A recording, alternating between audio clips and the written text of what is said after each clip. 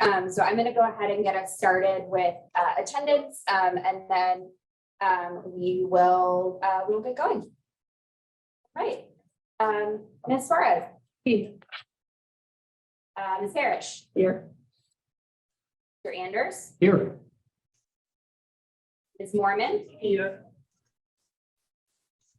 Dr. Johnson. Here. Also. Franklin will be here shortly. Mr. Turner. Here. Dr. Wolford. McMahon. Here.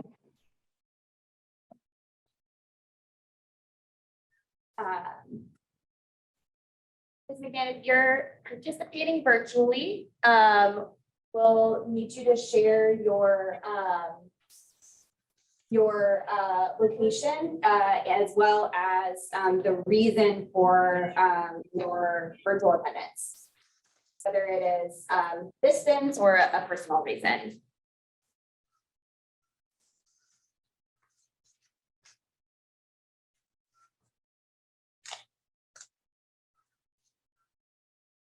Ms. McMahon?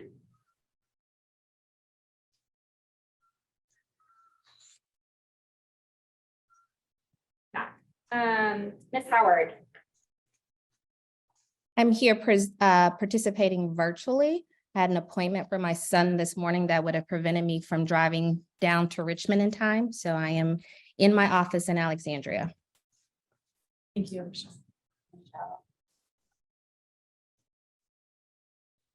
Dr. Shreefield?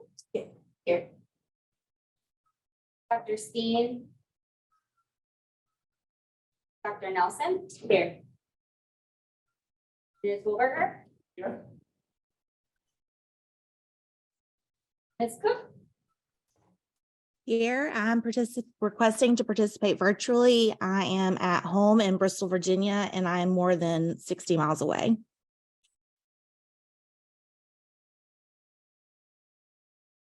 You. Ms. Lipscomb? Here. Ms. Newman? I'm here. I am Cape Charles, Virginia. I'm over 125 miles away, and I also had intended to attend in person, but I have a serious medical emergency with a close family member as well. Appreciate you joining us. And Ms. Worth? Here.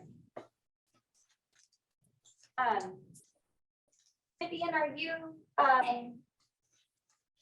on Zoom?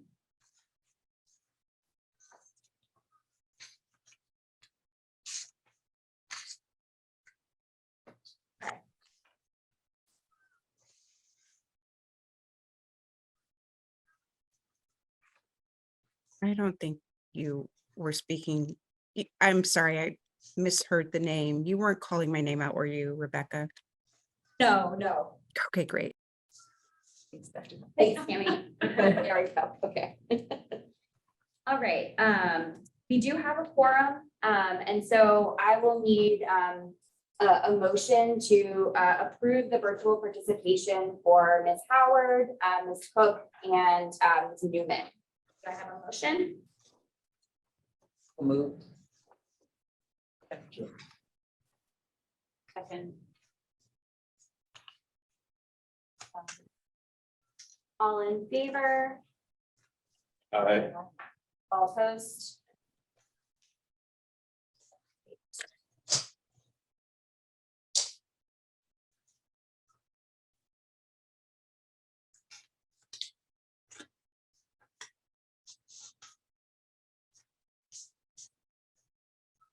Okay, and then before turning it over to Jenna, we'll also need a motion to approve the March minutes.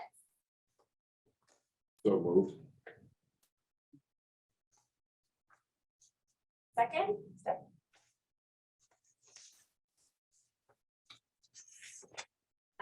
All opposed? All in favor? Aye. Wonderful.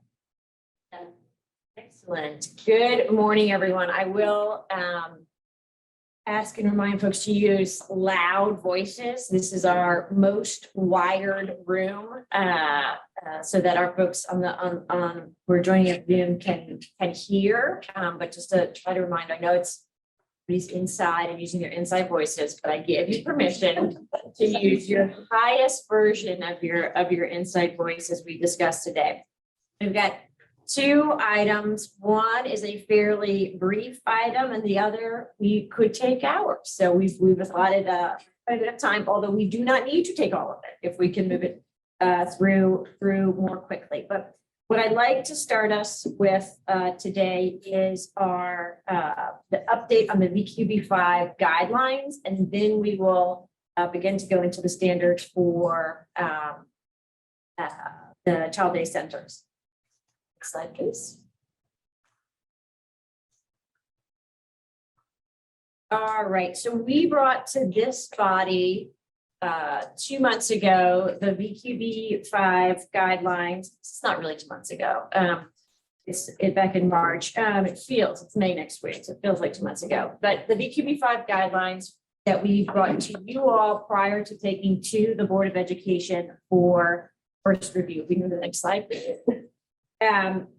As a reminder, we spent, we'll feel after today, a brief meeting, but roughly just under 3 hours discussing what we had learned from the practice year of VQB5. Shared that data with you, went through an array of sort of successes we wanted to build on and challenges that we wanted to address in response to the law that was passed in 2020 that charges the board with establishing a unified measurement and improvement system for all publicly funded birth to 5 providers. This was not the first time we have brought this item to you. We are completing our second of 2 practice years. And so we brought to you practice year 1 and received your endorsement. We brought to you practice year 2 and received your endorsement.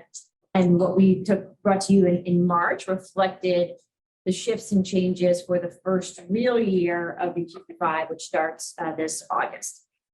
We were really, and as we showed you in the data, really wanted to make sure that the guidelines reflected all of the learnings from the years of practice that went back to really years and years of learning from Virginia Quality, the 2 iterations of that, and then most recently with the preschool development grant birth to 5 community networks, which then evolved into the Ready region. So multiple years of effort went into these guidelines. And I noted as much when I presented it to the board just a few weeks ago, and really spent a moment reflecting on and appreciating the extraordinary work by practitioners on the ground, sort of in the field, doing this work and making sure that the guidelines reflected what they had learned, what they had done, what they liked, and what they thought needed to change. And we were competing with lots of other items in the board, but we're able to present that data and the guidelines. And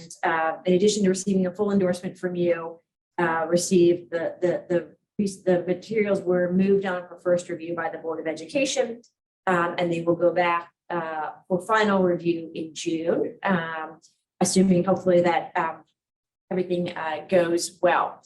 We had made a set of changes based on, if we go to the next slide, please.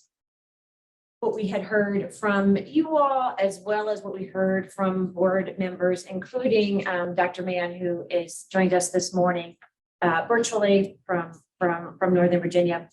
One of the things that came up as we were engaging with folks, both in the context of our meeting with you all, as well as other key stakeholders, was wanting to better understand if the only real consequences, maybe welcome, if the only real consequences related to non-participation, how do we do sort of 2 things? One, make sure that we are clearly communicating with all providers who may be affected. And you'll remember from the data, we're already about 3/4 of the way there, with a shout out to our Head Start partners who are nearly all the way there. I think over 95% participated in practice year 2. And really walking through the steps that we would take to inform, engage, and bring every last provider who wanted to participate on board. The second important point was really thinking about implications for families along that process so that you can avoid a situation in which a family is inadvertently subject to disruption come this November, December, due to the provider making the decision to not participate. And so we are working on a timeline, a set of resources. We did some additional analysis between when we met with you all and we took this to the board. We looked at all of the subsidy providers who are not yet participating. Some interesting facts, only 20 sites of the roughly 500 not participating have 50 or more kids. So really the vast majority, 480 or so of the programs that have currently not signed up generally have a small number of subsidy kids, right? It doesn't mean we're not going to take every step to get them on board, but it does mean that we can go very hands-on, that, you know, on 2 hands or 4 hands. Well, pop quiz for you. 4 hands is 20. Daryl's got me. He's like 5. 5 is not 20. That we can do, for example, very intensive research. We do not want to be in a situation from November where we're moving 50 plus kids and families, right? So we can get to those folks, we can visit them in person, we can call them, we can do everything it takes to really make sure that they understand what this means. We think it would also be pretty catastrophic to their bottom line to not be able to take subsidy. And so we think our interests are mutually aligned there. But that just gives you a sense of some of the things we've even done since we met with you. And then obviously, really thinking about how we engage the remainder of those programs and do that in partnership with the ready regions. What we included as an example today is just a little bit more detail on what the steps we would take, the steps that we would take. For instance, way before we would actually finally, you know, shut off somebody's or sort of remove somebody from participation in childcare subsidy. And so less of, we're contemplating right now, adding a little bit more language to the guidelines. We also want to be, we don't want anybody to pick this up and say, oh my goodness, you know, they're trying to kind of, you know, move on the programs. But if you look at the bullets on this page, basically what it sort of articulates you through is kind of the multiple steps. We think, let's sort of go group by group. We think we are less concerned about non-participation from schools. Generally speaking, we have engaged with each of our 131 school divisions. And, you know, each of them has a superintendent and likely general counsel of support who will say that rule number 1 is complying with all Virginia laws, right? So I think, you know, even, and we have engaged this year and communicate with all school divisions, and we have no reason to believe that any school division will not participate this year. As I noted before, we're in an incredible place thanks to the leadership of our Head Start partners across the state, and nearly all of them are on board. And really the kind of the largest group in which we have some questions about when we look at participation is those programs for which it is a choice. Spend some time really engaging the board to help them understand some of the differences between K-12 and early childhood, and that is a choice to take public dollars, whether you're Cheryl or Clark or others. It's not like a school where every single child, or Cecilia, every child is publicly funded, but instead it's a choice as to whether you want to participate. So we need to be incredibly sensitive to the impact, both in terms of the current programs and even as we seek to attract more private programs to be willing to take childcare subsidy. So we thought it'd be useful just to walk you through and include an example of what this might look like for childcare subsidy programs. So we will do an extensive amount of outreach, letters this summer, engagement and communication to families on subsidy. We've got joining us virtually today, our counterpoint at Department of Social Services, Amanda Kay, who works very closely with us, Vendor Relations, which is the office within ESS that directly communicates with all of the vendors or these childcare providers who participate in childcare subsidy, and to our liaison to all of our connections with the field.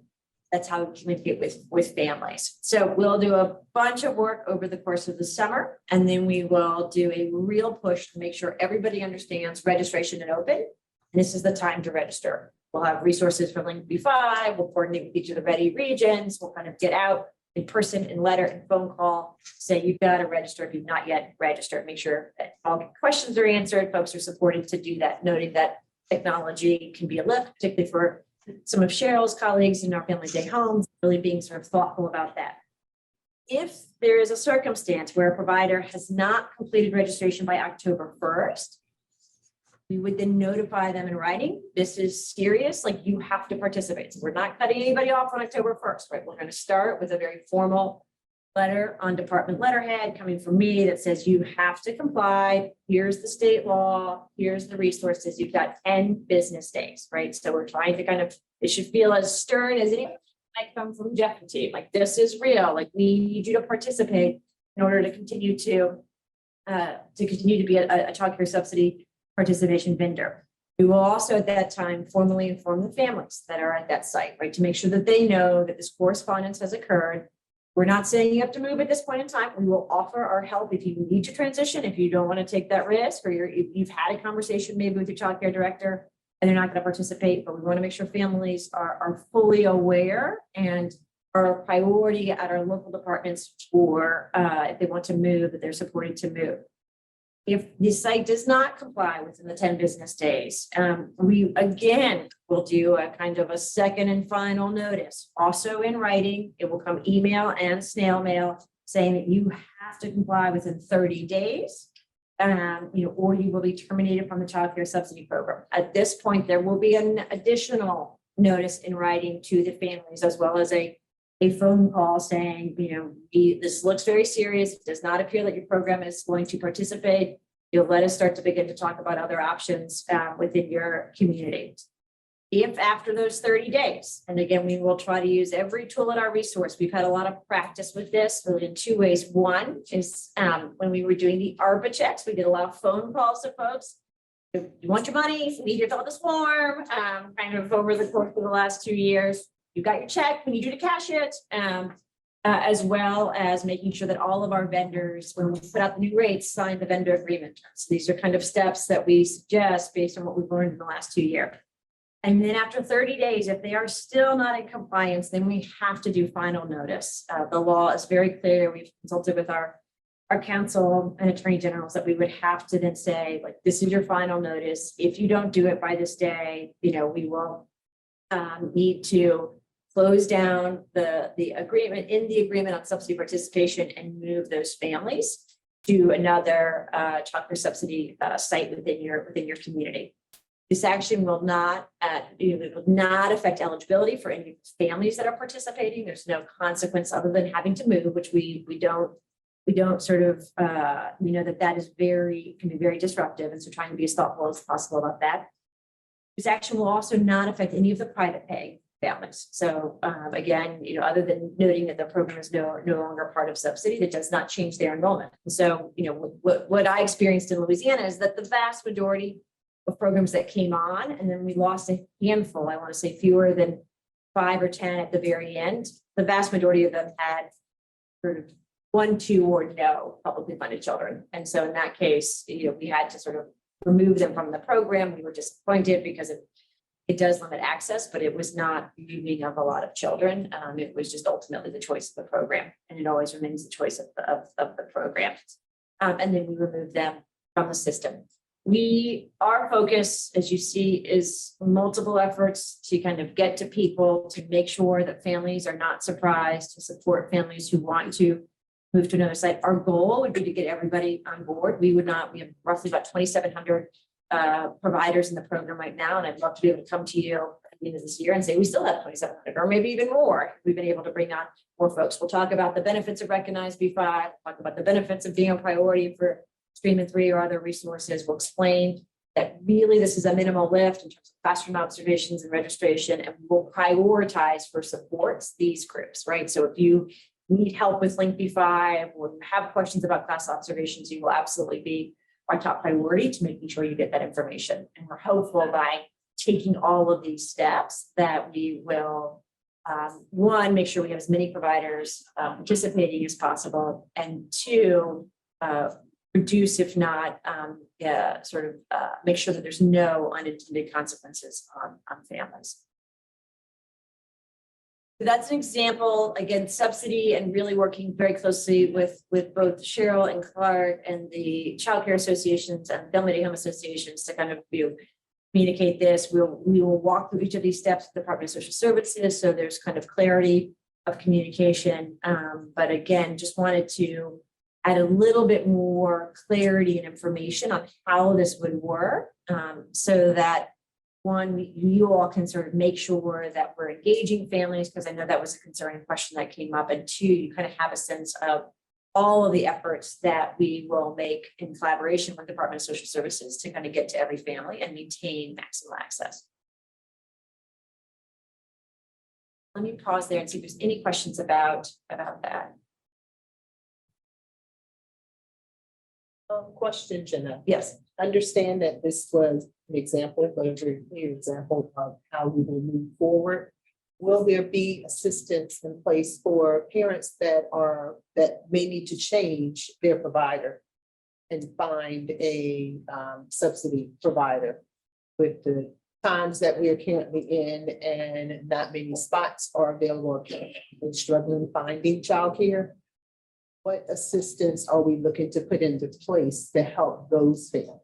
Yeah, no, that's a great question, Cheryl. So I think first we'll be really working closely with Amanda and team at Department of Social Services. We have regional folks who then support all of our local departments of social services. So when you want to make the change locally, that's who you call your local department. So helping and communicating, here are the folks, here are the programs that are not yet participating. We will share with them any communication that goes out in advance, right? So if we send a letter to these families who might be affected, it's a balancing act, right? We as we talked about, sending out even a letter as early as this spring, wanting to be careful, right? Because it has been voluntary, right? And we don't want to kind of create a sense that there's a consequence for not participating in a practice year, because we promised the field that there would not be consequences. So we're trying to sort of time that first letter and make sure it doesn't create the sense for a family member that, like, I have to go change my provider, right? Because Cheryl, as you noted, it's a stressful time in terms of wait lists and capacity. So thinking about how we communicate that to say, hey, this is a risk, but you really the next step is to talk to your provider about whether they're going to participate. Because if they're going to participate in, come September, then you have nothing to worry about, right? And we don't want people to change because they are afraid if the provider is going to participate. And then we will work very closely with the local offices around, this happens sometimes now when we close programs due to safety issues or, or programs voluntarily close. So we've really been working Department of Ed, Office of Child Care Health and Safety, Office of Access and Enrollment, colleagues at both the state level, at the Department of Social Services, vendor relation in the local departments, and the Ready region. So we had a situation where we had a voluntary closure in a small county most recently, and really kind of coming together and saying, all right, how many families are affected? How do we support the families? Who else is available?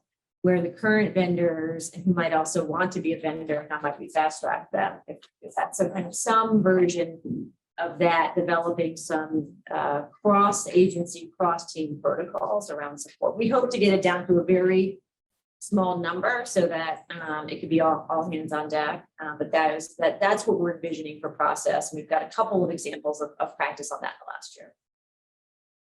Great.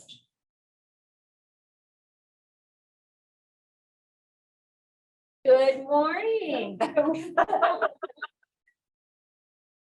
I can't believe you're here with dry eyes. I'm here. Right. Oh my God. I had an hour to drive. Okay. Somebody is senior. Yes, I'm sorry. I apologize for being late. My son is a governor's school student and a senior, and he presented his research project today to the community. So that's why I'm late. He presented it on the results of Prevagen on planarians. So, planarians are out of my refrigerator. My counter. But he did really well. So I was very happy about today.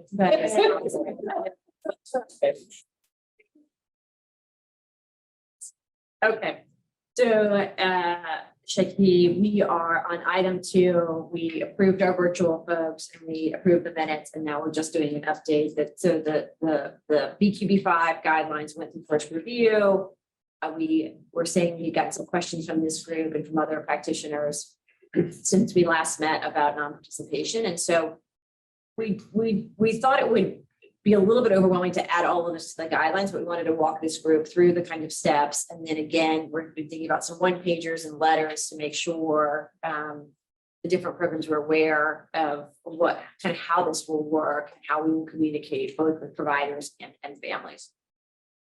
The others sort of to kind of sum up before we move on, just wanted to also share a few of the other things that we've heard. So since we've met, we have conducted multiple webinars with the field to walk practitioners, stakeholders, educators, and others through the proposed changes.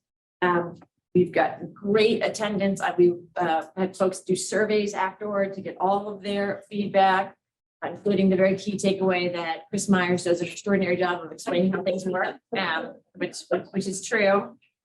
If you ever need a question answered, she is your person. And then we just wanted to, for purposes of transparency, share with you some of the things that kind of continue to come up. We don't see a lot of changes, quite frankly, to the guidelines before we take them to June, but we do think that the questions we continue to receive mean that we just need to really think about the suite of resources that we make available and kind of how we communicate them. So we continue to say, we just want to hear you talk us through this, right? Time and time again, it's just a lot of information. So really thinking about, okay, walk me through the non-participation as we just did, right? We probably do an entire webinar on that, make sure our ready regions are very clear, that everybody's speaking in the same way about that. Folks have asked for more clarity on things related to site improvement planning. Who would be affected and how might we, what those supports look like? How will we reach out to those programs? How will we make sure that they participate? We did hear from coaches who said we are very appreciative that you are now requiring this because we see these scores too, and we are concerned about what children are experiencing in these programs, but all we can do is all we can do, which is we can knock, we can call, we can share what resources and supports available. But if the program says, I'm not interested, there's very little recourse of it all.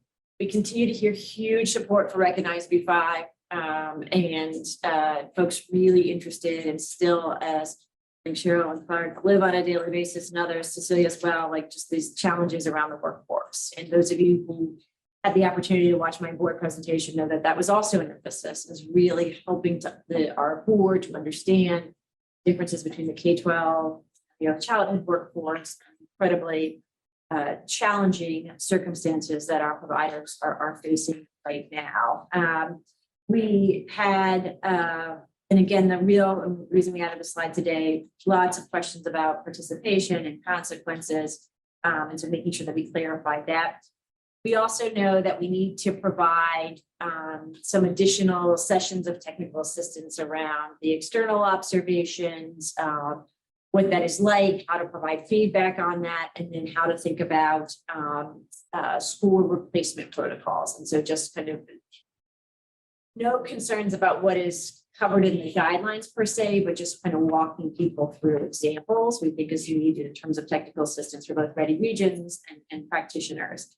And then the other two other things that kind of really emerge, two other things that really emerge. One is we continue to have a lot of interest about what will the website look like. And so we will offer opportunities this year for folks to engage on that. Tell us what you like, tell us what you don't like. We are currently working to procure a vendor and get some mock-ups and versions. So we will make sure, and I will check with Becca and Ali to make sure that if there's any sessions or places where we have opportunities for folks to weigh in, that we bring them to this body, as well as make them more broadly available. But that's very much a work in progress, and we will seek quite a bit of engagement on that this spring and through next year.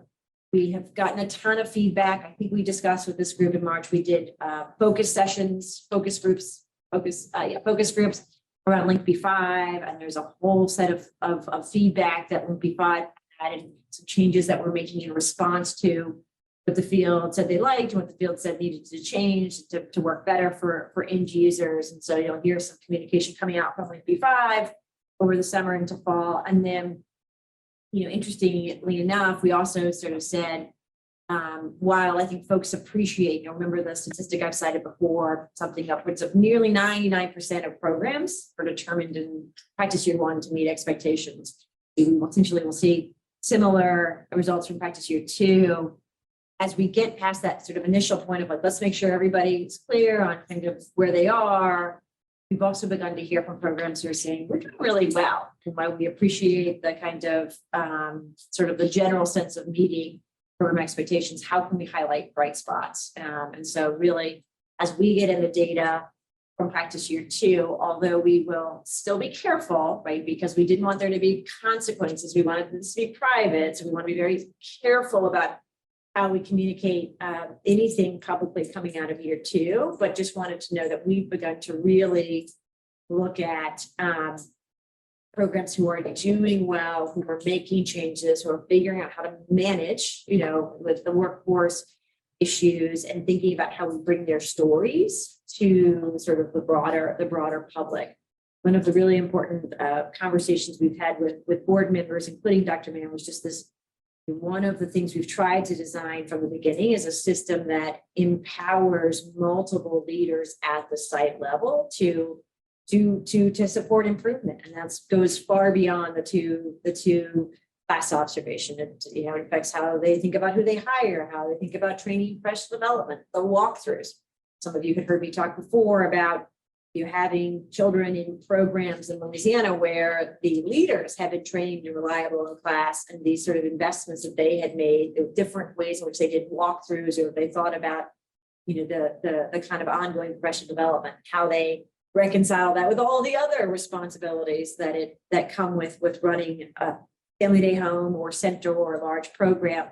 And so we want to make sure a lot of our focus has been on supporting those programs and families that are furthest from opportunity and greatest need, right? And we talked about that in terms of site improvement, but we don't want to lose sight of those programs that are doing very well and making great improvements, right? And we'll have both categories coming out. We learned in Louisiana the importance of highlighting both those who do very well and those programs who seize on this opportunity to educate their staff, support that improvement day in, day out. We really think that is the beauty of this system, and wanting to make sure this is not just about, okay, how do we raise floor, which is very, very important as we think about our public dollars supporting those kids and families who are in greatest need, but also elevate the extraordinary work that you and your colleagues are doing across the state. And that was a really important reminder as we think about not only how we support improvement, but how we really recognize it, empower it, and share the stories of leaders who are doing this work day in, day out. So that is our update. Again, we do not foresee a lot of changes to the guidance. It will go back to the board. We first play a few things related to some additional language in the non-participation section. We also will add a little bit more information in the chart about professional development and improvement resources in terms of kind of how you access them and cost implications. But the vast majority of the guidelines, since we received a full endorsement from this body and from the board, will go to the board in June with those slight edits. We will make sure any small edits are shared with you prior to them going to the board to make sure that you, of course, are fully aware of it. Yeah. Would you indulge me just for a second? I know you said that there probably wouldn't be many changes, but I did want to share with the ECAC group that, and Jenny, you've received this from Don Hendricks, that as part of an early childhood special ed, which is what I represent on this, we have a network that really did look closely and we're thinking about impacts on our children with disabilities. And we sent through to Jenna. I made some copies. There aren't enough, so just share them. But if I could just. And we can send it around, we can spread it around cities, so you don't have to worry about it. Just a couple of things that are really impacting or maybe impacting that we'd really like to appeal that you consider would be particularly related to section 4.2, the class tool that's used. The question is, do we modify or change the class tool based on the ages of the children in the classroom from fall to spring? Some of you may be familiar with the fact that enrollment is ongoing and eligibility of young children with IEPs or IFSPs, which would be for our early intervention throughout the year. So there could be a chance that the composition of that class is going to change throughout the year. And we look at typically around the 25% growth in the change in new children that are found eligible from that time period. So that could impact things depending on which the ages of the children that are in the classroom. The other thing that we really, Section 5, curriculum, and I know this group talked about this before, it's important to all of our children, but particularly with early childhood special ed classes, many times we are looking at an uphill battle with classes not having curricula in those early childhood special ed classes. And by that, we would mean that there are some classes that are nothing but children with identified disabilities, unlike children that go into inclusive placements, which we certainly want. But in those, they're not using curricula as much. And we feel like sending a message that, okay, it's optional may be harmful to some of those classrooms in adopting that. Also in promoting the language around, we know how important interactions are, but closely tied with curriculum and very, very as important, we think, is the instruction that goes on in those classrooms. So if there could be some language that's just even added interactions and instruction, that would be great. We all know BPI and Head Start requires a curriculum, so I think it's good for folks to know that in terms of things. And then we also talked about those quality profiles. Remember how Jenna had explained how we've done the ICP. I brought samples of it, the Inclusive Classroom Profile, which is a reliable tool that we've been using in practice years. If one was used in some of the classes, that maybe the quality profile mentioned that. So thank you all for considering great. some of that. I didn't go over all of it. Yeah, but no. Thank you, Sandy. So a couple of thoughts here, and again, really appreciate this. And I think we will try to make sense of as this feedback continues to come in up until the date that we need to finalize materials for the June board meeting is what needs to be changed in the guidelines themselves versus what additional guidance is needed, or in the case of the VQB5 quality profiles, how do we have an ongoing list of some of the recommendations as folks think about the online profile and kind of, for example, the data that helps ground the rates for site. The curriculum one is a balancing act. I think we've tried to be incredibly careful. I think both in terms of including it for points, which is a pretty assertive statement for the state, making sure that there are sufficient approved resources, which thanks to Marie and team, there are now. And then how do you balance between encouraging it, right, by giving it points, but also not requiring it. As we shared in the data with you all, we are recommending that we stay at one classroom versus all classrooms, even though we have heard from this group both in March and in the past that we ultimately want to use in all classrooms. And I don't think we disagree with that, but when we think about, again, going back to this very careful balance of situations where the public dollars only support a handful of the kids in the classroom, particularly in private programs, how do we strike the right balance on encouraging the use of it, but also not, I don't want to lose a private provider who says, I'm interested in doing this, but I just can't do it yet, right? And if you all come too hard, too fast on this, that becomes the straw that breaks the camel's back. I am hopeful, and Sandy, I think we can put out some additional guidance. I think with the changes to some of the Teachstone guidance, I know we've been working with Dawn and Chris and Lucy and team on kind of putting some additional guidance out there. So that will come this summer, and trying to strike this this right balance on strongly encouraging it. I will also say, future work for this body will be figuring out kind of once we get everybody using curriculum if they want to, what does the next evolution look like? Is it all classrooms? How do we begin to think about the tiering that Sandy articulated here around, okay, who's using it well? That's fairly difficult to do, but I'm, excited to kind of grapple with that. And in this group, and then we, of course, work with Shaiki and our Head Start colleagues, as well as work with Tiffany on our team and BPI to make sure that certainly there are programs that require curriculum and nothing has changed there.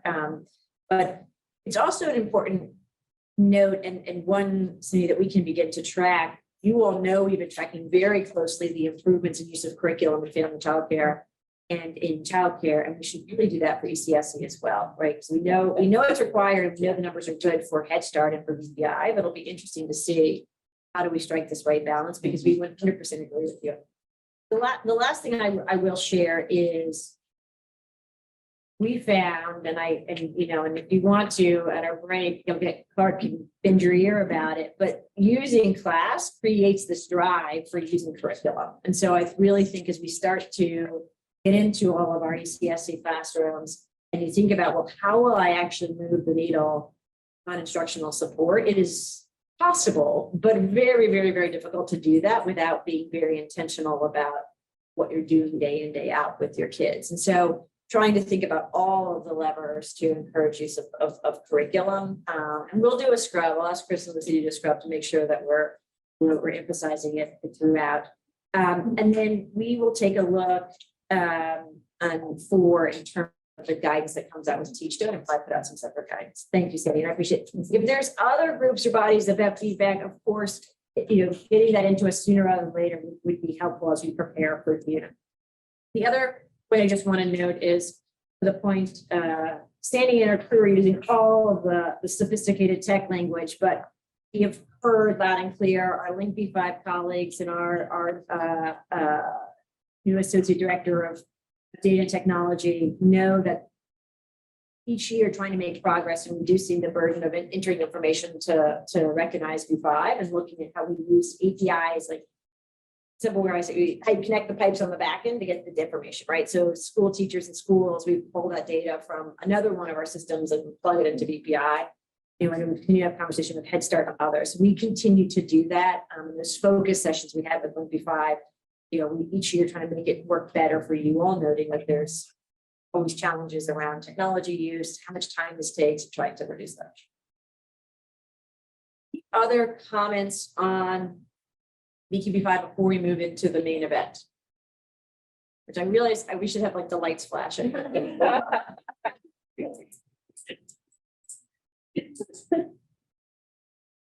All right. Yeah. So Just, there's some people sitting at the table y'all might not be familiar with, and I'd just like for them to introduce themselves from my team so that you know kind of some of the support staff that have supported the work group with this. Missy, we'll start with you. Can you introduce yourself, please? Good morning, everybody. My name is Missy Courier. I'm Associate Director for the Office of Child Care, Health and Safety. Victoria. Victoria Dawson, Associate Director of the Office of Child Care, Health and Safety. Tanisha. Tanisha Armstrong, Legislative Consultant for the Office of Child Care, Health and Safety. Williams, also Legislative Consultant, also with the CHS. Hi, good morning. I'm Jessica Silva. I'm Associate Director of the Office of Child Care Health and Safety. Jim, if you're online, can you unmute yourself and introduce yourself, please? Absolutely. Thanks, Jeff. My name is Jim Chapman. I'm the Interim Director of Board Relations for the Department of Education. So I wanted you to meet these folks because they supported the work group that did so much amazing work. But I really want to do an amazing shout out to them because they have done an incredible job getting these regs to you in the shape that they are. It is something that we as a team and Jenna, we are incredibly proud of. And just since November, that team you heard has put in over 2,000 hours into this document. And so really just want to let you know that we are proud of this. We're putting it. That team there has 88 years of childcare experience and over 95 years of regulatory experience. And they are a crackerjack team. And there'll be times as we go through, I'm going to defer to them for some questions if y'all raise them up. So if you see me passing notes and passing the Jenna, it's because it's the team that's got us here. And they've done a great job. So thank you for that. absolutely. And then 2 minutes from Sal. our fearless director who has shepherded this process. All right, as Jeff noted, this has been years in the making, and we are very excited to present this. We've got new sort of team members, not new, but sort of new to the table today to support this work. And we'll jump right in here. So we are coming to you today to seek endorsement of the notice of intended regulatory action to repeal and replace the standards for the licensed child day center and establish a new chapter. This is a big deal. It allows for greater flexibility around structure, format, and language. We remove some of the duplicative requirements already found in the code. We've incorporated best-in-class health and safety guidelines and practices.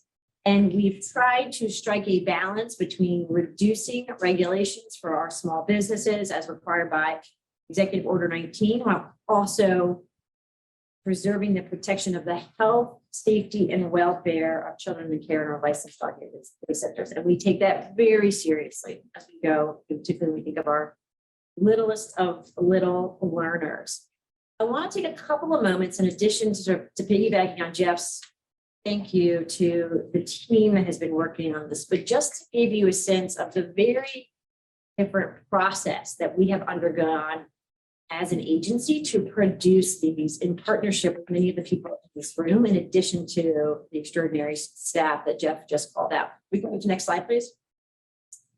So I can't think of a more step-by-step process than the one we have gone through. I don't know if this is a privilege or a sort of more of a badge of war, but this is now my third time redoing licensing regulations, twice in Louisiana, once in Virginia. Thus the early start for the meeting. We once made the mistake in Louisiana starting at 1. We went to 9. Very, very, very, very long day. So, but what I have learned and really worked closely with Jeff, Jessica, Victoria, Missy, and Jim is that bringing folks from pediatricians to practitioners to the table and painstakingly going through these line by line, page by page, section by section, hammering it out creates the best possible draft to then take to the field. And that is, even though it's a lot more time upfront, maybe a year, it really enables the department and then the board to put something out that has been kind of vetted every step of the way. I imagine, as we always do with the child day center regulations, we're still going to get a ton of public comment. There's still thousands of providers across the state who will have feelings about this and will let us know. But we feel so proud of this final draft product because of the work that has gone into it. And because we know this was not just created by a set of our staff who are reflecting the perspective of inspectors, right? And from the perspective of inspectors, we see all the bad things, right? But it's really been with folks at the table from the beginning who have reflected all of those perspectives. And in fact, we had a whole meeting just about different perspectives and recognizing that fundamentally these regulations recognize our best attempt to reconcile between the cost of doing business, the cost of childcare, and how do we keep kids safe, right? And what is sort of perfect left a long time ago. Anybody who's a parent or a grandparent or dealt with children knows that, right? Like you would like to wrap your children up in saran wrap and have them never get hurt ever. But that's not possible. And also that's not how kids work, and that's not how kids learn and grow and thrive. And so really thinking as we thought about how do we keep our infants, toddlers, preschoolers, school age kids healthy and safe? How do we partner with providers to keep kids safe?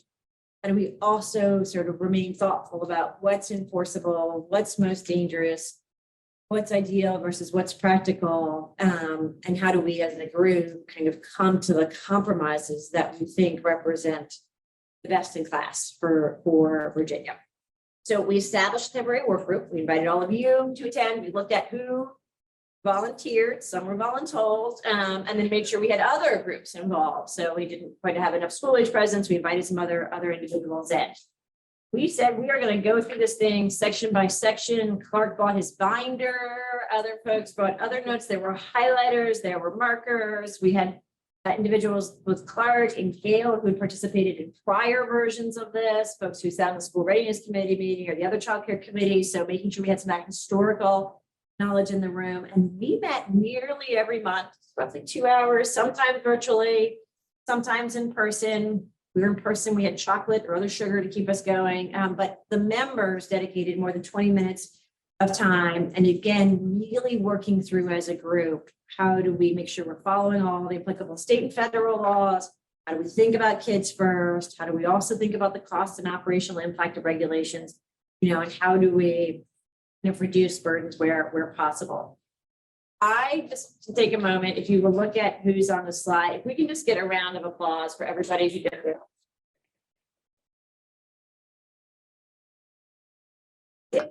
With so much time, we heard lullaby music in the background at times. We at Cheryl's place, we had, again, Clark was always Mr. Binders. I don't know how many binders Riverbend had to purchase for this, but Dr. Berman's like coming in, she's still got a mask and scrubs on. Really spent time with this. And I don't say all this to sort of try to have any type of chilling effect. We are still very open for feedback. Absolutely. That is the point of this body. And none of this was attempting sort of to supersede this body, but we are so proud of the individuals listed here in addition to the staff around the table, because it truly represents collective work. We as a department feel some ownership, and ultimately we will be the ones who will present it to the board, but this truly feels co-created with the individuals in this room. I didn't know like he was coming in while weird things grew in a refrigerator, but hey. But really trying to be thoughtful about what this would mean for our Head Start partners, what this would mean for our child care centers. It doesn't affect family day homes yet, but we'll run a similar process for them. So having Cheryl at the table to kind of understand how we were tackling it was just critically important, and we are deeply, deeply appreciative.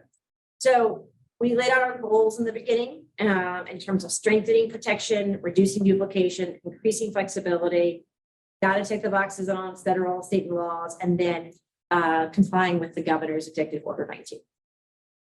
Next slide, please. In terms of big picture, if you put one next to the other, what's the same and what's different? So as you'll see, HVAC 2780 is on the left here, and the new version HVAC 2781 is the new version. You will see we have tried to be concise with words and pages. We think this is important. We want to be careful, right? We need the right words to be clear enough for providers as our partners in keeping kids safe. But we also know that redundant words distract, right? And it's already a lot. It's lengthy. It was a lot. We sent it to you all earlier than we typically do. As somebody who's read through it multiple times, it doesn't get any shorter.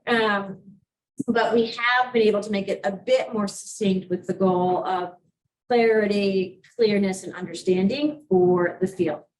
We are still crunching the numbers on the exact number of regulatory agreements. The previous way of calculating literally said if it's got a letter or number in front of it, you got to count it as a regulation. But what we found is that maybe to sort of have less regulations, although Clark's got binders on this too, and the growth over time, is that they had the previous version had kind of, it might be A.1, but then there were 3 regulations in that. And so we're doing a rescrub or a recount of kind of how many were in the current one, how many were in the updated one, and we'll have to report to the governor's office on that. There's an Office of Regulatory Management will walk us through that. But overall, we have gone through this multiple times to make it as tight and succinct as possible, and ideally either fewer or at the same number of regulations or kind of standards that it had before.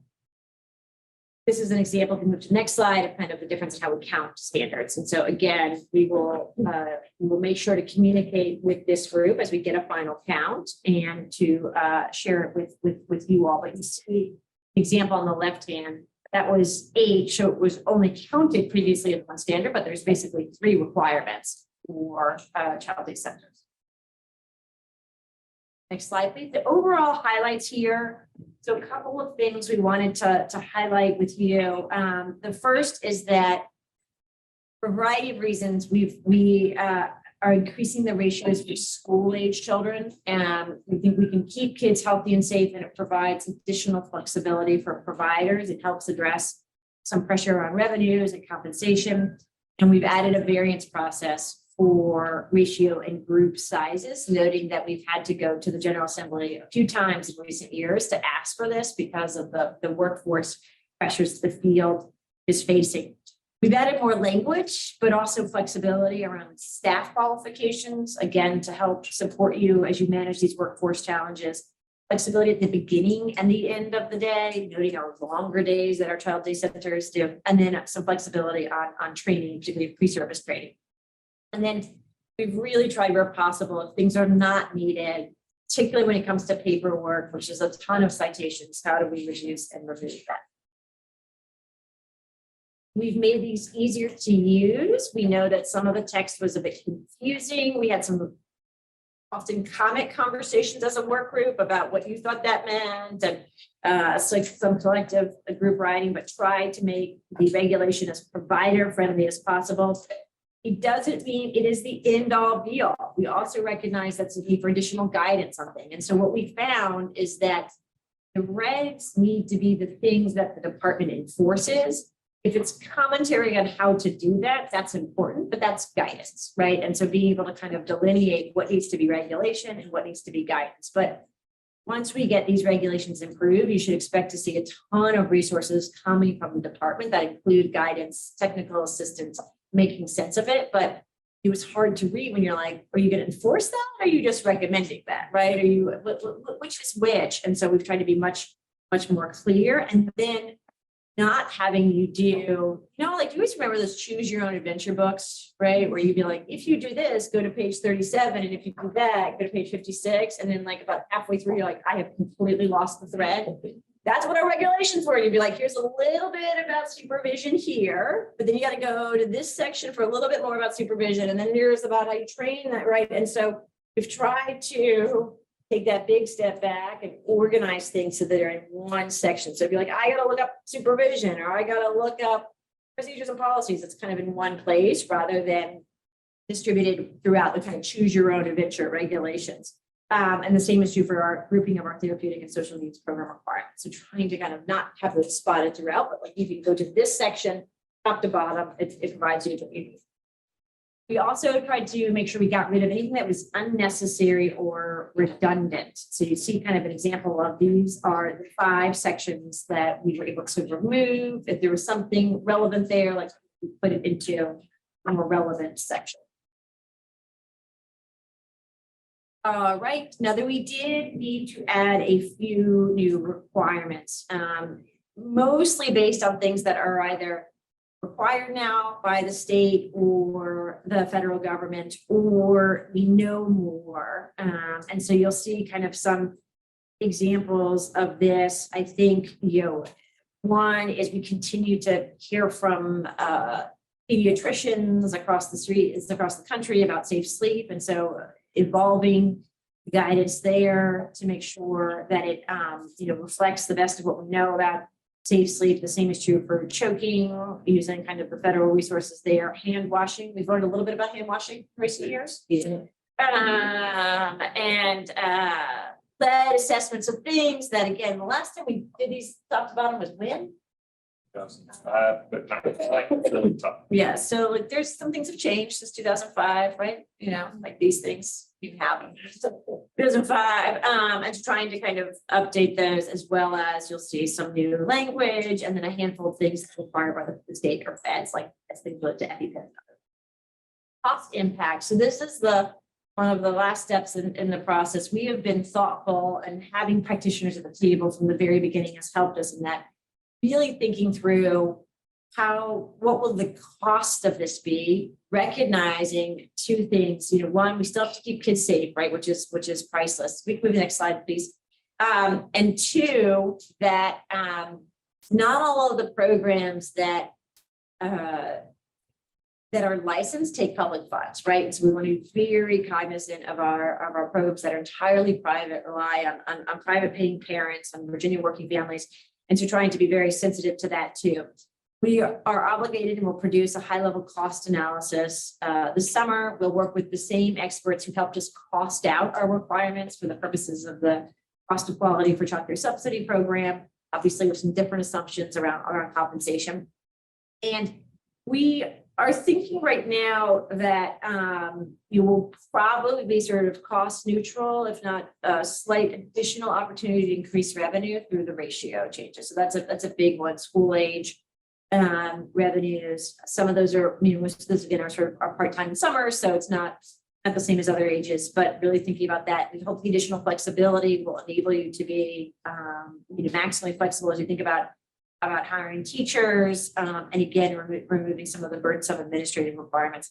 I give the example of this. Jeff's often cited this as well. We were legally required to cite you if you didn't have like street address and zip code for an emergency contact for staff or families. That's rather insane in this day and age, right? In terms of if you've got their phone number and you contact them, you're not going to drive over to the house and say, hey, what's happening? There's a case in point of case where they have a military base address for the parent or the emergency contact. And so removing some of those things, which we were forced to cite on, but really didn't keep kids any safer and just irritated providers, understandably. And then again, some of these requirements, things like related to the EpiPen and others, or the lead assessments, if we are obligated by law, we will try to kind of give a sense of what the cost impact is.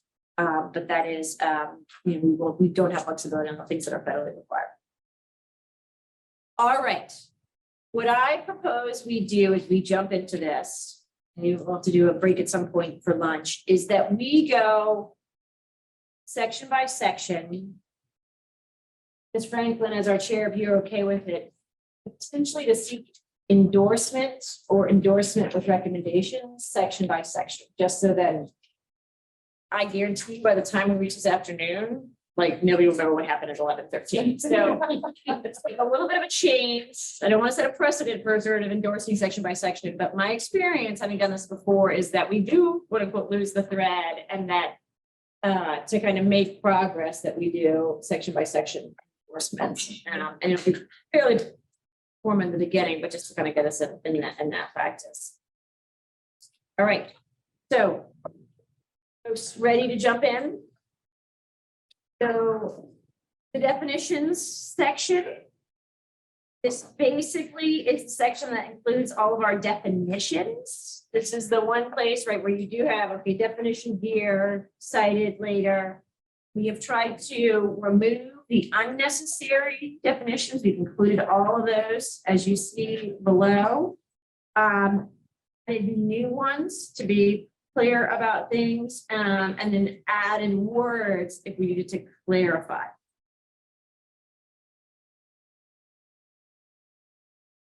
Questions, feedback, concerns about definitions?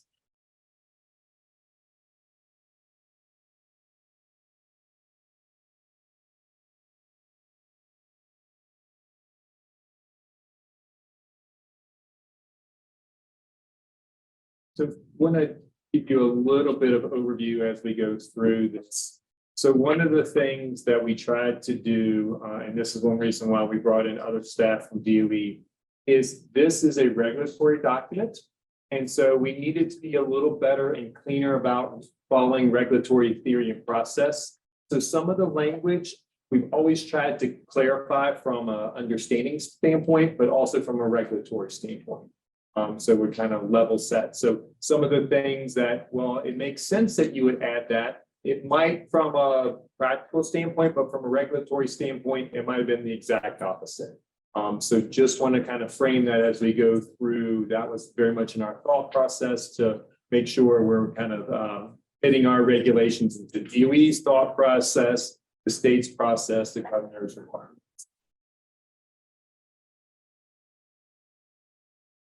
Jeff and team already found a little typo right on page 4, which we're addressing. So the red mark 2s means children that will be 24 months of age up to 35 months. But this is very much, if you see these things, we are always open. That this is a lot of changes, so always. I think they say books go through like 7 or 8 revisions by the time it's finishing. But absolutely let us know when you find those things. Page 4, the red. Who means child from, that will be 24 months to 35 months. So on page 2, under child with special needs, I see the red says means a child. And you have the definition of a child, anyone under 18. And I'm wondering, because you also distinct an infant means birth to 16. So might you put means an infant or child with development and developmental disability? Thank you. Just on that same definition, and I'm just thinking back to some of the conversations we had in the work group around whether special needs is really a special need, or is it really what mom or dad or guardian said in special needs? So would it be helpful to add here a documented developmental So disability? that's in our thought process and we Okay. feel like we've covered it, but we will revisit that just to make sure. But we believe we've covered it just the way from a structural standpoint overall, but we'll revisit just to make sure. Because we have wrestled, like you said, in the work group, and some of those 2,000 hours were us wrestling with it as well, trying to figure out how to do that. And I agree, because the field would usually say child with a disability. Or an IEP or an IFSD versus special need, because you could have a special need and not necessarily have disability. So it might be something to consider. I think this definition is meant to be inclusive, correct? So beyond just disabilities. Oh, okay. Asthma, allergies, Oh, it okay. might be special additional help. Safety kinds of. My only caveat was the documented part, and I'm just thinking because sometimes we have parents that'll write it on physical. Or to say, or that will tell us that, my child has asthma, I need to do this, or that my child's allergic to this, and, by the time we get physician documentation, it doesn't really say the same thing, so do we make the accommodations based on not, undocumented? Yes. So that's. And we believe that's addressed in when we're talking about working with the parents, we talk about the documented and things like that. So from a definition standpoint, messing with the definition here will have a chain reaction. In terms of that, but we will review it just to make sure. Some of it's like it falls under ADA, things like that.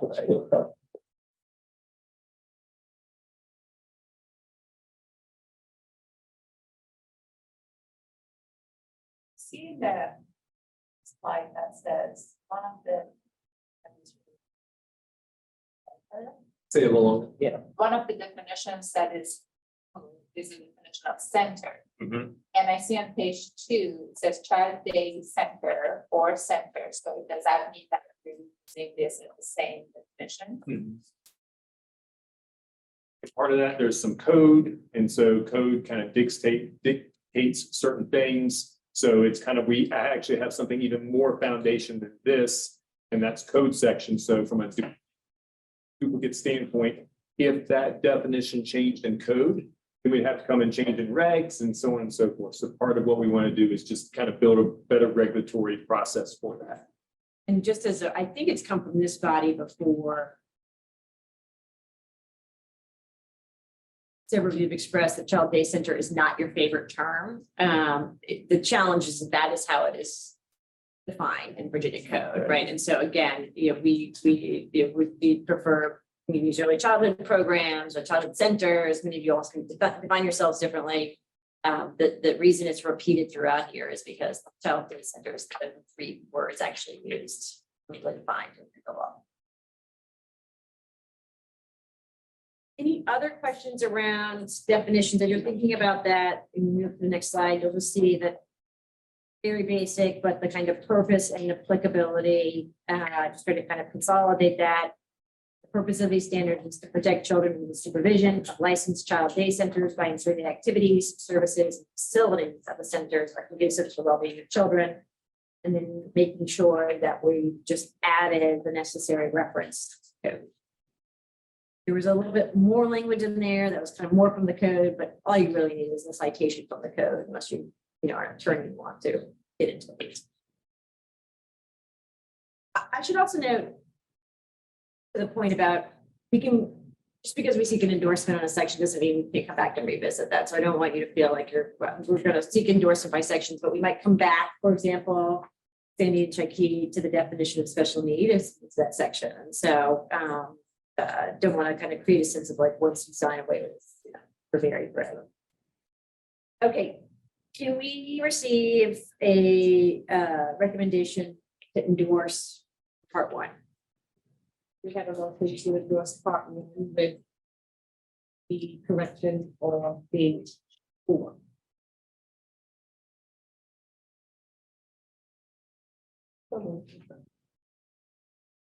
Motion has been made. We have a second. I'll second it. Motion's been made and second. In further discussion? All those in favor say aye. Any opposed? All right, 1 down, 11 to go. All right, part 2, administration. Okay, let's jump right in.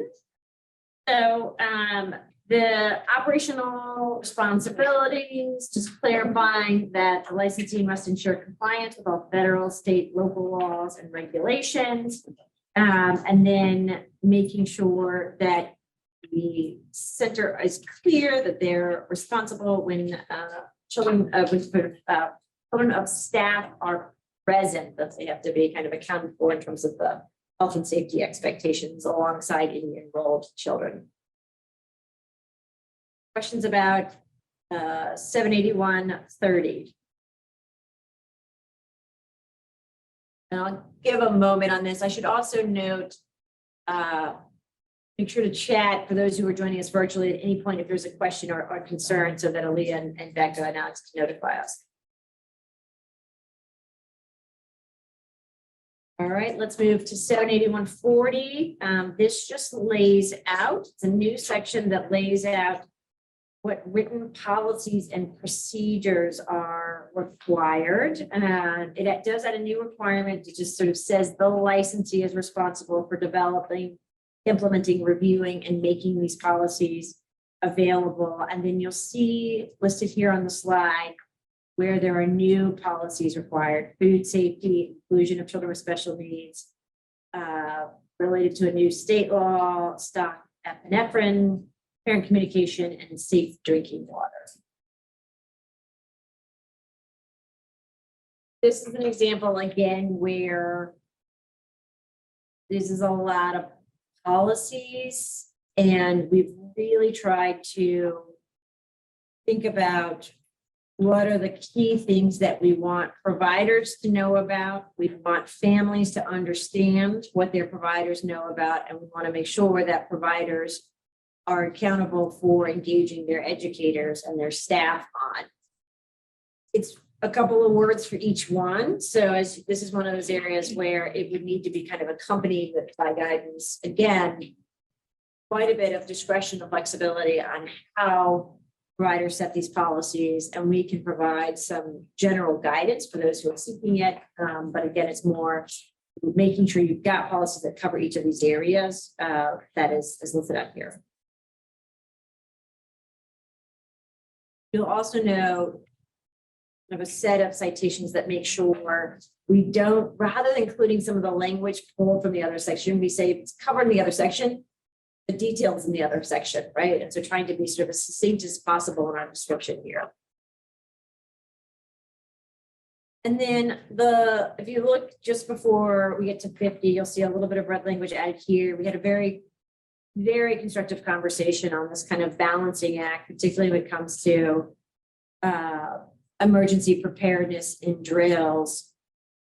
Who needs to know that information, where there's information that a site might not want to make sort of broadly publicly available unless requested. And a lot of this has to do with in this, unfortunately, in this day and age where we do lockdown drills and where There's some concerns about families. There could be situations, and we know we've had violence at centers that involve domestic violence. And so really trying to kind of, again, strike a balance between parents need to know most everything that's going on in the program, but also giving the center some discretion, as it relates to just the basics of kind of relocation, communication, and reunification on emergency preparedness. Whether it might be other information that staff understand that does not have to be really available.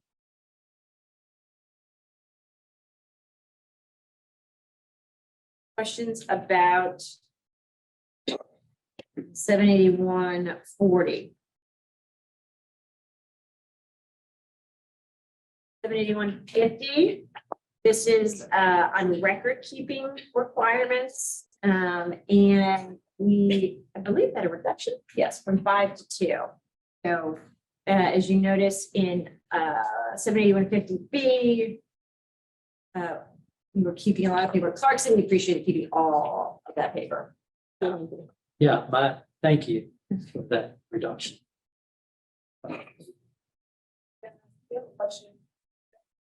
How will we oversee the inclusion of children with special needs? What documentation? We can't quite hear you, A sorry. little bit louder, Leah. Everybody's using your loud voice. It's a big room. How will we oversee the inclusion of children with special needs? What documentation would you need to be provided by the provider?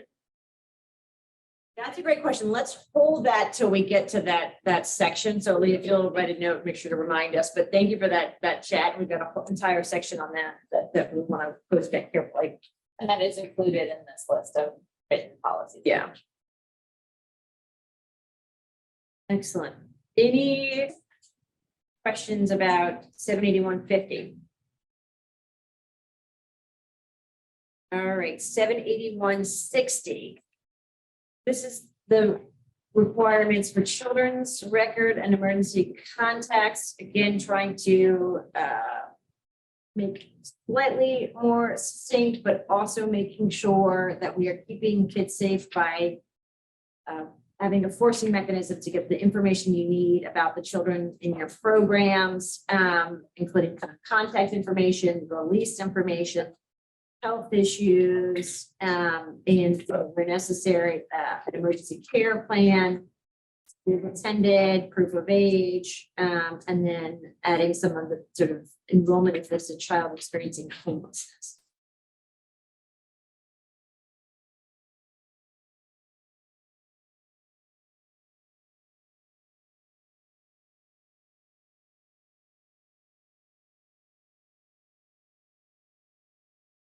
Question about 78160.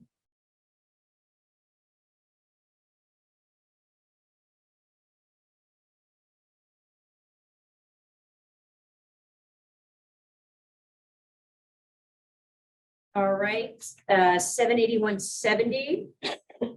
You'll see this is the requirements for staff records. Here's a perfect example of places where we're not saying that these are bad practices. I think you should do record checks for employees, and we think you should probably have emergency staff contacts for employees. On the other hand, as we discussed as a group, sort of unless we don't otherwise get into the weeds of your recruitment and hiring processes, right? Like you're responsible for hiring people that meet the qualifications and making sure that they're trained and oriented as required. So is sort of stepping ourselves out of the hiring process. I think similarly, we're not really sure how it's dangerous for kids to not have staff emergency contact, but the licensee is ultimately responsible for maintaining ratios and supervision. And so how you want to do that. This is a place we'll clarify, again, still best practice for running a business, but we're just getting out of the business of regulating things that are not directly related to children's health and safety. I know I can guarantee you there'll be at least one wild woman in the field of like, oh, the department is now anti-reference check. Not the intent. Okay. At 78180, attendance records. So a little bit more detail on situations in which a child's whereabouts were unknown, including a child left unattended or unsupervised, making sure that we are informed within 1 business day for all. If you look at C 1 through 4, all 4 of those situations. the requirement to report an outbreak of disease to the Board of Health. Previously it was just to parents. Now obviously the world has changed a lot since 2005, most notably since 2020. And then we made some revisions after much conversation, much discussion on written record, clarifying kind of the importance of that and why it's needed. And I took out sort of written, right, because it was record, because we recognized it could be used in technology. I'm gonna hop backwards just Oh, yeah, yeah. 6 to 16. B1, wondering if we need to say gender at birth. Oh, good Lord. Right, I agree with that, but I can go with that. What's the page again? Page 8 at the very top, B1. What was the question? So I think the question is around name, nickname, gender at birth, birth date of child, and address being the kind of the minimum requirements. So she's suggesting Adding gender at gender at birth. Yes.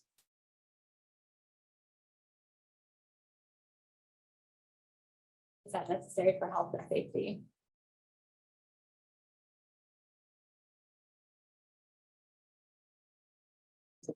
Also, Is that necessary for health and safety? if you talk about use of bathrooms and all the Yeah. controversy that goes over and the problems that have occurred and the bullying and. Question you always have to ask is from every political perspective, what's the baseline for health and safety? Doesn't mean a provider can't choose to do whatever they want to do and more. From a health and safety perspective, what's the baseline? I'd be curious for Dr. Murray, not to be on the spot, but like a medical perspective. And I think that that's the issue, right? We want to make sure that there is a flexibility. Our programs work in different communities that have different perspectives on this issue. We can certainly go back and make sure that we're in alignment with all relevant K-12 policies and procedures on this. But from a health and perspective, has AAP sort of said anything on this, or The AAP has made,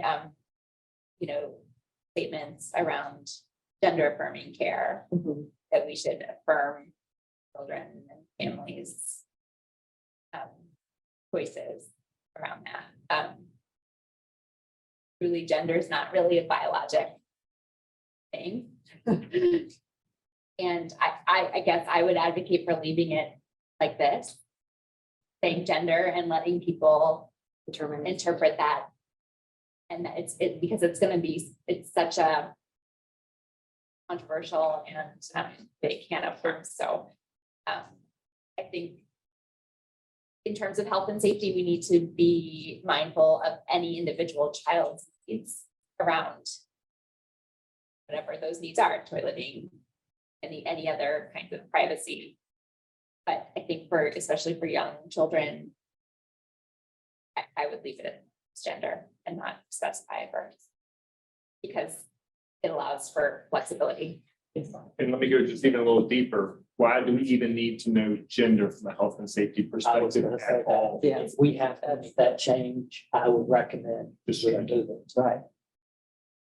As a group, but just to think that even deeper, because that's what we did with these regulations. We really went deep to say, what is health and safety and what does not. And if it doesn't, then let's get rid of it and allow that to be a choice by the provider. Most of your physicals are probably already gonna say it, if I remember the physical form correctly, so that's also duplicative.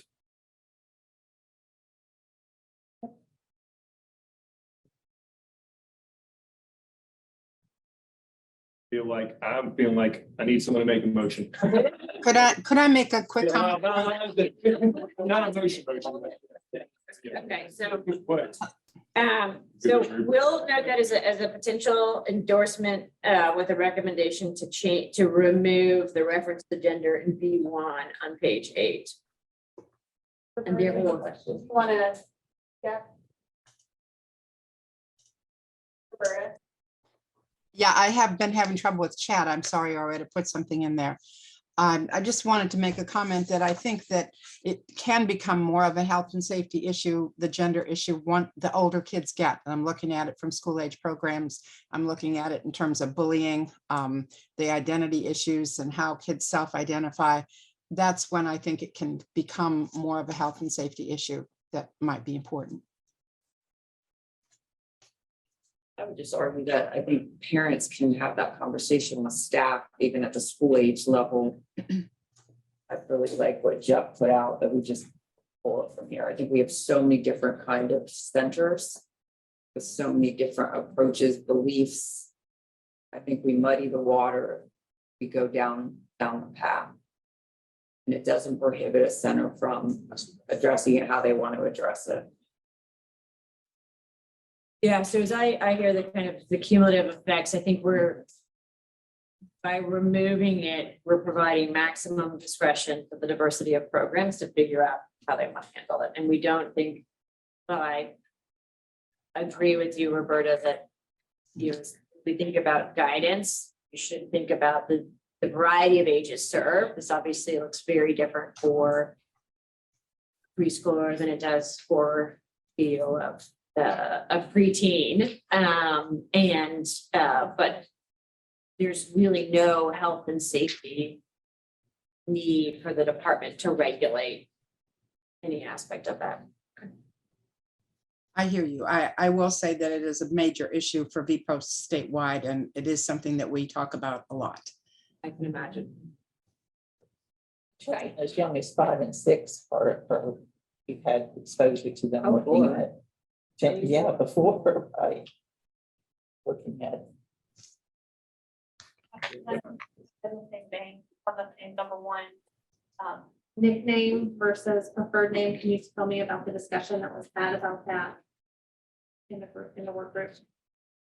I'm sorry, say that one more time. The question about Nickname. nickname, whether or not we need nickname with the health and safety. Versus a preferred name, because I could experience working in a center and seeing some of the nicknames where I actually put one form were not appropriate.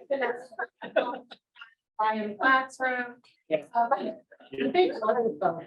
So maybe we want to step out of that. I think one of the things that we see a lot too and talk about is that sometimes children don't know anything but their nickname. Right. So you can be calling, and this is it from an experience in my center, the child name may have been Michael Christopher, but they called him Christopher. So we call him Michael, and Michael completely ignoring us because he doesn't go by Michael, he goes by Christopher. And so had we not known from, nickname that call him Christopher, maybe he'll not jump off with it. That's not because he doesn't, right. That's why I questioned, like, is it a preferred? Yes, I mean, I wonder again, though, whether or not it might be better for us to remain mum on this, right? Because I think nickname, preferred name, that just gets you into a space where you could also use Jennifer's quote about places take different approaches. I think you absolutely need to know a child's legal name because if there's an emergency, right, and do that. And so maybe we also contemplate striking nickname. We just need it documented because the child might say one thing and the parent says the other. And so from the standpoint of what do we call the child? Is new staff come in, here's the record, here's the child's nickname. We haven't had a problem with that yet. I know, but I would encourage us, if it's related to how the staff, how the program operates versus the name. You don't need to know the child's nickname to call 911, right? I mean,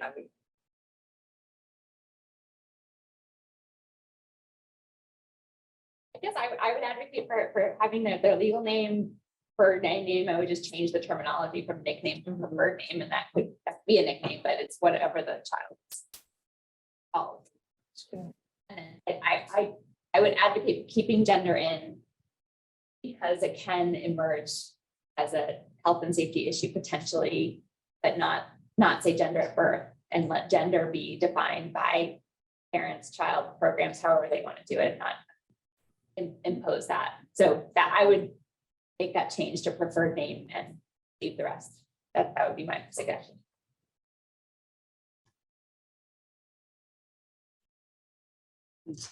All right, it looks like you're probably gonna have a vote on this. So people thinking about where you're gonna land on this. Okay, I do think a safety issue is, you know, if you're out in the playground and someone's a little bit of a distance and you see an accident about to happen, if you don't call the right name, you've got a problem. And so I think it's worth knowing, however you want to say it, I'm not sure, but I do think it's the preferred to be called would be a good idea to do. Just think that we don't know that for enrolling a child, talking to the parent, and the parent, I just think the centers can go above and beyond. So, but if the state is saying for the health and safety of the child, we need to know the child's name, birth date, and address. That's all they need. It doesn't mean a center can't turn around and say, well, that we want to add a nickname under a form or any other. No, I don't care about I think the state is attempting to regulate something that does not need to be regulated. These are teachers. These are humans. Good morning, Mom. How are you? And this is so-and-so. Now, what do you want me to call him? This is a conversation that takes place in every single classroom. We don't regulate until our teachers turn your cars off when you come in and go to work.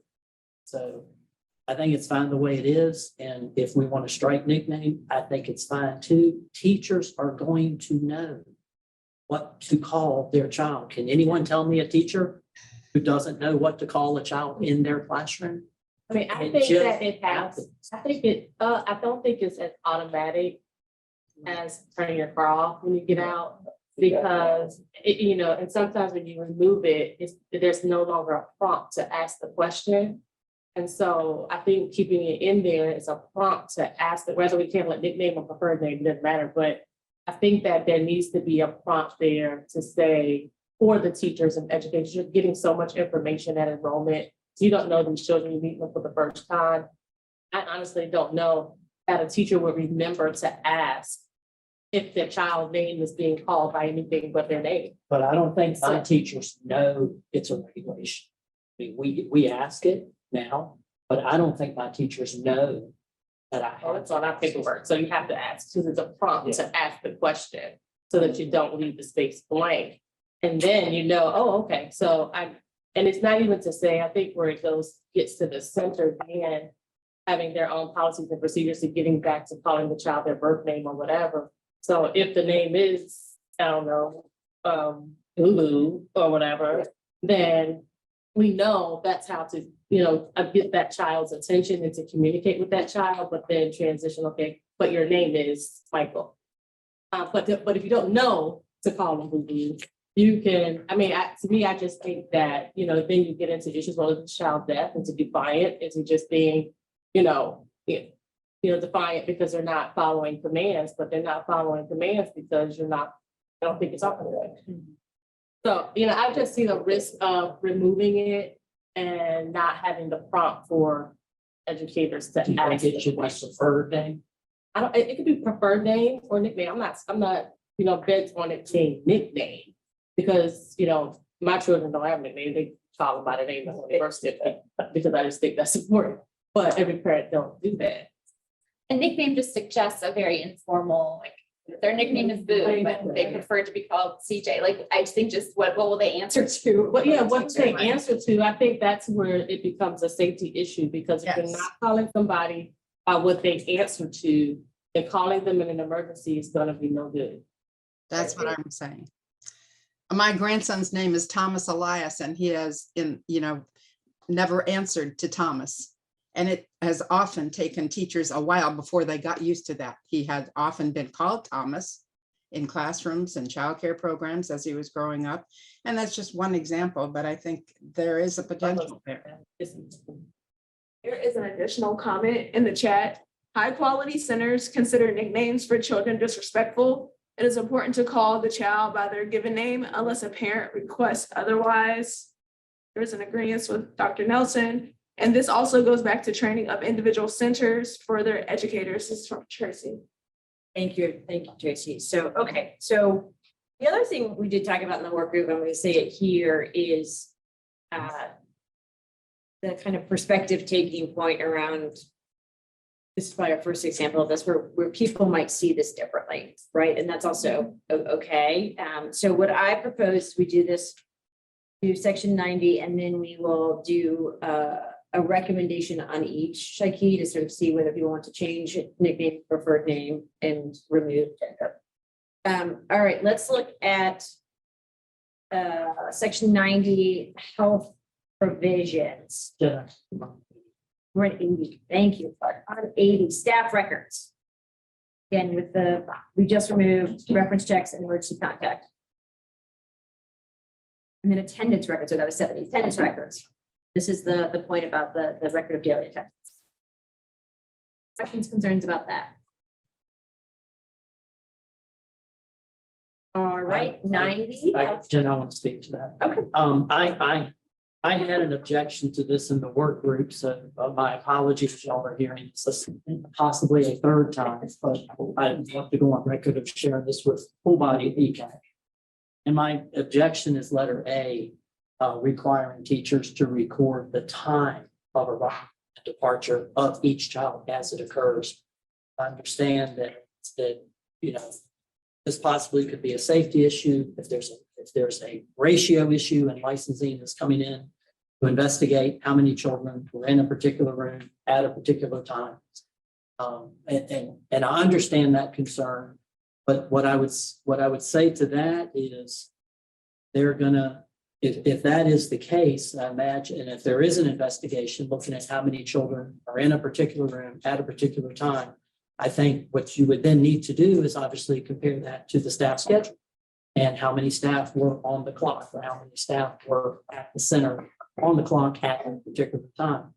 But would that data tell you how many staff were actually in that classroom that was potentially out of ratio at that time? It concerns me that, you know, we're asking every teacher in up to 6,000 classrooms to record. And I know there are centers that have the fancy thumbprint. I don't know what the percentage is. I would guess it's less than 50, but I know there is technology out there that does this automatic. But for schools that do not have this technology, you're now at, and I know we're going to ask the parent to do it, but if the parent doesn't do it, if the parent neglects to do it, because they're trying to get their child who maybe is having a difficult drop off and needing to remember to tell the teacher this, and the teacher has this question, it's going to be overlooked on some occasions. And it is going to be, the center would be cited. I did ask this question. The center would be cited. It is ultimately the center and the teacher's responsibility to make sure that that parent does do that request. I guess what I would ask is it possible to put into, and again, I feel that 90, and I hope it's 95% of the centers go by the rules and follow ratios. But I know there is a small percentage out there who maybe play around in the gray area a little too often, maybe don't go by the rules. Could there be language put in that gives the department the ability to, for example, a center is not following ratio? Could there be language that says, for example, at the department's discretion, centers may be required to record specifically daily the arrival and departure time of children? So we're not, I don't want to use the word punishing, that's too strong of a word, but we're not inconveniencing all 6,000 centers to follow this new protocol, to give the department the ability to zero in on those few centers who are possibly not following ratios. Can I ask for clarification on this? When I read this, I'm not thinking that it's going back to ratios. Correct. I'm thinking it's going back to my child is missing. Right. What time did they get there? What time did they leave? Would be, is that what it is? Yes, Well, it's possibly both. Yeah. And we couldn't use this for ratios. yeah. because children can be moving from group to group within that timeframe. Right. So we wouldn't be, it is, and I was just writing to for Jenna, it's a capacity evacuation. Those are the two things that we are in supervision. This is not, we couldn't use this for ratio issues. Except with, you had 6 kids here at 6 o'clock, but you only had 1 staff, you should have had 2 staff. So there is that on the very front end when there's like 1 staff, but as soon as you have multiple groups, this would no longer be able to be used for ratio issue. It's capacity and evacuation primarily. Yeah, and I would say the other one is 2-year-old runners. Yeah. Mom signed them in. 7, 8, 13.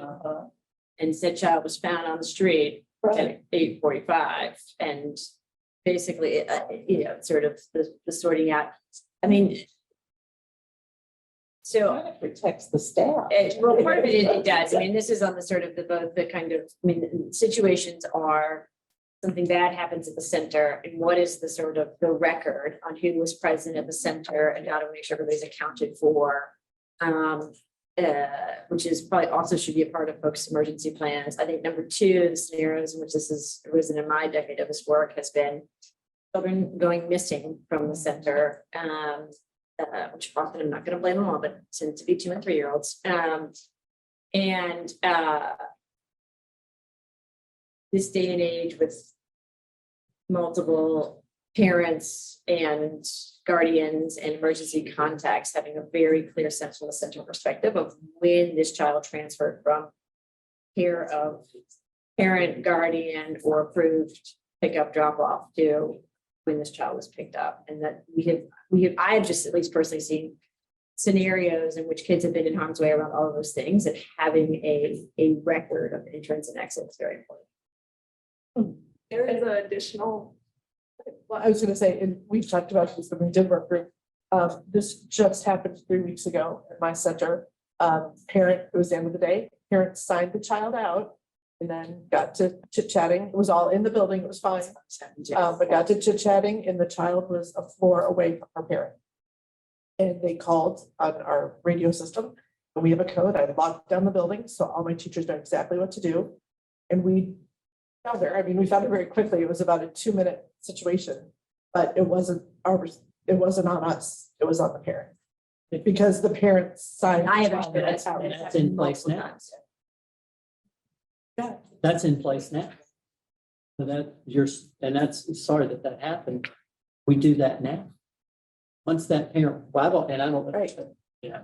But that's. I've always been told by my insurance, once that parent initials, we love it, once they initial, still care deeply about that child that's Of not being course. watched, but the legal responsibility is off the center and off the teacher. That's Once they've been sent in. Whether there's a time on it, whether it says 5:05 or not, the legal responsibility is released. And Jim, I think there was a comment in the chat box. I have an additional comment from Tracy. She says, I think this can be a safety issue, especially if you have a child who lives in 2 homes. As a previous center director for many years, we record the time in and out because the record maintains the record of health and safety of the child, maintains ratios, and at times these records are needed for custody issues. This timestamp also speaks to potential injuries of a child. Yes, when a child is found out by the family, the child then becomes responsible for their child.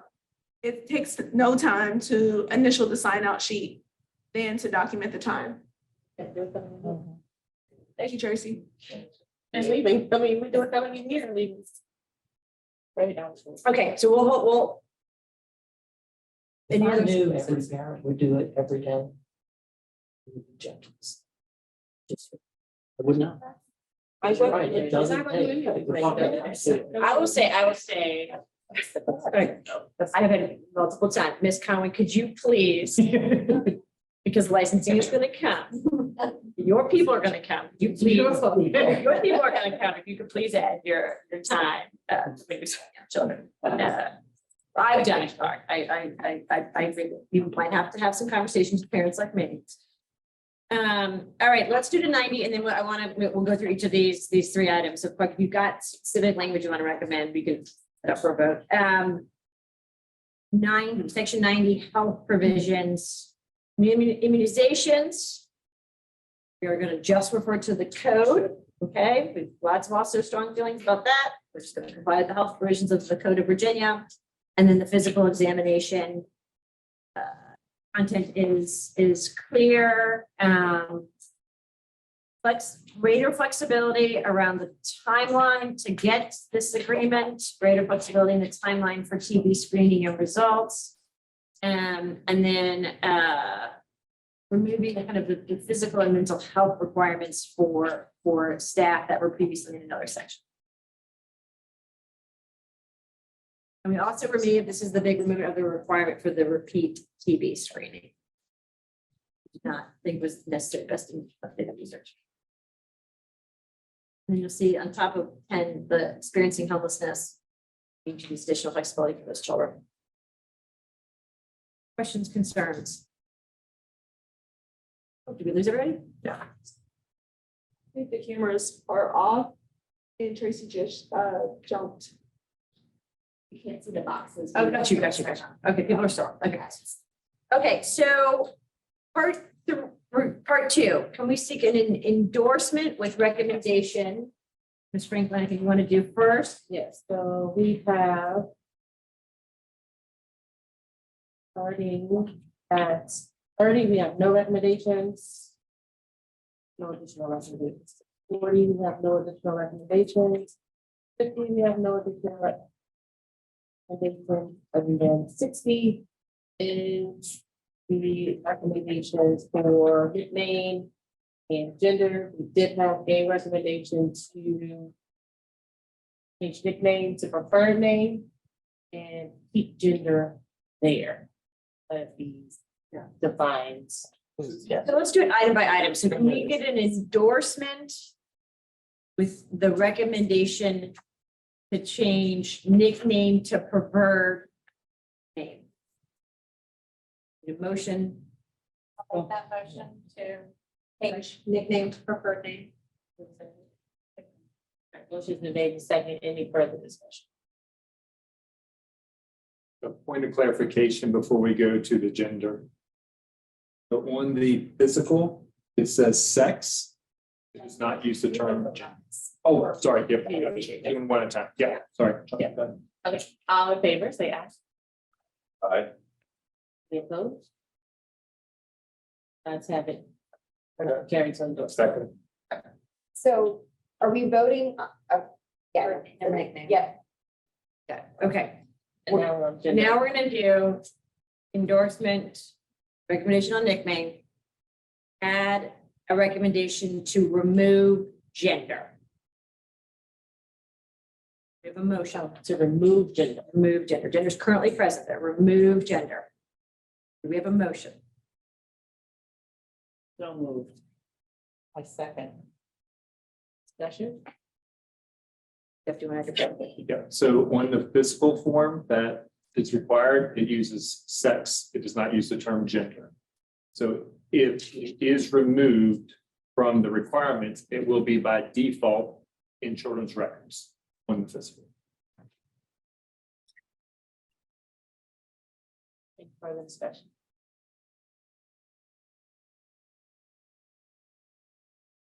Favor, say aye. Aye. Opposed? Opposed. All right, can we do a hand vote? Yeah. All in favor, please raise your hand. Can you recap the, So this is endorsement to recommend Removal. remove gender. So yes, if we would remove gender from that section. Raise your, you can show by raising hands. All those in favor? By raising hands, of removing, of recommending that we remove gender. 1, 2, 3, 4. You would raise your hand if you oppose to the recommendation of removing gender. so point of order, do we need to, is there anybody online, Becca, that can be voting that we need to be checking with? Yes. Yeah, if you're participating virtually, please log your vote in the chat. Okay. Opposed, raise your hands. 7. Unless there's a need in the chat. Wait a second.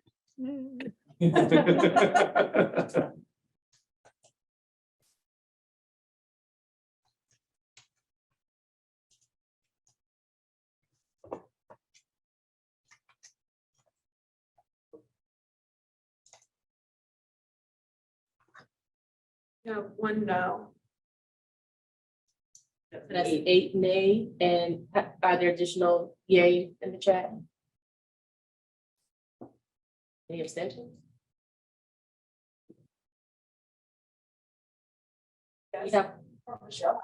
there's an abstention? No, Michelle voted yes. A yes.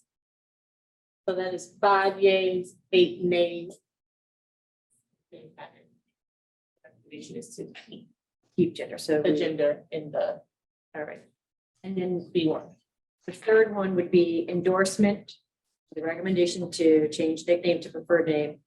And Kirk, did you want to add to go language? Do you want to recommend that we strike 781-80A? Or you gonna let it pass? As we say in Virginia, General Assembly, let it pass by. And also General Assembly, how do you like it? Jay, gently on the table. I'm Yeah, not new here. territory for me. I love everything in this chapter. I'm really struggling with A. We won't make a motion on that. Yeah. Okay, So we're good. we're good. All right, 2 down. 80. Oh, 80 and 90. 80 and 90. Any changes on 80 and 90? No, there are no, I just want to confirm that there are no changes, section 80 or 90. All right. All Part right. 3. All right, staff qualifications and training. I should note also restrooms are just around. I don't want to Mike Mulligan anybody, right? We're all in the same pit all day. Every kid asks, where did Mike Mulligan go to the bathroom? So it's just around the corner there. You need to step out. We will not do any votes while you're in the restroom. Okay, it's not that kind of committee. All right, part 3, staff qualifications. So, 781-100, director qualifications.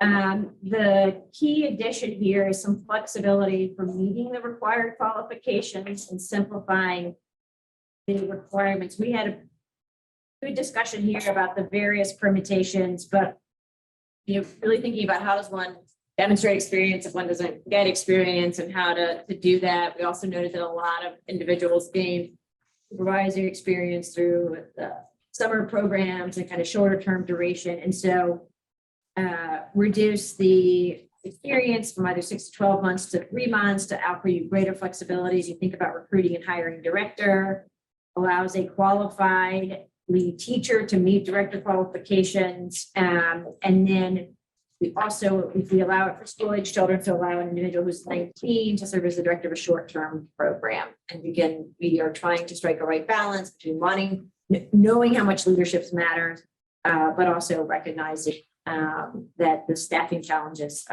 continue to be very, very, very challenging. And then we remove some of the overly complicated qualification requirements. Any questions or concerns about section 100?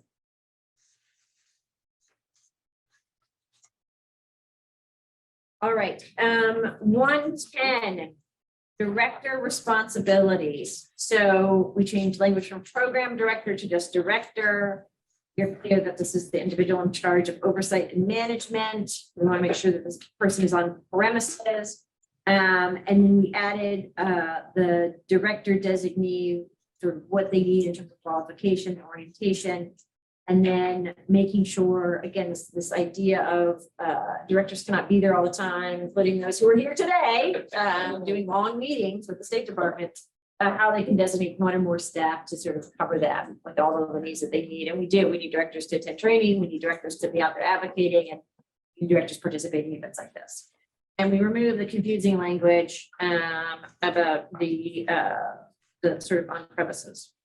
There's some confusing language on that. We're going to clarify that in NA.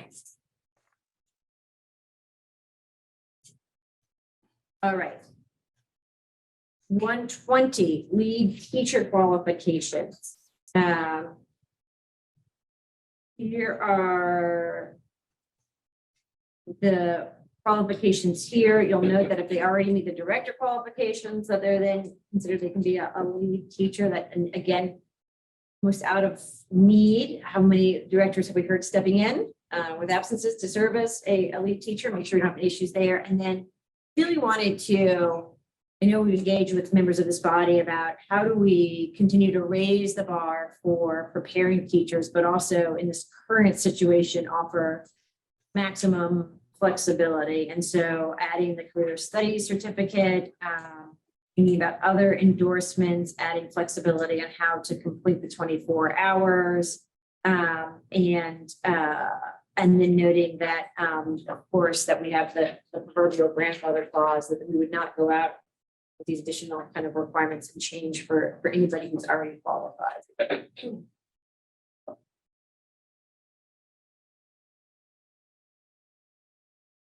Questions about lead teacher?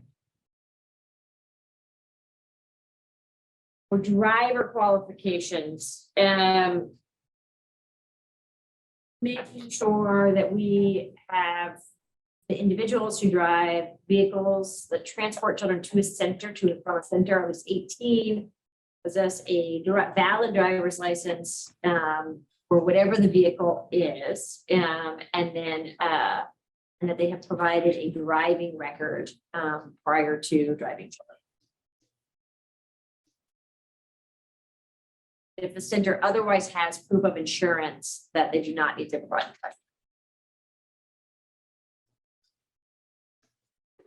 For the other two, Why would that matter? It's like, why would you, if you have insurance, not require a driving record? We let parking. Okay. You have to do it. Okay. When you get a commercial vehicle insured, you have to supply them a list of drivers, driver's license numbers, social security numbers, as well as a written statement that they provide that the staff signs, giving the insurance company permission to do the driving record background check. And you have to update that every year. And anytime you hire a staff who is going to drive one of your commercial vehicles, they can't drive without they do that. Gotcha. It's more rigorous. You've got that. I'm like, that's. One of the things we tried to do was let the experts, Yeah. insurance folks are experts on driving, the health department is and so why do we felt like we had in the past dipped into areas of expertise that really weren't ours, and we kind of gotten burned when things change. Yeah, makes So that's just overall theme. Yeah, because you wouldn't know that unless you were in it. Yeah. Excellent. I guess, sorry, Angela, scratching. Yeah. But it's like the bidding in the auction. Yeah. All right, section 140, orientation training. So a little quite a bit of copy on this slide. I think on the one hand, trying to be really thoughtful about time and how much do you want to kind of let centers figure this out. On the other hand, when we think about health and safety, particularly in this day and age where there are real challenges around preparation, wanting to make sure that there are some mechanisms in place to prepare the individuals to work with kids in that particular unique age band. I mean, I think about sort of things like safe sleep, CPR, other things where from day one, something could go wrong. And these are the kind of bare minimum requirements that you want all of your staff to do. So one is making sure, right, on the policies and procedures we talked about before. Two is kind of making sure that there's a brief orientation that covers a set of either the very basic and important topics rather, that could appear on, for you on day one of your job, a child abuse situation, right? A situation kind of related to kind of how the classroom is run, who's in charge of what, all of things where, you can make sure that you're supervising all kids. And then clarity on the pre-licensure orientation for the director, making sure that volunteers receive the training on the emergency procedure that can happen at any time, and being clear on that. And then we did remove the reference, sort of the double reference to documenting orientation training, because that's already covered the staff records. There continues to be the flexibility in F for cooperative preschools. And I think that's the key thing here, but just trying to be thoughtful around what's the bare minimum necessary before you want folks interacting with kids.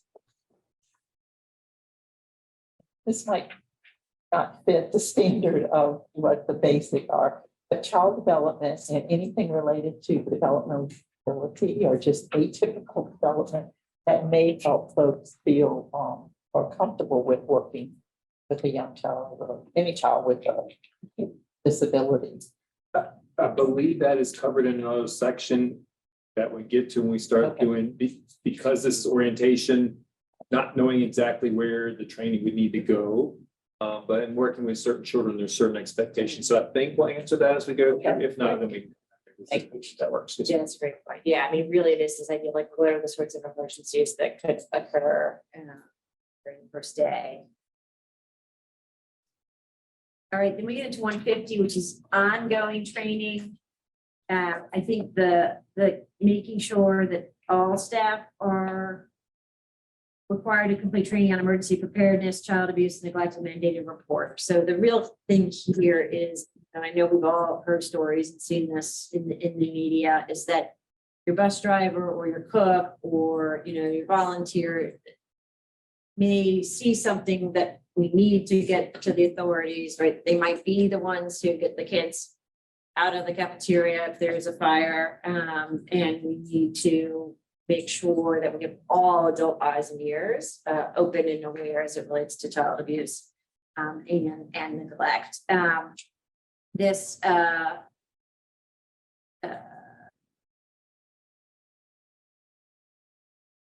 slightly who needs that emergency preparedness in terms of the slightly more flexibility, 8 hours a week versus 6 hours per week, and then allows the pre-service orientation to meet the requirements for to count towards the orientation training to count towards annual training.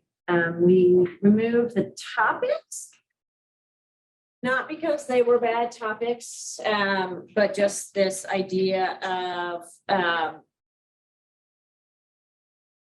had this kind of effect of like, if you're on that list or not on that list, and is that sort of, how do we basically say you all are running programs, you have the best understanding of where your staff, beyond these really important health and safety issues, what your staff need at any given point in time. And so that topic just kept getting longer and longer and longer and longer, because these are all good things, right? But then we're like, we're not really enforcing on this, right? Like you can't cover 27 things, right? And so what becomes the point? So I will say this is an area where we've thought about guidance and really making sure, like, how do you help directors, and in particular, like, here's what you have to do each year, make sure that's very clear. Here are the other things that are recommended, and here's sort of new what's available on the horizon. So we're not, again, this is not saying that we had any issue with the laundry list of bullets, but it just didn't make sense to kind of include all of those and this makes this section much more succinct, with a real focus on empowering directors to look at the needs of their staff, the needs of their kids and families, and make those decisions. It goes back to your point, Sandy. If you've got, kids with a certain set of developmental needs, like that's, and your teachers aren't fully versed on, like, that's what the training should be on. And in contrast, you have, kids who don't have those needs, and we're not going to make you go to, training on sort of, autism and autism spectrum disorder. It's not relevant for your class. And so recognizing with the diversity of programs, and I love the way Jen said it earlier, like, leave that up to you, noting that we do honor and think ongoing professional development is important. We also think many people go above 16, and we're going to leave it at 16. This continues to be the thing of like, what is the right amount of hours? And I yet to see any evidence gives you a clear indicator that what is Head Start? 824. 34. Yeah. So there's a lot of different requirements without any sort of evidence that says this amount of hours is actually better than that amount. I think what really matters is the quality of it and how much is reinforced in the center. Importance of CPR and first aid training. If we go into section 160, some exemptions, if you've already got a license, again, it was a little bit punchy, your question earlier, Sandy, if you've already got it, we don't need to make you go back and get it. Really like RNs and LPNs, we need one person certified in first aid on CPR on field trips. And then we fixed the name for the medical responder training. Thank you for the field trip adjustment. It's a big help. 170. Accept donations, thank you. What's that? We accept donations, thank you. You got it. No problem cooking. I know. Sounds good. Okay. This is just clarity on the daily health observation, sort of what it is and the training. This is something we've got a lot of questions about. So this is an example of, as Jeff talked about, this sort of 2,000 hours plus of staff, really making sure that we talked to staff and heard from them on where the things that people continue to be confused about or not understand in the field, and making sure that we're very clear on how to support staff to perform, to train, and then perform the daily health checks. 180 is medication administration training, spelling out here what's sort of who can do it as per the code, you know, who's licensed to do it, and then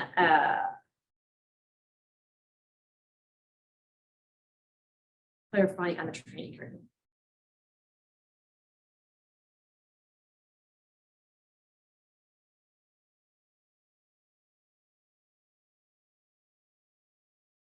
$190 is driver training requirements. This is a new section, just recognizing, on the one hand, we didn't want to be the burdens for folks to either address transportation, right? Whether that's something that they need to be competitive in their area, or when you think about things like field trips and other opportunities, which we really think are great for kids. But going back to the cases in my decade plus of running this where kids have been harmed, don't want to underestimate both the challenges of making sure that kids are in seatbelts. Drivers these days don't care if the side of the bus, they don't even care about the baby on board. It can say, you know, River's been Chuck or something, they'll still cut you off, right? Making sure every kid's got a seatbelt on. And then the big one is, of course, in the summer, making sure the kids do not get left in vehicles. You know, just as an aside here on this one and the safe sleep, you know, although we have little sort of ability to control the quality of training on some of these things, I don't want to diminish the importance of prompting providers to make sure this happens. The vast majority of the fatalities that I have interacted with have been unlicensed programs, and the children have died either in sleep or in vehicles. And so just that little thing of making sure that each program in the state is communicating with its staff about sleep and communicating with its staff about training, about transportation, can make a huge difference in terms of its living. All right. We have any changes? Changes for section 3. If not, can we have an endorsement to recommend part 3?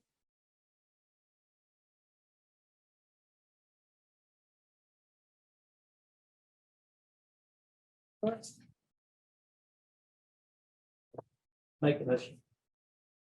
Maybe in a second. Second. Any discussion? Motion has been made and properly second. All those in favor say aye. Aye. Any opposed? All right. I propose we try to get through physical plans. Please, a little pressure on you, a little social pressure. I guess a third of the way through. Wouldn't we want to go in like a little hungry group? Okay, but I want a bit of balance. There's a balance, folks. Hungry and hangry. Then we'll get all a bunch of. Some of us, it's much smaller. I know, it's very tight line. I know. I should go over snacks. I should go. Okay. Right, then I promise, even if we go very fast in physical plant, there will not be penalties if we're going fast. We will stop for line up. Okay. Section 781-200. Oh my goodness. I am not even gonna read through all the stuff, but this is basically what you need to have, the set of documentation about occupancy, health department, asbestos, and lead. Much of this, some of what is new, particularly as it relates to lead, is required by code. So there's some new content there. I'm going to give a moment for folks to look over that. I know our work group has spent some time with this. I don't know that there's much that we can do about this, but I do know that this is, potentially one of the bigger shifts or the field, but that is mostly in response to the law.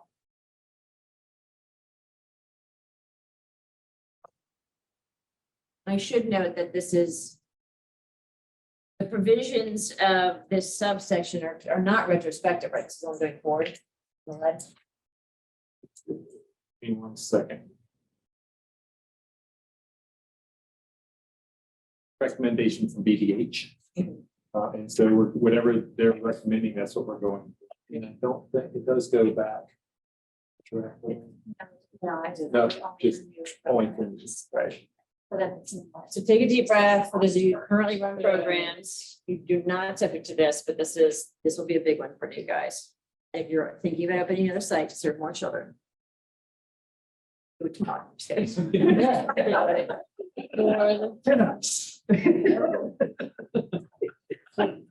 if you do it tomorrow, you should still do this. It is true. I can let it. Very good. That's right, yes. Any concerns, questions on 200? Maybe what's gonna be guidance.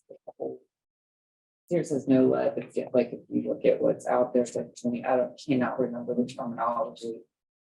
Like, That's specific to the drinking water requirement. okay, That's just in the policies and we can reach straight to the code that has all of that. all right, thank you. All right, 210 is the paperwork section, all of the things that you need to get locally before you operate. So where you are, health department codes on water supply, sewage, food service, fire inspection. Schools, we're trying to be flexible if you're in the school's fire inspection, local health department on all the codes piece, and then recommendation on asbestos as necessary, the kind of the primitive camps and sort of additional flexibility there. And then the lead piece in H again, which is for programs licensed after the effective date of this chapter, but best practice if you have a detection.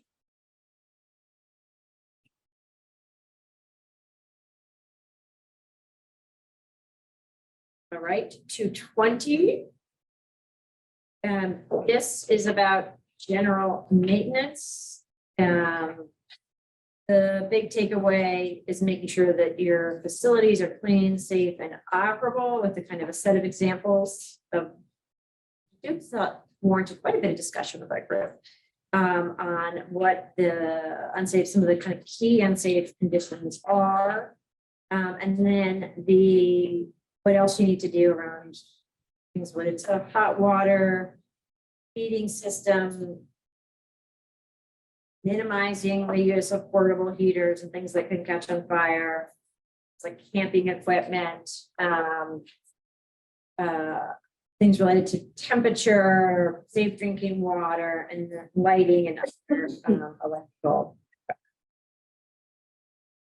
Yeah. One of the things that staff did and provided to the work group is we have what's called the allowable variance process. When a facility is struggling and has a unique situation programmatically or financially, I have the ability by general procedures to do an allowable variance, as long as they meet the standard. They might not necessarily meet the letter.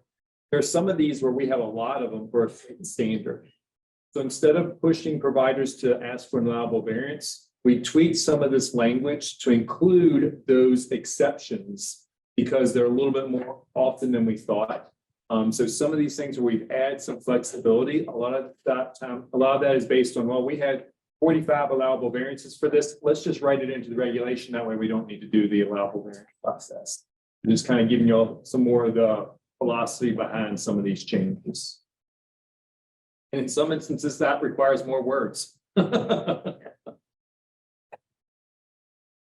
Excellent. 230, hazardous substance and other harmful agents. You'll see again, making sure materials are inaccessible. Our children are shockingly good at getting up on things, into things. Contents are labeled. They really make sure cleaning supplies, right, are away from children. And then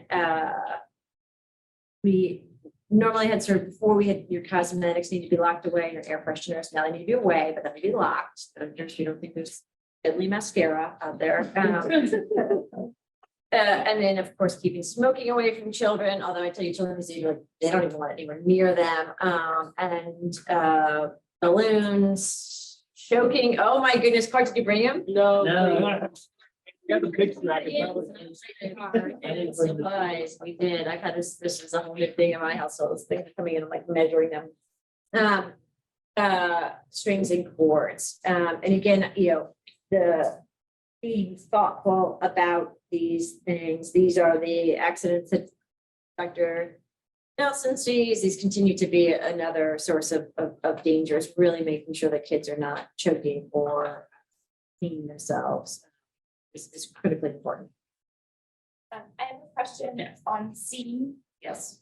While children are in care, so it's okay, it allows for smoking inside a center when there are no children.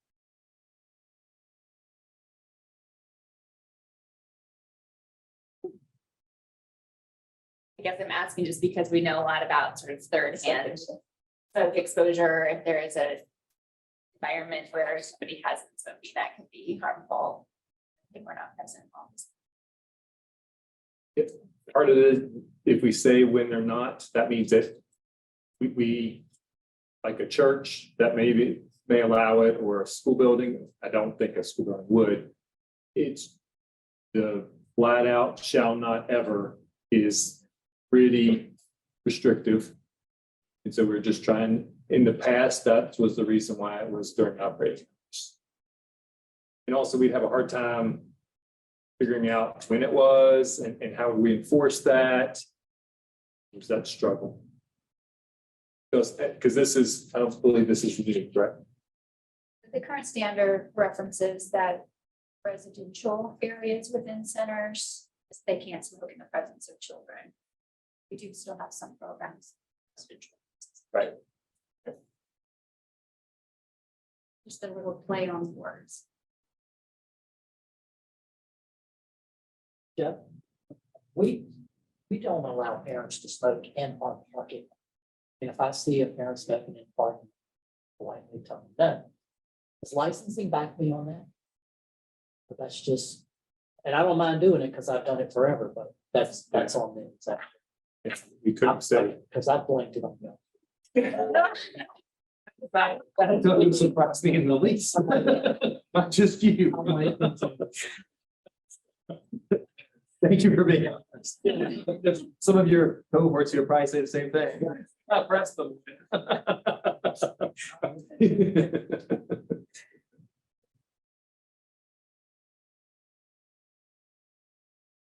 Yeah, it's an interesting point, Justin. I mean, and I think we could certainly put out some guidance on that. I just don't know how we would enforce the other times in a way that we wouldn't put us at risk of being arbitrary and capricious in terms of checking on that. And then you've got a scenario where we're in like a room. Does it smell? Is it recent? Like it's a great. I mean, I think certainly from a guidance perspective, we could put out some information about that and strongly discourage that. I think to Clark's point, I think folks have gone further what we've proposed, but I do worry about the diversity of settings. I worry about some of our programs that are located in municipal building, right? Most municipal buildings have moved it way outside, but you know, the extent to which I don't know if parking lot is prohibited, and I also worry about some of our private really places that are then used for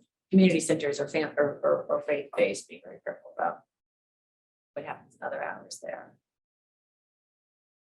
Public schools, I think, are smoke-free, drug-free campuses. Also public building, when we're talking private buildings. Yeah. That's, That's a big difference. Yeah. I don't know, we can look into whether or not as long as pertain to private schools. We can look at some of the analogs on that. But we all, at a minimum, we can put out some guidance to that effect. All right, 230, we're now on to 240. Outdoor areas, extra areas, including both indoor and outdoor areas. Most things remain the same in terms of square footage, what's available now. We have a set of programs that were grandfathered in prior to 2008, and they have sort of slightly easier requirements, separate space for children who are ill or injured, requirements around square feet for outside space, safety around the unpaved surface outside, and then clarifying very specifically which age groups need the different play areas, keep them safe from each other.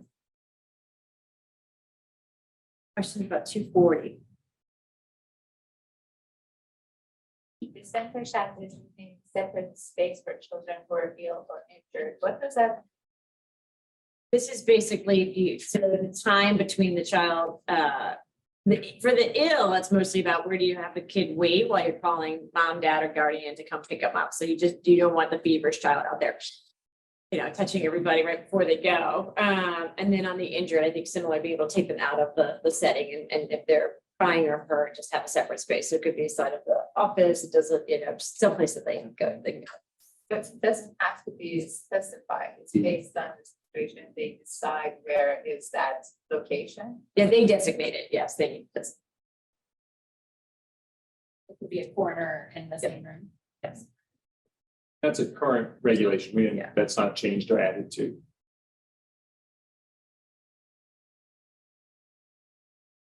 All right, everybody's favorite topic before lunch, living areas and furnishings.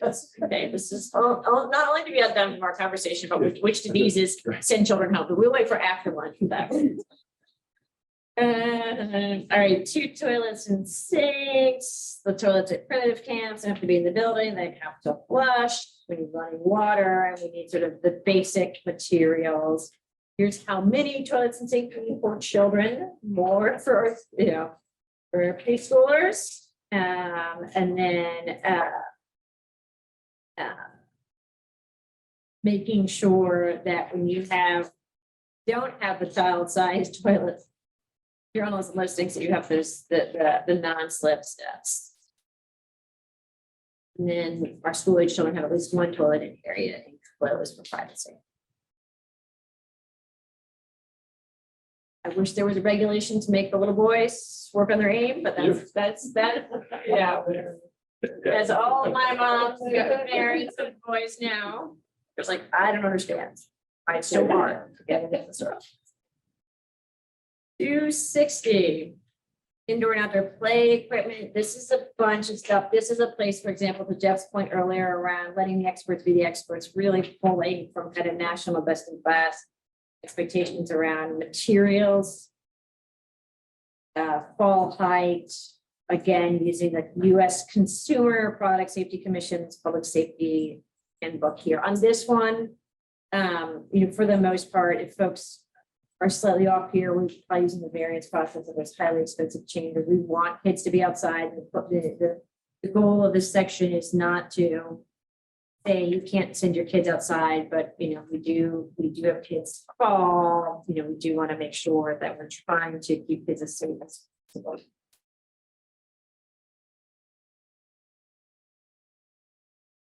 And a lot of the updates here are just to do with the PFAS stuff. Also, if you read this section, then you take a child to the playground, you basically feel like it's the most dangerous place in the world. Like, don't read this section before you're like, okay, get off that. Don't do that. Don't do that. You just sit on this bench for the next hour. Just don't touch anything.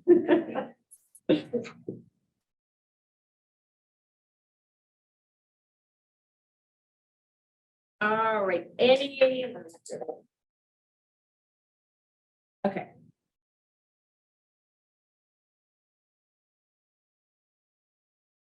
We have a section O here. So if you look at 22, just so we make sure we're very clear with you, finding endorsement on this. Centers may not install any slide or climbing equipment to be used by preschoolers or toddlers when the climbing portion of the equipment is more than 6 feet in height. We just have to make sure it says twos. We distinguish toddlers, twos, and preschoolers. So we will need you all to endorse the recommendation that we add twos to item O on page 22. It's got preschoolers and toddlers. We need to add twos.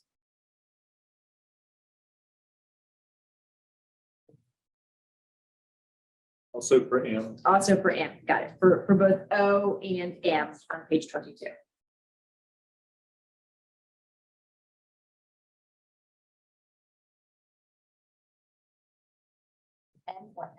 M and N. yes, N has twos. O and N. Oh, I'll put it in the chat, so we got to document it. For Matthew and Owen. Nickname or? That's the preferred name. Preferred name. All right. Any questions about 260? All right, can we ask for an endorsement with a recommendation to add 2-year-olds to item M as in Matthew and O as in Owen on page 22? We have a moment. So moved. Okay. Any further discussion? Motion has been made and properly second to endorse this section with the changes on pages 22. All those in favor say aye. Any opposed? I have it, motion's carried. All right. Lunch, what's our plan for lunch? All right, perfect. Yes.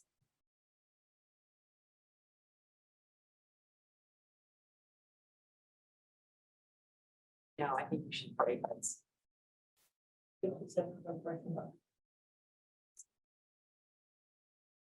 All right, so for folks who are joining virtually, what do we need to just turn the camera off? Turn the camera off and we'll do it. We will let you know when we're back on. There'll be no more official business until we can recess. We don't recess. So if you are online, if you want to grab some food and come back though, just so that. If you do come back, even if you eat your lunch that way, the superintendent's going to come by, but we aren't quite sure when, so that way we just don't want you to miss that opportunity. So it'd be.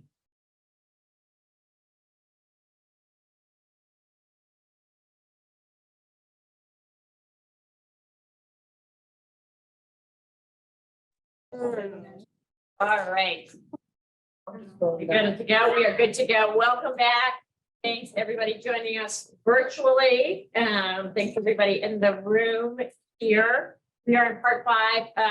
To jump right in.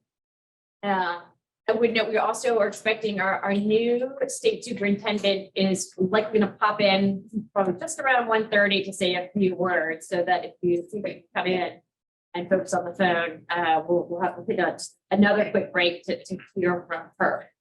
Part 5, staffing and supervision. We're going to start with section 781 to 70. You know, we're only a quarter of the way through, but in terms of pages, we're nearly halfway there. So we're going to keep on keeping up. 781 to 70. this is an important section on supervision and just keeping much of it the same, adding a few requirements on staff alertness, sight and sound. And then being clear about times when a unique teacher is not required. So the idea of kind of the having a staff person who has the highest level of qualifications, some flexibility during short breaks, special activities, and then I think potentially most importantly is the first and last 90 minutes. This is like really key when you think about the hours that our childcare centers are open, and just providing some flexibility and some staffing. Since, again, adults who can keep kids healthy and safe may not be fully qualified as lead teachers, but we're not getting a ton of kind of educational kind of content in that time. This is really helping health and safety. And then removes the requirement for staff to greet each child upon arrival and sort of oversee departure. Again, that's covered in the records. Questions, concerns on 270?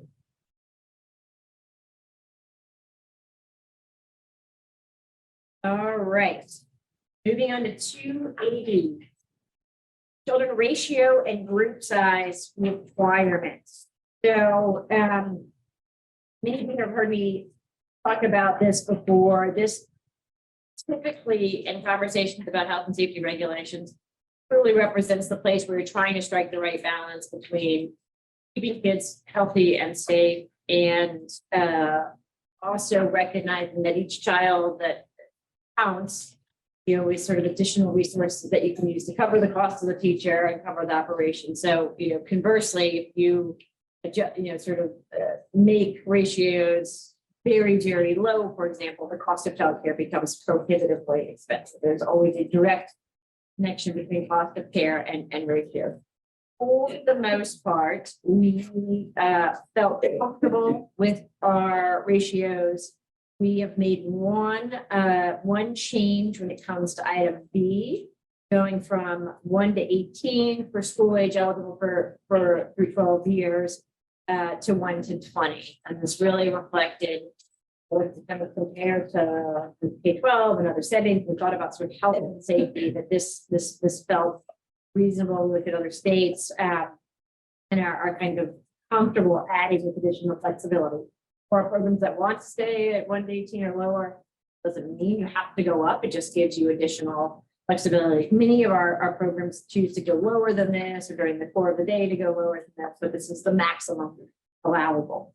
We also had to add a group size requirement for school age, and this is because the federal law says that states have to establish ratios and group sizes. It's a little bit of a unique federal law, and it doesn't say what those are. It just says you have to have them. And Virginia had added them in response to the reauthorization for birth through school age eligibility, but didn't have school age. And so we then got a letter from the Fed saying you have to add that. So that's why it's in there. We would normally, what you do is you look at group size as a multiple of ratio. So you'll notice for birth in 16 months, the ratio is 1 to 4, and group size is 3 times that, or 12. For 16 months, 24 months, it's 1 to 5, group size is 3 times that. Because we have heard from providers with school age kids, and again, this could be 10-year-olds, right, that they need maximum flexibility. You might have big spaces. We propose going to a multiplier of 5 times the ratio. So again, most school age kids are not in enormous groupings, right? I mean, I was thinking about inside voices and like the cumulative voices. I don't know if you've ever been to like a ball game with children. 9-year-olds can be very, very loud. So 109-year-olds, it kind of gives me heart palpitations. But we also just want to provide maximum flexibility here. So we know that we think part of the reason that Virginia has not had group size requirements is that we were providing a ton of flexibility for programming for older kids. And so we tried to strike this balance on having to comply with the feds, but also not forcing you to serve fewer schools. The other really important point, and I've heard talk with many of you about this, is we understand how the economics of childcare work. And we understand that while safely giving you the ability to serve more school age kids actually subsidizes the entire sector. So most people do not charge for infants what it costs to serve infants. They kind of do a sliding scale, infant through school age, and the school age children, their revenues often, the camp often cross subsidize the infant. So really thinking about how do we give you maximum flexibility and enable you to bring in as sort of sufficient resources to address compensation across the board, to understand the connections between that. We do not want to increase our infant ratios because we think we're at a beyond 1 to 4, but by increasing the school age ratios, it keeps kids healthy and safe, and also hopefully support all levels of the program.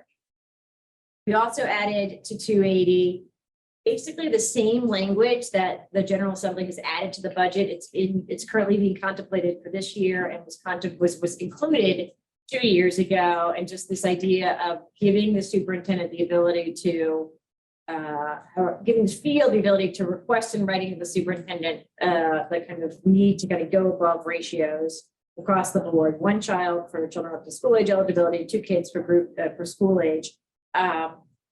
Because of the continued workforce challenges. And so this worked fairly well for us. If you were in good standing, you requested in writing, we sent it out. It was a couple hundred programs, right? So small percentage of the state, but they felt it was really key to doing that when they had a particular short-term staffing challenge. And so wanting to not make that universally available because we feel that Virginia feels pretty good about its teacher-child ratios, but to make it available as you all continue even as we come out of this pandemic, just due to the sort of the macroeconomic conditions to face tremendous staffing shortages, challenges.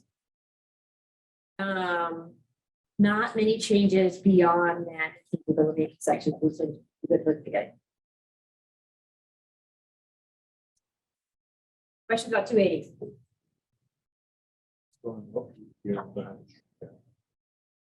Oh, yep. We added group size because we realized we're out of compliance. So that's frankly, so we will need to recommend with the endorsement to strike item F on page 25.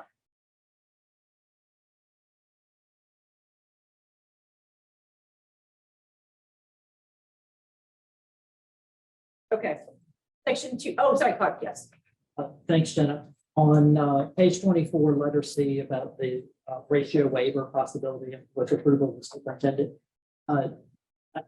I think the last I have heard that is only applied to subsidy schools. Is that still? It'd be licensed centers. No, but in the budget. Yes, that's what it says in the budget. That's my understanding of that. Budget language has like centers. I could have done the thing. Centers and subsidies. That's where I ended up. That's not where it started. Yeah. We cannot stay on that. We'll see. See what comes through. Sure. Yeah, the goal would be to maximize that. 290. Mixed age groupings. This just allows a doubling of ratio for the balanced mixed age groupings during the rest period. All right. 300, this just gives the ratios during designated rest period. So again, much more flexibility while children are resting, but keeping staff on site.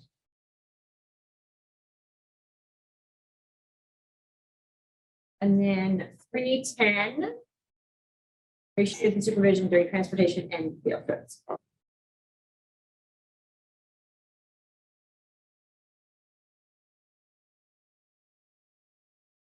Yeah. So we need a recommendation to endorse with a change to strike F on page 25. We have a motion. Without the mouthful.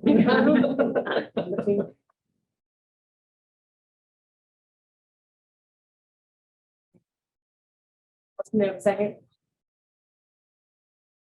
Okay. Any further discussion? Those in favor say aye. Aye.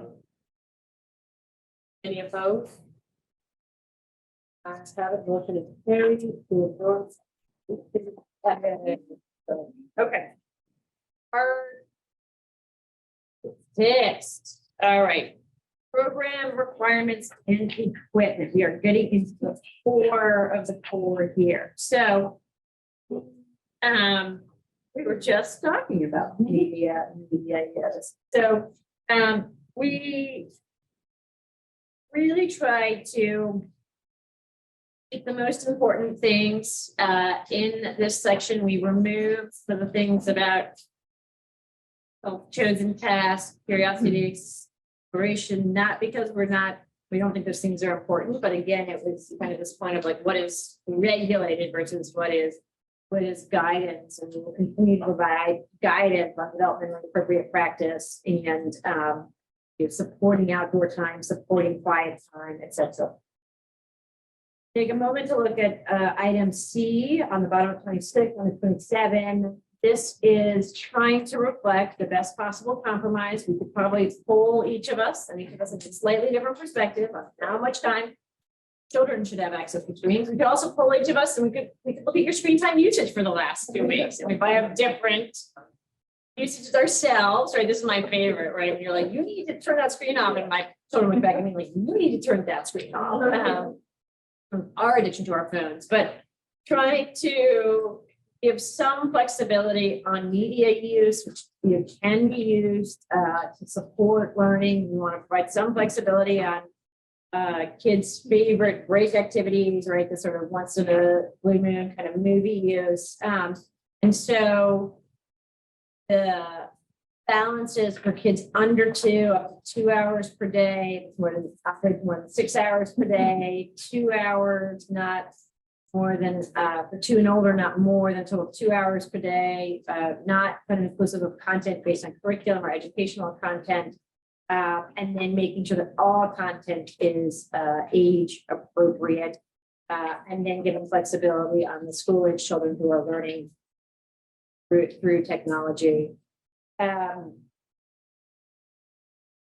Again, this is a very difficult one, I think, and I can see Dr. Nelson wanting to weigh in here.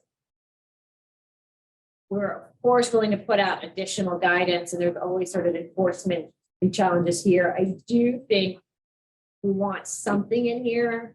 I think to use Shaki's example earlier of sort of prompting and minimizing use of this. This is a very difficult one to monitor and to sort of enforce on. I don't think we expect the kids are doing this for 2 hours each day. On the other hand, it's figuring out how we would.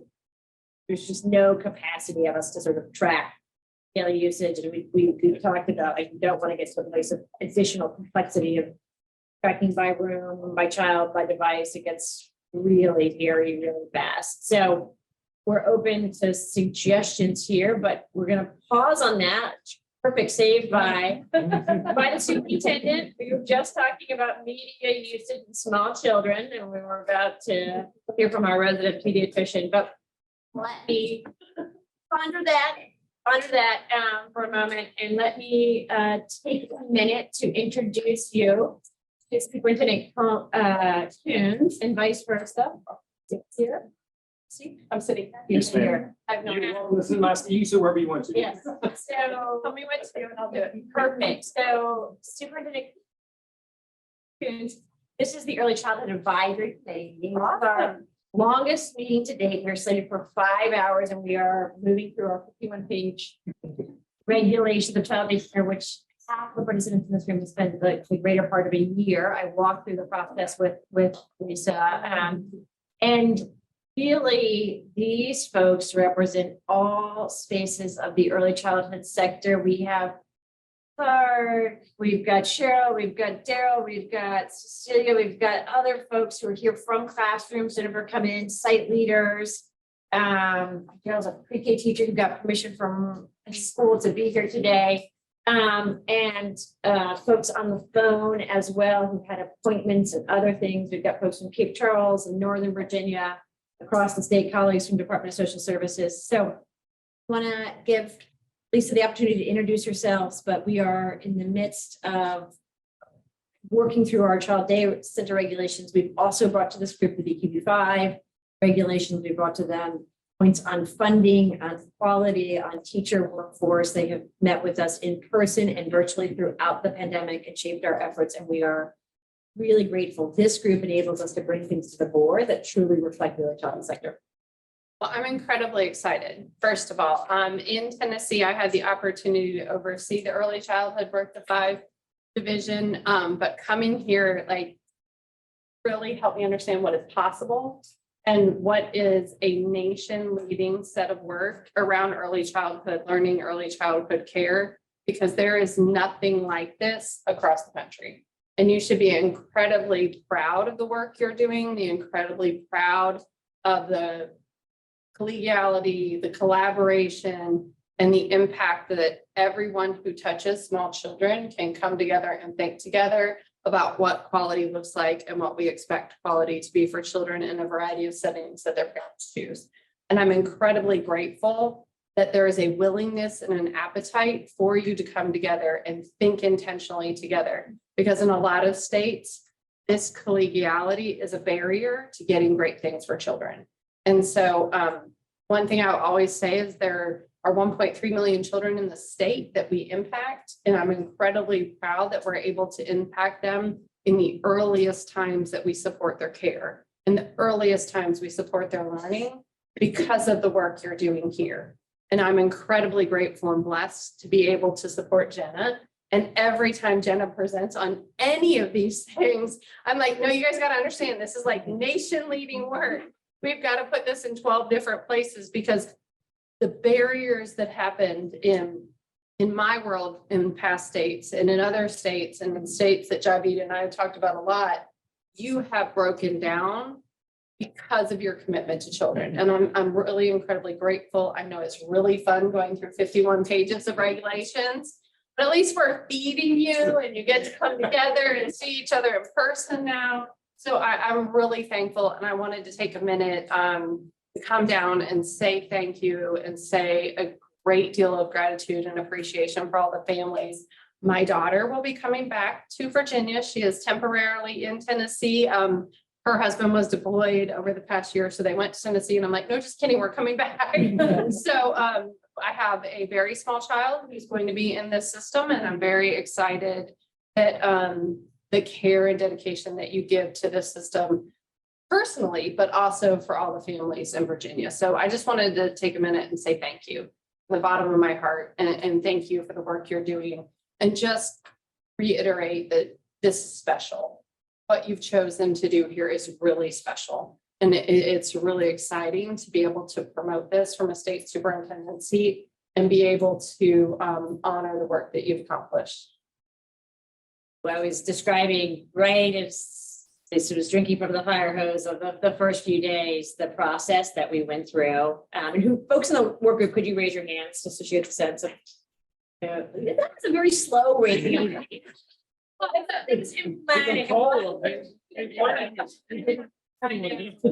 described to her the fact that we came together nearly every month for the greater part of the year and went line by line, and then had Jeff and his team go off and research and look it up, and we discussed everything from media usage to attendance records to what it really takes, what illnesses and kids should go home from school, and which still not recovered from that conversation, but you could believe that we had kind of done that in partnership with the field, and just was such a powerful example, and just the time commitment made by these individuals. Before we were limited to 30 minutes at the board to talk about BQB5 a few weeks ago, and I felt okay with that and felt okay saying to Lisa, this is okay, because we had spent 3 hours as a body going through so carefully, and so the cumulative time commitment of this group is just so remarkable and really makes the departments work stronger. This is a group that will be candid with us. Here's what we like, here's what we changed. Mark brings binders of papers and things and recommendations, sometimes real life examples. But it truly, I know when I was first talking to Lisa about her work, really impressed by how much our policy and practice is shaped by practitioners. And in turn, you are co-owning the system and the work, and you'll go back out to be the absolute best ambassadors. So we really appreciate that. Any comments or things? We've also got Dr. Mann listening in today from Nova. Hi, Dr. Mann. Hello, hello, hello. Good to hear your voice and the energy in the room. Good to see you.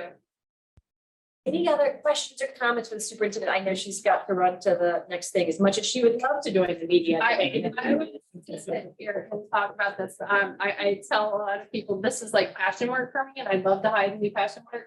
But I get to go get to be prepped for a deposition that I have no idea what I'm being. So that's a whole lot less fun, and I'm supposed to be there in about 8 minutes, so I apologize.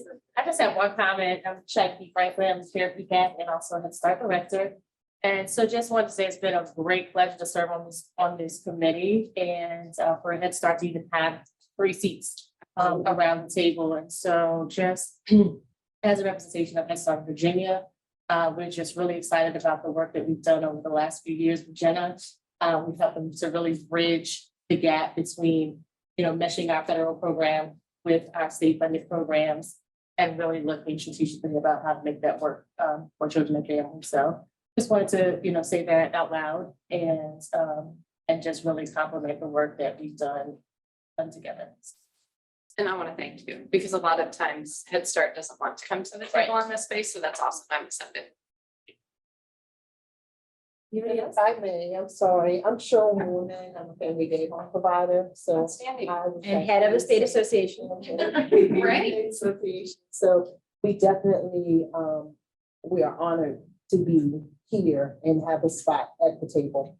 You may hear that a lot, but not all family child care providers can even, they're not invited to the table, and then they don't have the opportunity to sit at the table. So thank you on behalf of the family child care providers in the state of Virginia. Cheryl brings our people, and we also go to their table, so we do Saturday mornings. So that's when like Cheryl comes all nice on Thursday. We go Saturday morning, and her people what? But it's really important because of the unique nature of family child. Yeah, that's outstanding, and I'm very excited. Thank you for coming to the table.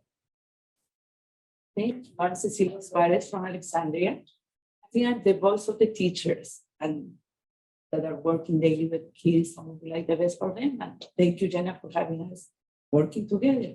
Absolutely. Reach for the sky.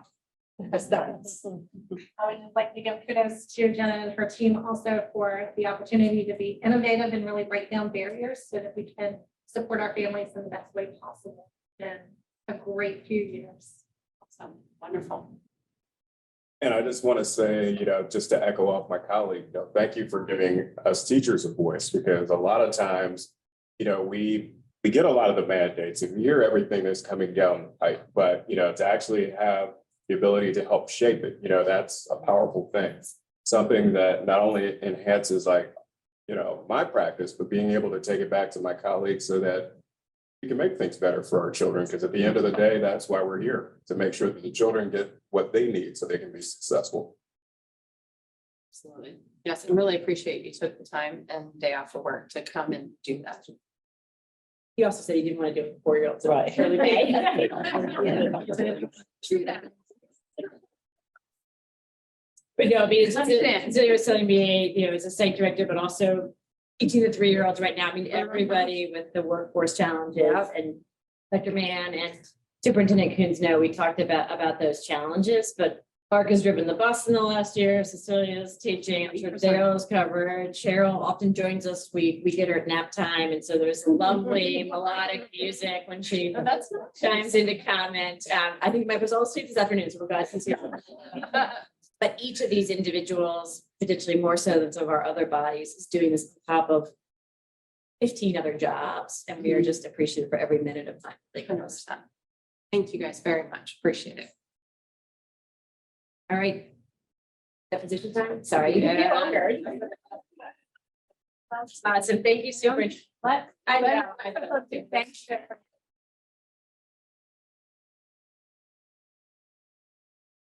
All right, Dr. Nelson.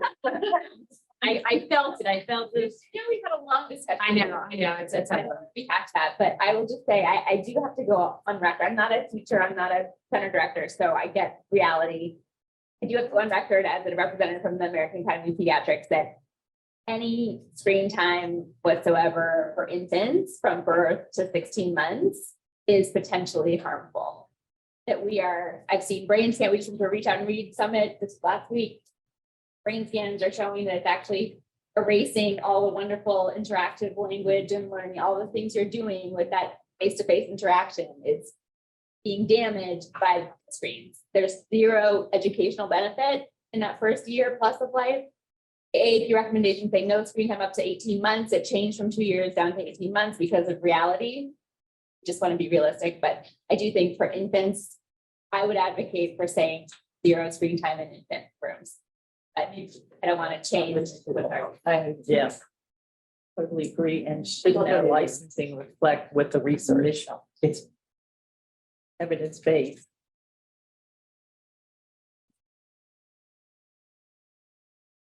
So there's certainly kind of an evidence base, and I think this question is, and again, if somebody wants to make an endorsement, it can be contemplated.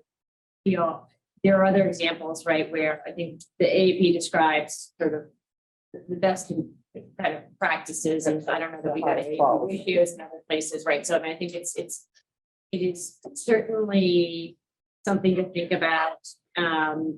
Whether you want to be more specific about one, whether you want to delineate between 18 months and 24 months in terms of that. I think the sort of the tricky thing, and you'd also be looking for language and recommendation, is how do you sort out between, you know, sort of a child, so the children watching kind of show or movie sort of episodically versus again using it more frequently. And I don't know the kind of the underlying evidence behind what Dr. Nelson sort of refers to. And so what we are in this difficult place of sort of figuring out what should be regulated, what is an absolute not, right? And how to think about guidance. And we were just having a conversation, you know, I think particularly in a group context, babies and screens doesn't seem wise, right? On the other hand, sorting out, you know, how much of this is around encouraging providers to minimize and use as rarely as possible versus a regulation that we can enforce. And you know, we engaged in this broadly at the work group. So let me sort of ask this a different way. Do you want to make an endorsement and just to put it out there in terms of beyond sort of being on record about your concern with it? I mean, I think we could add qualifying language to say not allowed, you know, or even more limited than this, if that's what you prefer. I would propose making, saying not allowed in infant, so birth to 16 months. The more like evidence-based approach would be the infants and toddlers all the way up to 24 months. But I think let's be realistic and let's go, you know, the 18 months of the AAP. So I would say at least let's go to 16 months. That would be my proposal. And then I guess my other question is the 1 and 2 here are just a little bit confusing. So it says under 2 years up to 2 hours, and then 2 years and older, not more than 2 hours. So I just don't know. It seems like it's 2 hours for everybody. Mm-hmm. Yeah. They seem to be saying similar things. And so I guess I would just collapse those and say none in infant rooms, and then anybody above an infant, 2 hours maximum. I think the second one is based on it not being content related to the community.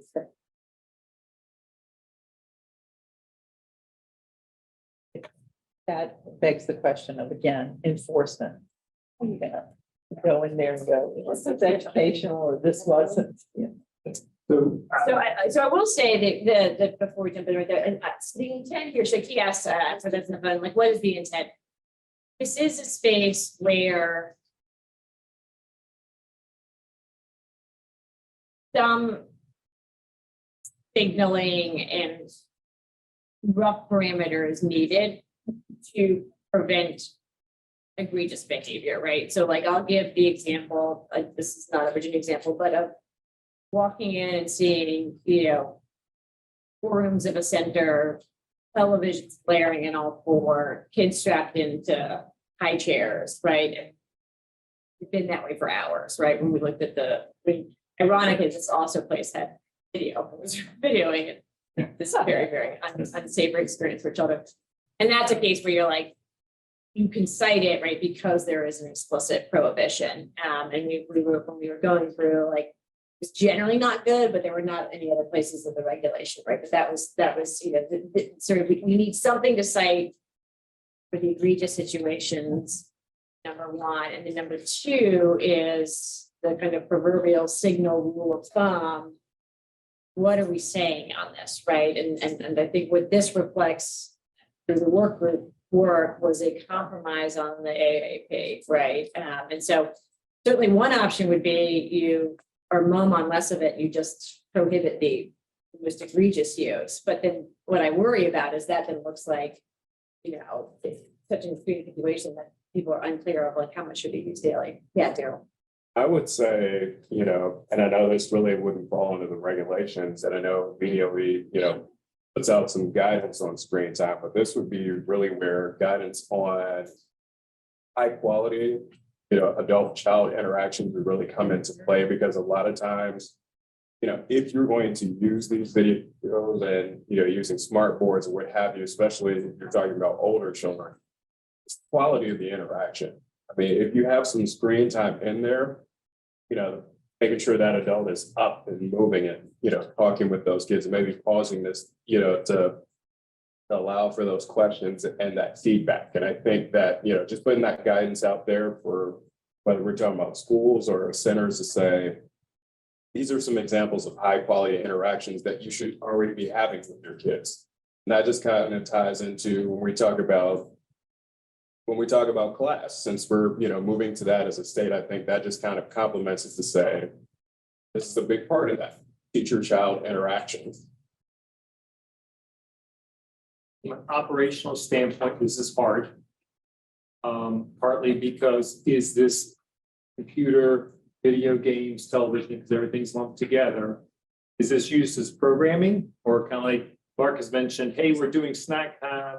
We need to focus on getting snacks. So the kids are sitting watching the adults. What can we do maybe in the meantime? So I would differentiating when is it, no, it shouldn't be in the room at all versus it being used for programming or background noise or something, because all three of those are my inspection's gonna say, Jeff, how do I cite this? How do I cite this when it really wasn't in the infant room, but the infants were brought in because we're doing snack? Do I cite it because TV was on and there were infants?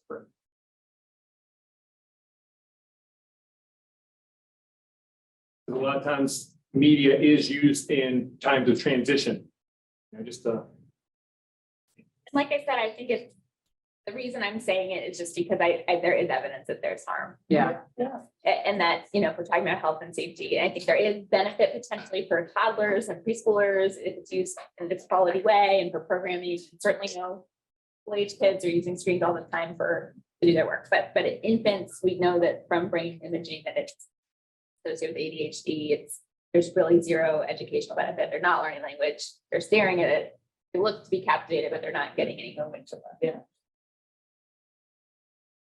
I just want to go on record as saying that, but I don't want to throw a wrench and. No. I think this is one of the lines, right, where there's you're in this very difficult place, right? Of like, this is all cutting edge as we speak, right? I mean, this conversation that we're having today is different from the one I had 5 years ago in Louisiana in terms of what we know, and also thinking through. I mean, I was even thinking from a guidance perspective, you got to clarify. I mean, my kids don't listen to music anymore. Like, they watch music, right? Like it's, and I was sort of thinking about even the,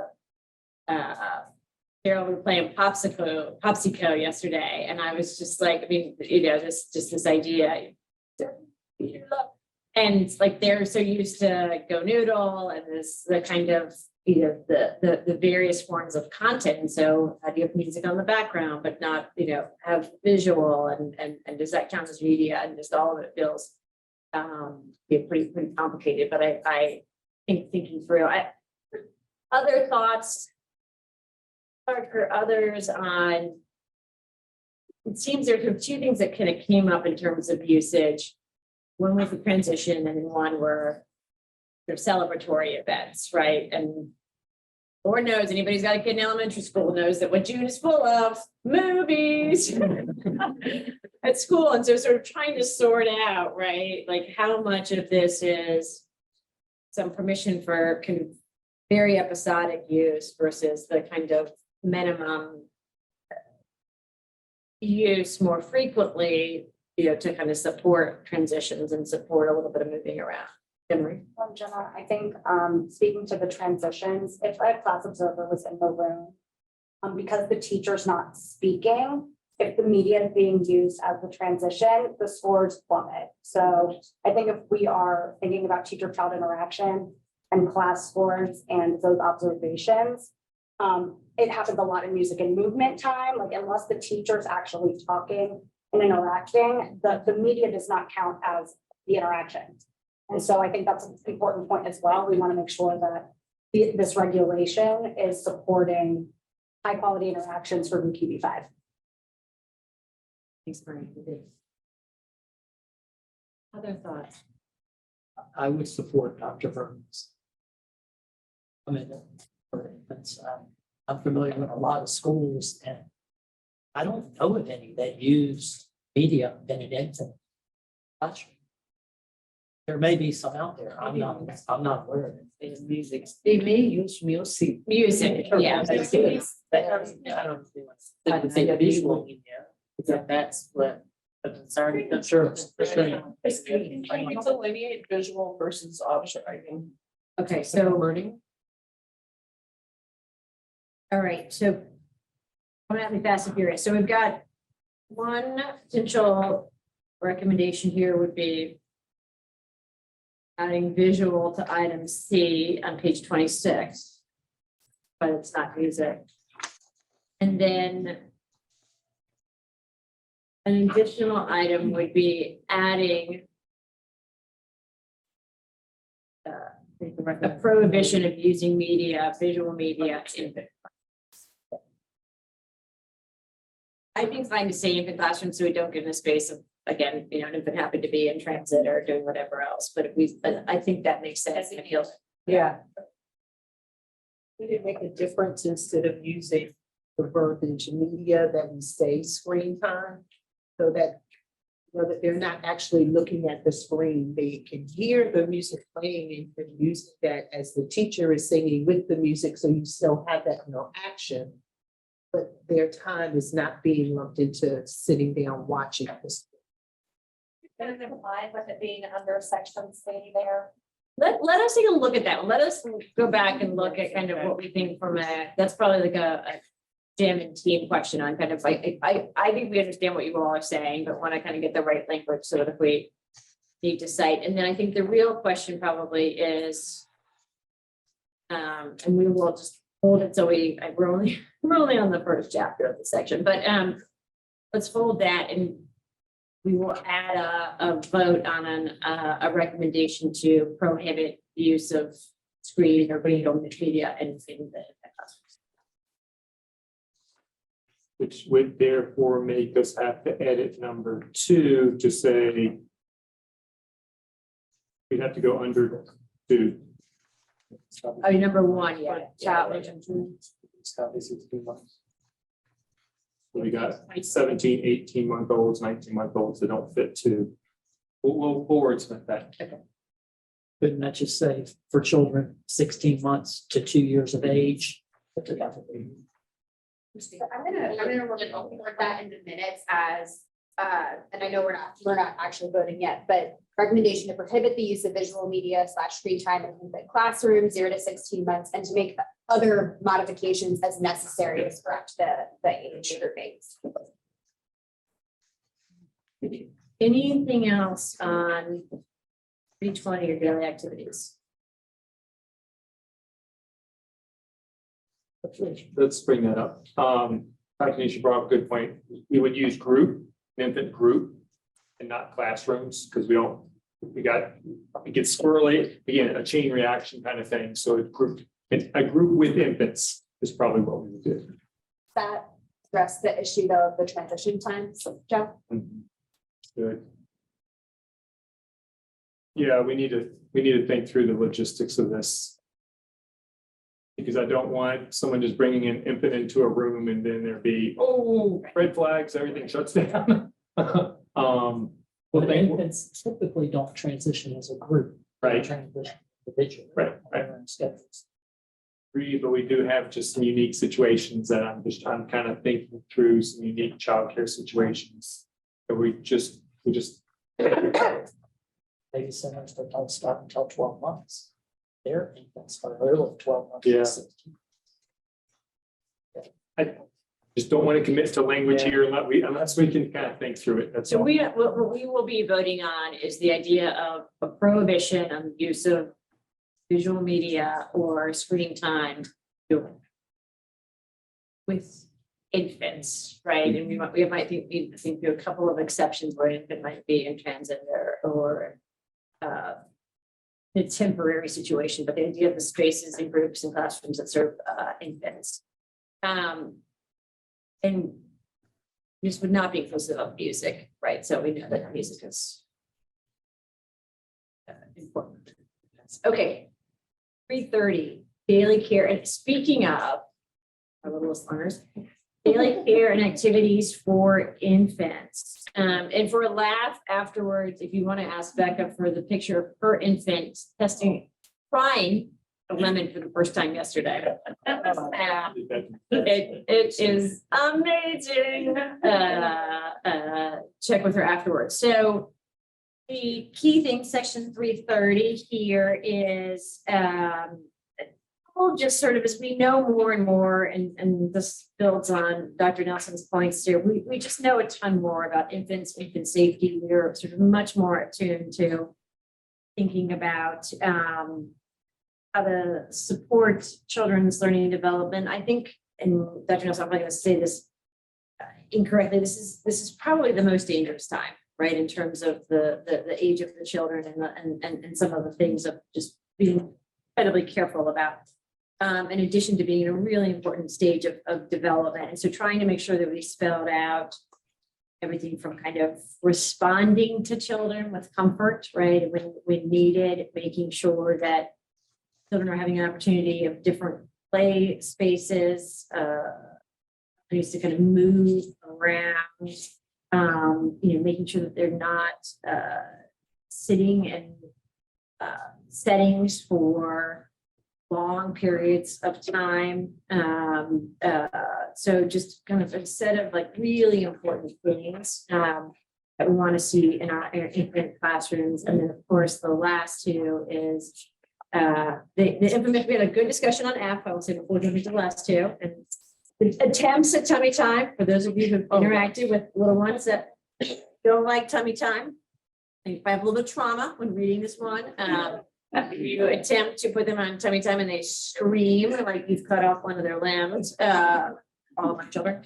But so basically saying we're not forcing kids to do tummy time when they're clearly uncomfortable, but making efforts to do that. And then I think really importantly, we heard from a lot of pediatricians on this, that we don't have kids sleeping in car seats right at the angle, which creates the risk of sort of suffocation. And then that we are not leaving kids in cribs all day long, right? Which are for rest and for sleep. And that we are really kind of attuned to making sure, one, we have sufficient and prepared adults to deal with the infants, and that they are intentional about where the children are and giving them a variety of opportunities. We're obviously much more specific about this than some of the other ones, but this is just really important development.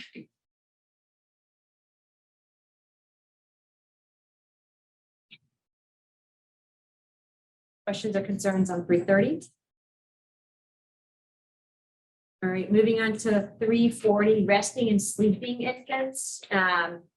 This reflects what we've learned as we continue to learn more about kids and infants sleeping, and just really, I think, tries to reflect the best, almost to your point, Sandy, earlier about what we've learned from the AAP around safe sleep. And so you'll see kind of the detail laid out here, not using sleep adaptive equipment, unless designated by the child's physician or the designee, checking on children. The kind of big shift is app, right? That we previously allowed you to leave a child sleeping in the thing, and now wanting you to move to a crib as soon as possible. It's shocking for all of us who use the Fisher Price Rock and Play, depended on Fisher Price Rock and Play. It's done that, people who have babysitting don't have the benefit. Sorry, Becca and Aaron, the Fisher Price Rock and Play, but also grateful the children are harmed in the Fisher Price Rock and Play. But really trying to kind of evolve this section to the best available. Pretty much convinced the children would be alive if they didn't have the Rock and Play, but here that you can't do it anymore. So getting there. In all seriousness now, and I know I'm only keeping it light to keep us moving, but this is one of the most dangerous situations. And I think some of you have heard, we are now upwards of 6. Had 4 infant deaths in the last 60 days with safe sleep. Yes. All unlicensed, unregulated care, but this is really dangerous. We just have people, for whatever reason. I mean, I think we get it, right? It's a screaming child. It's how you were raised. It's a set of factors, everything from if they fall asleep, let them sleep. But, we know that is not what the evidence suggests. And we are really focused on making sure that our license programs are safe as possible. And definitely also thinking about how we can get the word out there to other programs. This is very serious in terms of what's going on. Anything on 340?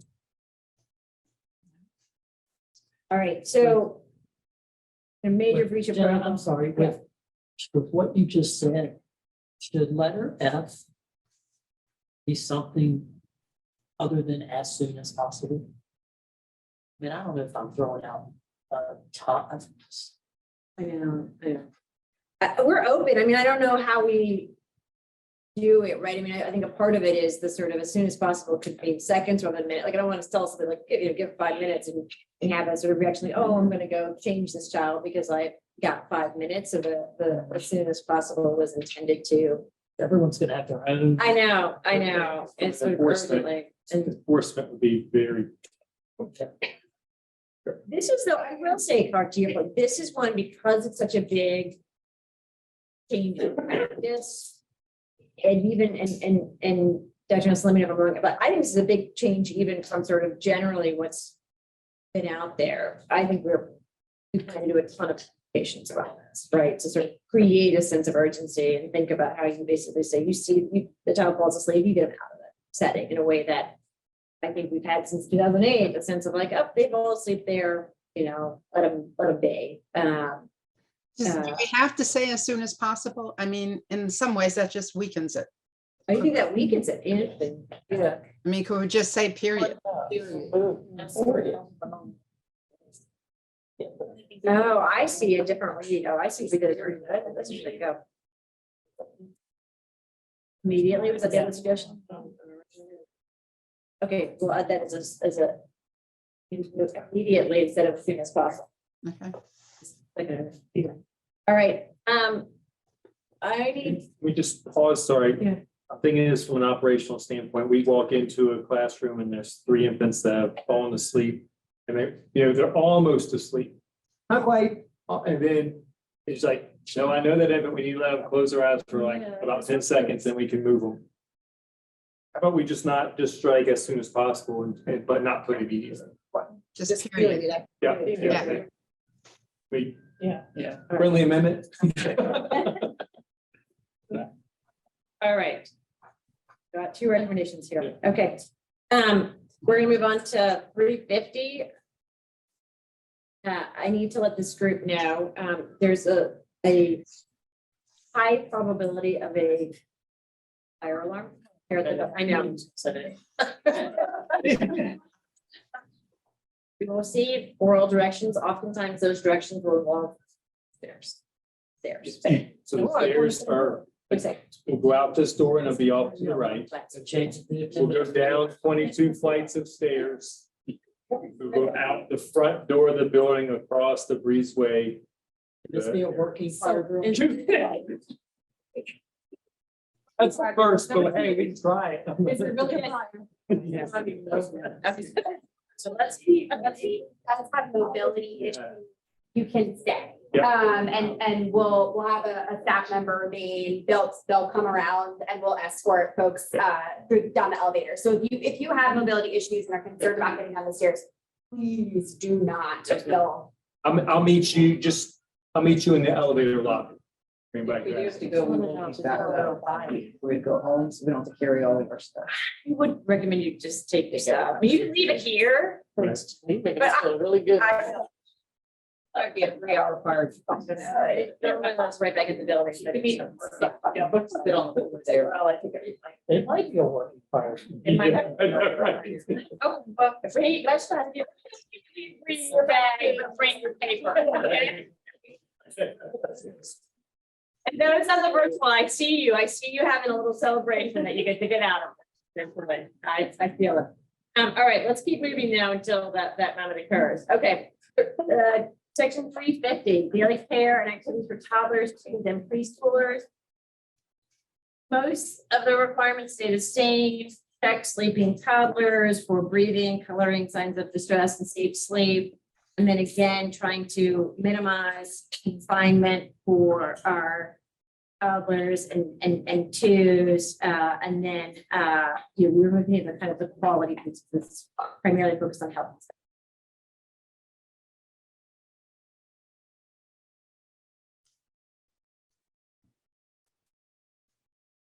All right.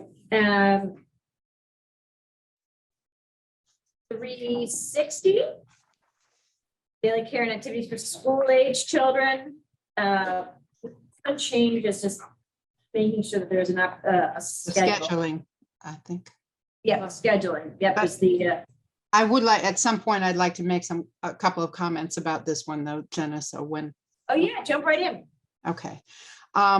First of all, one of the things I think is really important about this, I love the way the new layout is handled. I was running programs with the other for many years in Fairfax County, and this is so much more clear. And I think people who work in after-school programs are going to feel much better about having this kind of guidance and document.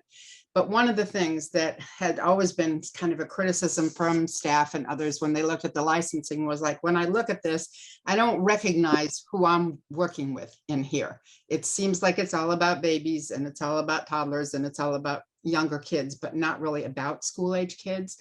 And my one kind of wish is that this section here that goes in B, listing the kinds of activities, it mentions homework and creativity and activity, but I would love to see this, and I think others in the field would too, really address some of the issues that relate to real development, such as the things that the Center for Early Adolescence identified a number of years ago, like that it doesn't address the need for physical activity.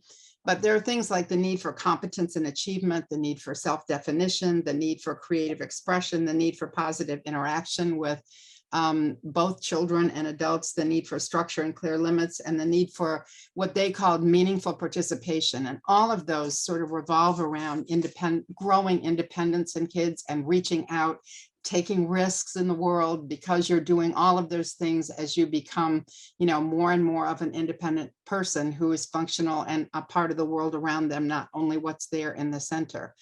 So in terms of the opportunities, I don't have any specific language to suggest other than I think the opportunities that are there could include more things like to learn and practice social skills, problem solving, negotiation, conflict resolution, to learn by helping and serving and caring for other people. In other words, community involvement and community engagement for kids, to identify and pursue individual talents and abilities. That's the competency and achievement part. To learn and practice skills for daily living, and then just to do the kind of outreach where you're always involved in activities that are part of the real world. And that does mean more and more challenges for your safety, more and more challenges for your health as you connect and move about the world more independently. So that's just kind of a sense of it as I looked at this, and I'm kind of speaking on behalf of the people who work with school age kids who really do see them as a different kind of creature.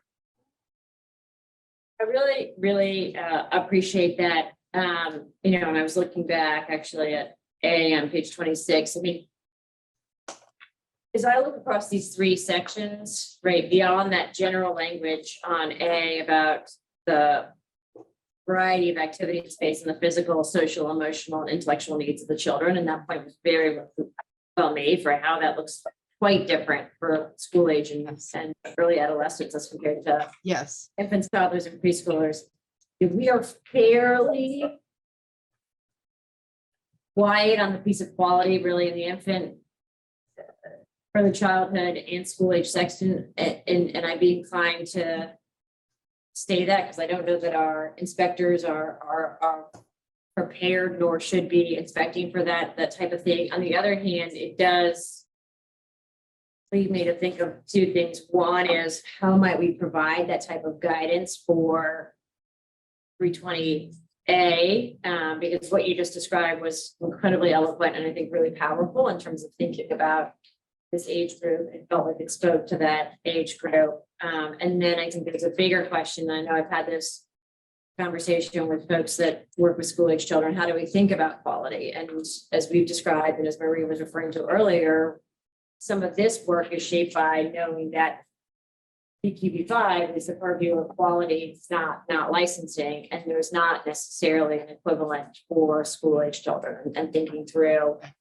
you know, should we pull together a task force or work group that we can begin to think about Well, that. You know, VPost is really, we're just up to our ears working on that very piece ourselves as guidance for the field. And I'm sure that there would be a real interest in being part of some task force if you put it together. But I also think that it is, yes, it's about quality. I think all of those things that I was saying have quality implications, but they also do have that kind of the risk taking, the fact that, you know, you're taking emotional risks as you grow, as you're reaching out, as you're forming relationships.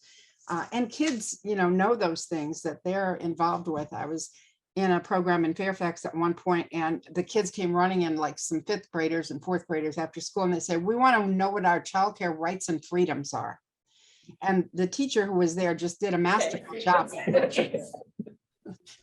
She did. I was really interested to see what she was going to say. Well, you don't have any, you know, but she sat down and had a discussion with them, which I thought was kind of amazing because it paralleled what the experts were saying.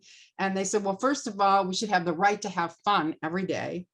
Second, we should have the right to play with our friends.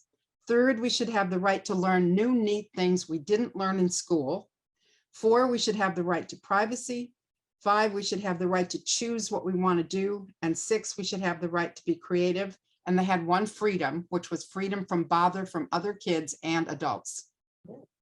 So, you know, it does align with what the experts are saying, really, in many ways. So if we could have, I mean, I do think the risk taking is there. It's a natural part of growing up, you know, and so it does have implications for, to me, the safety issues and the health issues that you were bringing up, in addition to being, you know, powerful information to use when you're designing your program. It also, looking at those things, also points you in the direction of how do you create a schedule that really reflects those things then.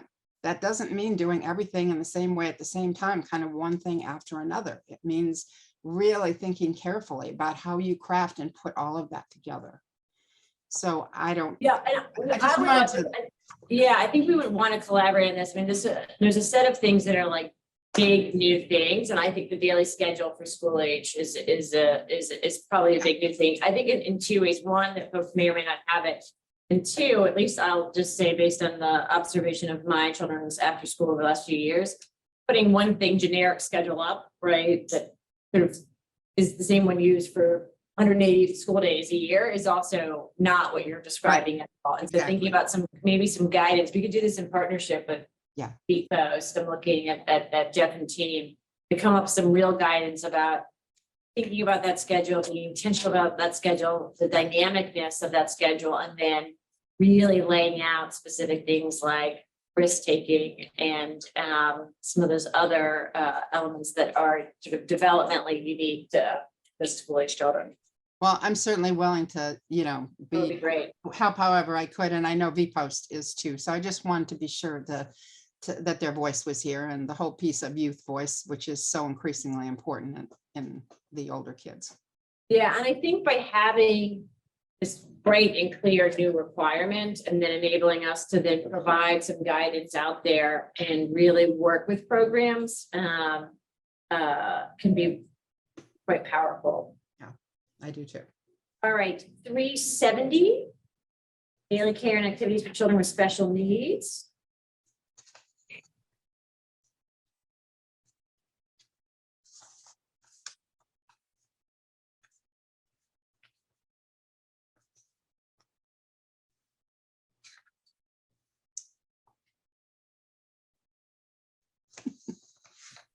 This take care of the other section that we, the definition. Okay. And then 380 behavioral guidance.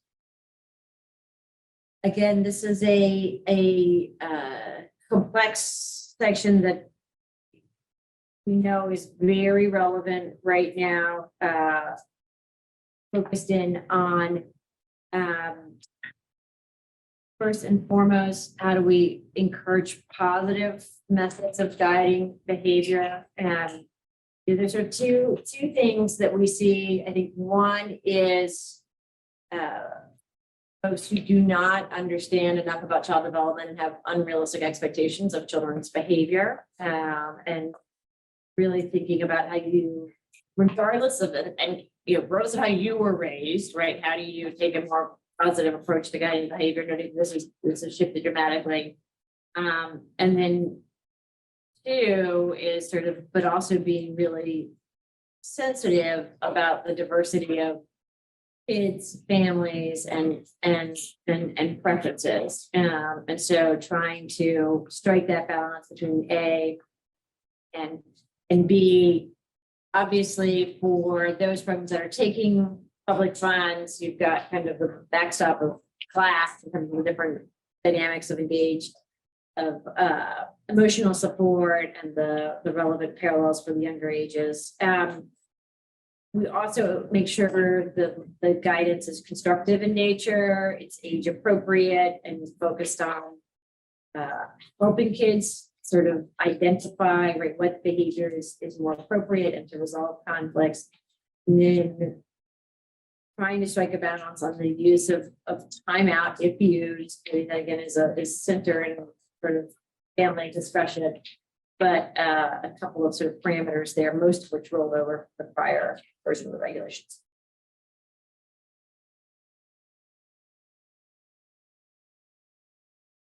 Questions, concern, feedback on 380. It will be a little scary if we just fire. That's about it, right? Well, Jenna, I wanted to say one more thing about timeout, which is a lot of programs that are school age across the country are using that less and less and less, and are really more focusing on mindfulness activities and helping kids recognize within themselves and tune into, I need a break, I need to step back, I need to find something else, and have chill out centers and all of those kinds of things. areas. So I'd really like to see something that, sort of encourage people or prompted people to look for more positive ways of taking a timeout. I mean, I need a timeout a lot every day, but it's not because somebody told me to go sit in my office and be quiet for a minute or for 80 minutes. I mean, if you want to look at it that way. So. I know, as you were saying, I was like, well, you need a max on that. Okay. I like to put, my 46-year-old husband on time. You probably welcome it, like you saying, as long as there's no children involved, yeah, I can go in for 46 minutes to myself. Are you serious? Yeah. So anyway, I think there's a lot out there that says that it has very limited value, and it can be, but if you really look at your environment and how you create places for kids to retreat to and to go to and to have resources there and activities that support really being reflective and calming down and quiet, we don't have to just use these sort of superficial, techniques like that. Do we have to use that word timeout? Because like I said, it's more of a quiet area, a calming spot. That's the only thing. I think part of the challenge is changing the culture. Yeah, absolutely. And this, we've gone, this is a big change by just, we're emphasizing an A, positive guidance, saying if it's used, it shall be done sparingly. I'm walking through that. There's just a concern about taking methodical steps forward. We felt that this was a good, because we've talked about this a lot as a staff. But good group, but we kind of wrestled with this a lot. Yeah, I'm saying I think the culture is already changing, especially in school age programs. People are not doing that as much, and I'm just saying, let's go with more of that approach. Yeah, I think that's right. I mean, that's why we made the first item in this section, the positive methods of guiding behavior. And I think there's And I like that, yeah. for guidance. I think we're anxious, where we're anxious about removing D altogether is that based on where certain programs are at, like, you know, we got to sort of say you need to use this sparingly, provide some very clear parameters to begin that step, because if we removed it entirely, I would worry that they would still issue timeout, but call it something different. And I hear that, you know, but maybe this is one of those places, Jenna, where you do have other materials that come out that say to people, there's another way, you know, or here are some things to do in a, you know, not only timeout. I think that's exactly right. And I also think this looks really different age by age, right? So like it is, you know, I think really thinking through, you know, the kind of how you handle, like I was thinking, Cecilia was talking about serving threes, and like you can, you know, like there's a lot more sort of support needed around taking a break than you probably be with like an 8-year-old, right? Like you can be like, go to your Zen place, and then all of a sudden look over and the Zen place has been ripped to shreds. But I think providing some guidance on and making sure that that is really focused on the ages of the children. And then I think the kind of both in terms of what it takes to kind of get them calm, and then, you know, what that looks like. We can certainly, we can build that out. And some of it's preventative too. I mean, in the first, yes, that's really the key, you know, not to get to that point where you have to always be de-escalating.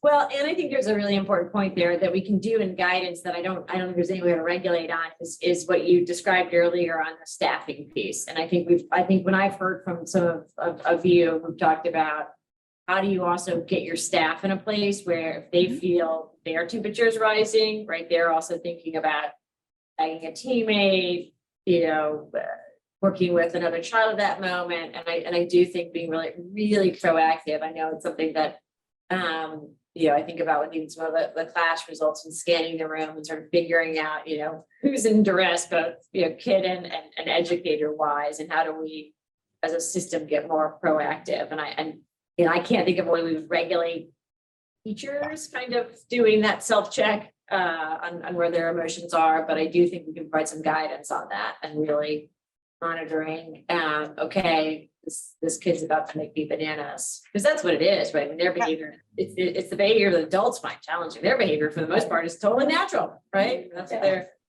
you know, and there's very little irony or attempt with little ones. So friendly amendment, and this is about culture, because the culture change, my staff are gonna like beat me later because it's not good regulatory language. But a lot of times when we They're say gonna redirect you later. they will read. I'm a little slow, so they we use things like when medication is administered, you shall. And letter D is when timeout is used, it shall. Now, from a regulatory perspective, that is solid language. From a culture change, it isn't. From a culture change, it's like if timeout is used, it shall be. Because when is a more of an implied that it's going to happen, whereas if. Yeah. There's a little bit. Does this group feel the deviation from regular regulatory language is needed here because we need to emphasize this more? I would really support that myself. Yeah. Change the language to be addressing the behavior. And not like take the timeout out, and it's like, should a child be exhibiting the behavior that these are the following steps. That would be hard to hit all of the, that's more, it's more of a guidance. It would be, that's almost a project unto itself, work group kind of approach. I was trying to figure just time out. Yeah. Yeah. You could do, we could start with like, timeout shall be used sparingly, and like I said, we also, by doing this sort of when we sort of make it seem like an okay thing, right, versus sort of saying at the outset, like, we're signaling to the field that, you know, this is a to be used rarely, and then do a slight rework of 1 to 5, reflect that. So it's, again, I would be anxious to do an explicit prohibition without giving some time and space and some technical assistance, but I do think we can, since, like, if you read if you read the combination of the D and then the clause that follows, it sort of says, yeah, it's fine, but I think if you lead with timeout shall be used sparingly and then describe the parameters, that maybe is a little bit of a stronger signal that we want it used. But it does say it shall be used, and that makes it sound like we're expecting everybody to use it, not very much, but we're assuming everybody's using it, and I don't know if we need to have, I'd rather see if. That's right. Yeah, I like that, Yeah. When. Should not be used, and that is. It's still gonna be too restrictive. We are butting up against 2,641 ways this is implemented. I think everyone should be Yeah. reminded that every center can set their own Right. behavior management policies. Right. These are minimum mandates. I will stick behind, I would recommend changing if to when. I know I'm walking a line here. Yeah, switching it to say if used.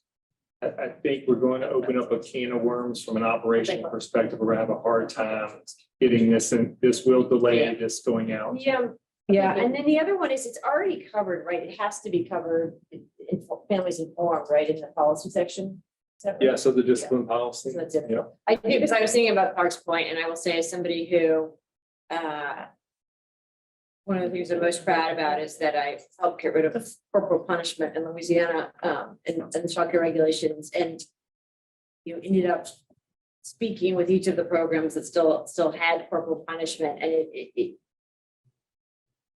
is a complex combination of the director's preference and the family preference. And so, you know, families have to be aware of this. There are conversations happening locally, and just trying to be very thoughtful. I'm not at all opposed about moving away from this, and we'll go back and wordsmith it. But I do think, I don't want us to be mum on it because it does occur, and I want us to be sort of thoughtful about taking steps towards encouraging people to use more proactive manners, but also thinking about how we do that in a way that doesn't alienate certain programs and families. I would say that you're not going to change culture and the regulation, like to change the culture is going to come. Yes. Through professional development. Through those using BKRP, we have the turtle, you know, that version of it. That is very true. And one of the programs that I talked to, that I told them we were gonna get rid of corporal punishment, said exactly that to me. She's like, fine, I'm gonna spank them here, but mom and dad are still gonna spank. I was like, okay, well, that's fine. All I can do is control this period of time, but that's a very bit, they let me know exactly how it's gonna work. But I think, you know, thinking about, I mean, this is a little bit to the conversation about screen time, like how do we make a set of steps forward? And then I think really importantly, take seriously this goal around guidance and really saying, instead of just saying no, and we're actually proactively supporting you to think about what it should be that's different. And I think that's really important right now, both in terms of the diversity of our programs, but also some of the stressors that our programs and educators are feeling with some of the behaviors that are presenting, and, you know, and encouraging people very clearly to move away from this, but thinking about how we equip them with the skills to manage it differently, I think is very, very important at this moment in time. Okay, so we're gonna work on that. I have no idea how to turn that into a recommendation. Well, I think the consensus was just changing the when to if. If to if. Yeah. Yeah, okay, I think that's a, and we'll provide guidance on it. Okay, 390. My least favorite section of this, of the regulations, because each of these has happened. We've added a few here, we change it from forbidden to prohibited to be very, very clear, and then it's sort of two things here, or one, and it goes sort of to the, as we all discussed about the kind of importance of the sort of psychological support and making sure that we don't have that type of abuse or action. Looking at kind of any type of pain or discomfort. And then I think another one that we feel like we're in a place right now where we can expressly prohibit is withholding of outside time. So we know that that happens, and that is in some ways your own worst enemy. The last thing you want to do is keep a kid who needs to move around, moving around. And then just be very clear on cannot punish children for toileting accidents or withhold opportunities for toileting.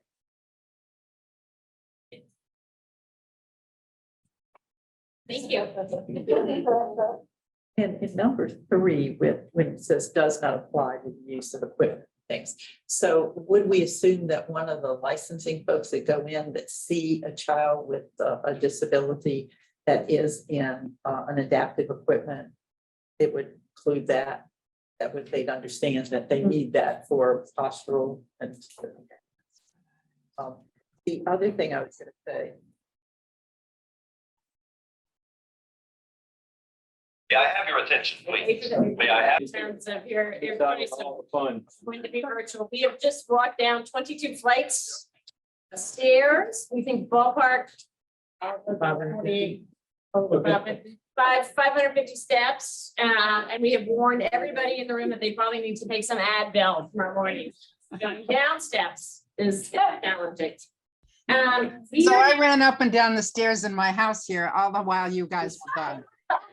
Camaraderie, I like it. I like it. I will also say that I had a conversation with Angela and Cheryl around the survivor meeting, that there's never been a harder advisory committee meeting. You need to know what we fed you, but we might turn up the heat. You know, we might do other things. We're testing you to see the price we pay. Yeah, the price we pay. So everybody will get badges at the end of this. All right, we are on 390. Any other questions, concerns about 390 before we move to parental involvement in 400? All right, 400. We're also on page 30 of the guidelines if you're using those. And what's new or revised is just providing, we see that you inform the parents on accessing the information.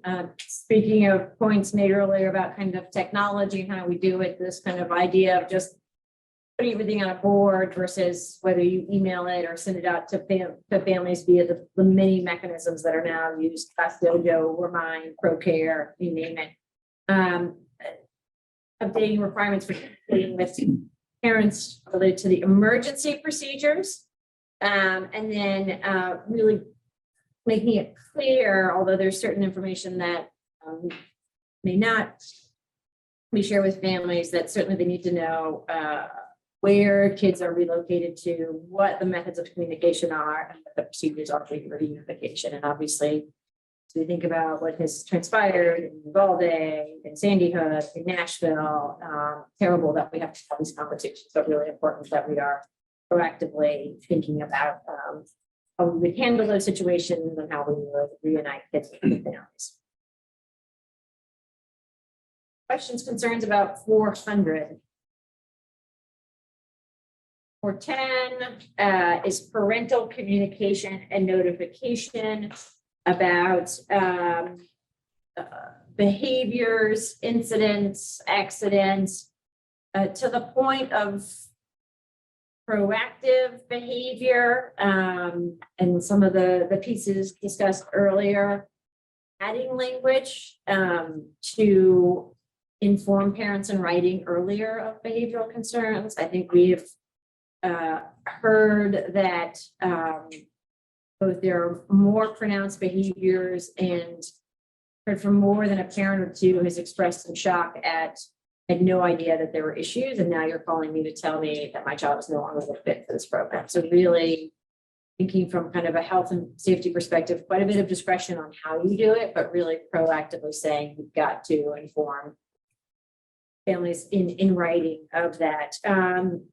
Not a lot of changes on the sort of report, just kind of really specifying in C, the kind of the situations in which absolutely require parental notification, injury that requires medical or dental, adverse reactions on medication or medication error. It's some sippy cup drama in a toddler classroom with some psychotropic medicine, right? Never want to know about that. You know, if you mix up your sippy cup, ball game now. Allergic reaction, and then so you all are like, you're so strict, and then we tell you the stories.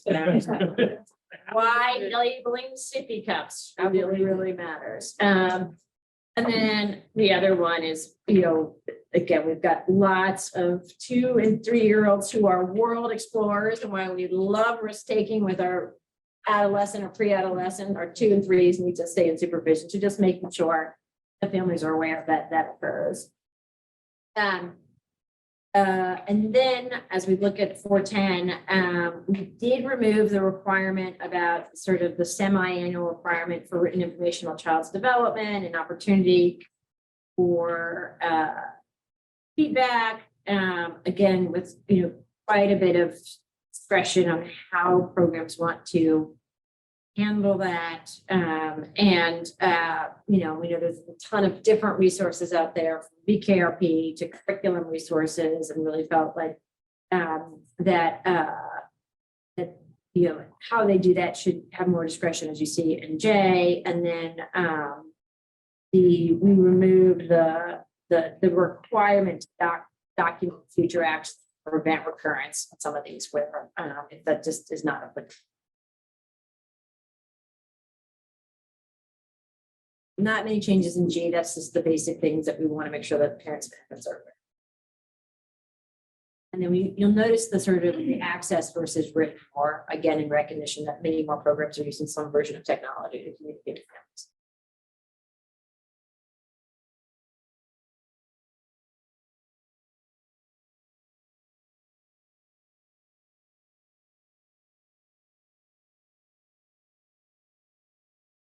.420 is, Can I comment on? Yeah.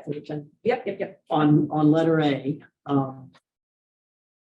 I would rather see this written where centers may choose, if they choose so, to provide pattern of behavior problems in writing, or choose not to do so in writing, or leave it the way it is and add to the end of that sentence, as you just stated in your explanation, if termination of services is on the horizon, something to that effect.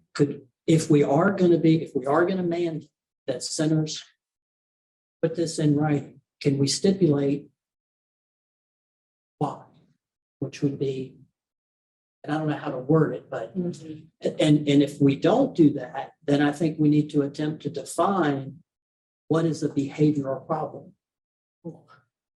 And do we want to do that? Free for the next hour? But what do you think about the second sentence in that? It says such notification shall include the actions taken in response.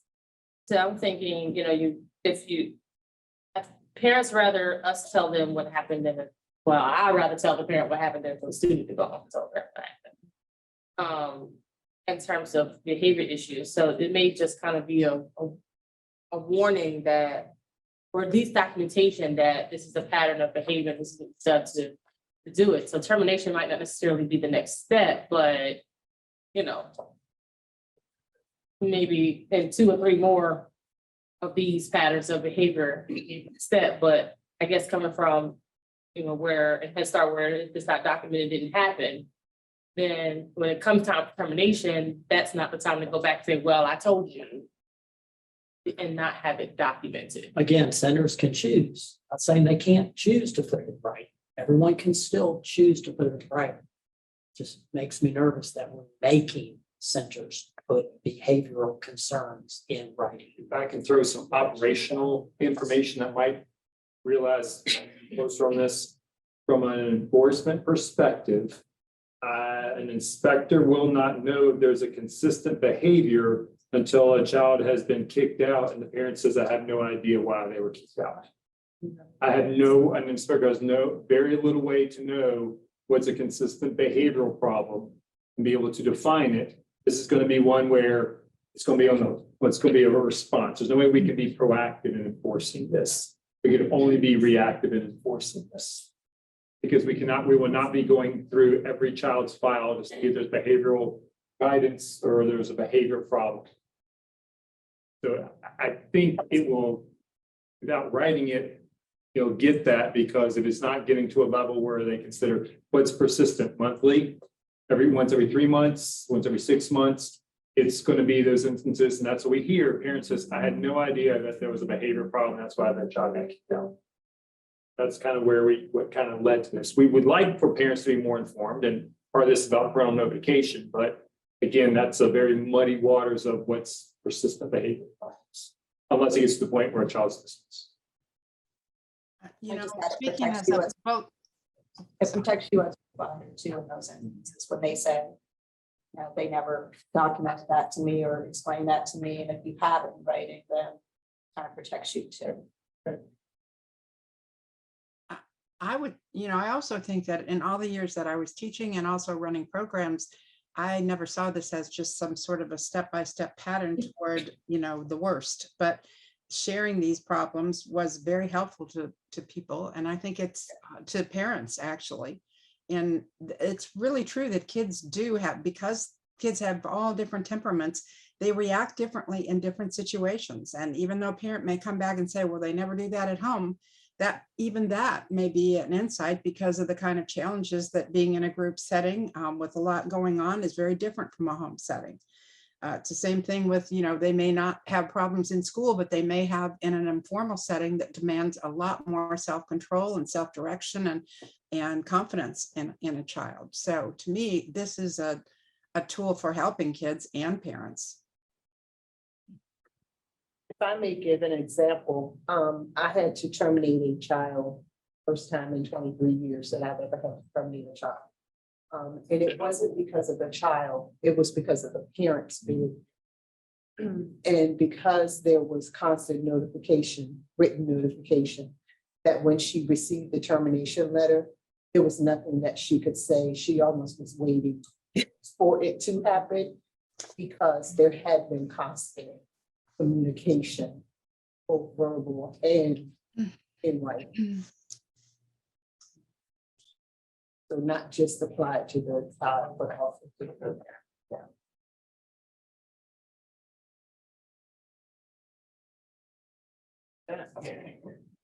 If we had termination in here, it kind of goes back to timeout, because then it's like, oh, that's an off, like, we don't really want to terminate. I was thinking, what should thing about A, Clark said, would you put, like, he's looking at adding termination into A. From a K-12 perspective, it's also a good experience for parent. I mean, to do this is what happens when they get to school. So getting written notice, working with the administrators.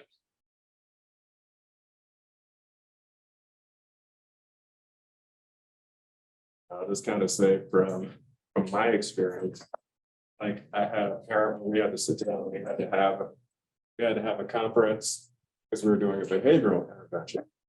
And this parent said, well, Mr. Turner and the teachers in the room, we never heard about this problem. This is the first time hearing about it. So, in that meeting, I had to whip out all the written documentation to say, these are the instances where we contacted you, like all the phone records. I was like, well, these are all the attempts, the strategies and contact with the parent that we have. And it's really to cover us in a way, because, a parent can't, or, agency can't say we didn't do our due diligence to make sure that we did everything that, we could to support this child.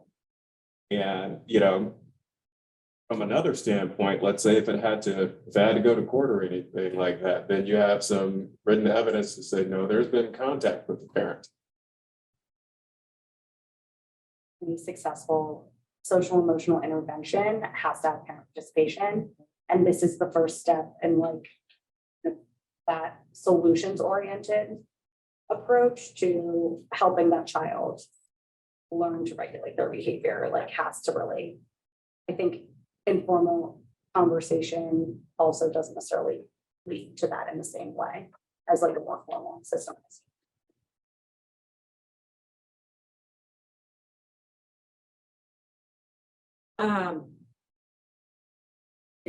One final thought, sorry, I want to again, I think trying to strike the balance here, I think similar to leading with the more proactive way, again, recognizing to both Jeff's point and honestly where we intentionally gave discretion is you really get to define what pattern is, right? And the extent to which I have no idea how we define it, recognizing the variability of these incidents, right? The really important role that families play in this.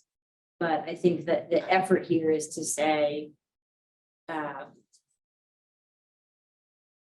keep everyone safe, we need to make sure there's a mechanism to require an intervention in writing at the point in which you're taking actions, right? And those actions are what we might get the complaint call about. And really that's the only place in which this is enforceable. There's just no way in which we're going out and defining for our staff, oh, here's the pattern to look for, this is really intended to say, okay, when we get that call that says, they kick me out, and then we have this, you said, she said, between the director and this ultimately gives us much clearer runway on what actually transpired and how to then help, recognize that this center took all these steps, just as Cheryl described. We would like to avoid it, but there are also situations where you have to make the call. You may need to terminate a child from the program. It's probably largely due to the parents. Just so everybody knows where I am on this, Daryl, the documentation you described was excellent. I do that. I do the exact same documentation he just described, but it's me, it's my record, it's in my possession.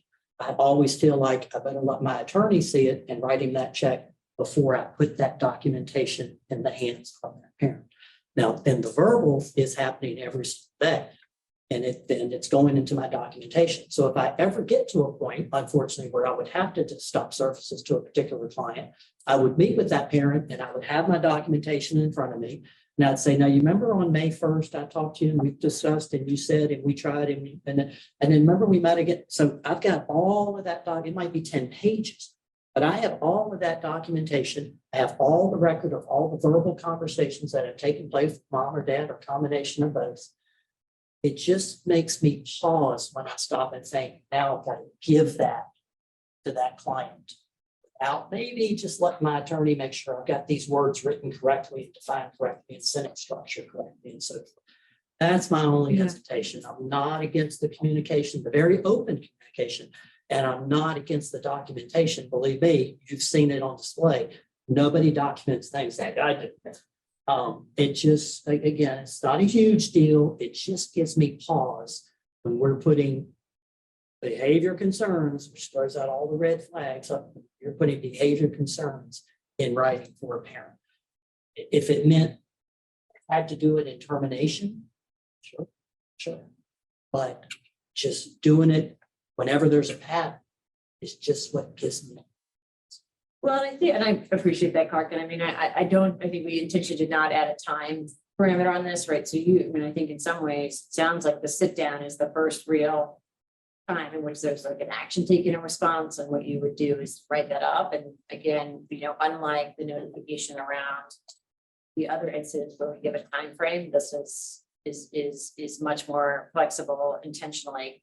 I think my only pause in adding termination is we see an array of sort of soft exclusionary practices that again are ones where we could get a complaint on, right? So there's a whole, I don't think it's, again, this is not the folks in this room, right? But there's scenarios where somebody will say, why don't you take a week off, right? And if the parent has no idea, right? Because you know, they have not had to sit down with you. You know, they've just had no insight into that. And again, you can imagine a scenario where, you know, I work, you know, in person on a shift work, I pick up my kid, you know, beginning of the day or whatever else, I'm about to go up and work, and they're like, you gotta take this kid's break for a week. And like, I can't do that, right? And there's, you know, and then what they do is then call and complain to us, right? Because they desperately need care, and then we come out to say what's going on here because, and there's no documentation. So again, we can think about the guidance. How do we emphasize that you get to define pattern, you get to define timeline, here's the why here. And really, I think is if you just described, and the reason you're going to your attorney is you want to protect yourself and your program. And so to say, this is, we think is really important, but from our perspective, we always want to be proactive, and we do just get enough complaints about this that puts everybody in a tough place. If we've got to say, like, you know, we're, you know, this would, you know, being able to say, because they'll say, we didn't know we had to let them know, right? I mean, there was, you say we have to let them know if we terminate them, we didn't terminate them. We just told them, take a week off, or take, you know, take a couple days off, so. But I think it's a really good example, and one we'll write down on the guidance, because I do want to make sure, as both you and Jeff described, we do not want to put our inspectors in a place of being in a setting and they're like class observers, right? Where they're like, oh, you know, Jennifer's acting out. Let me see your record, right? Because then, and maybe Jennifer does have a record, right? Because it's so. But yes, that's not no barrier crimes.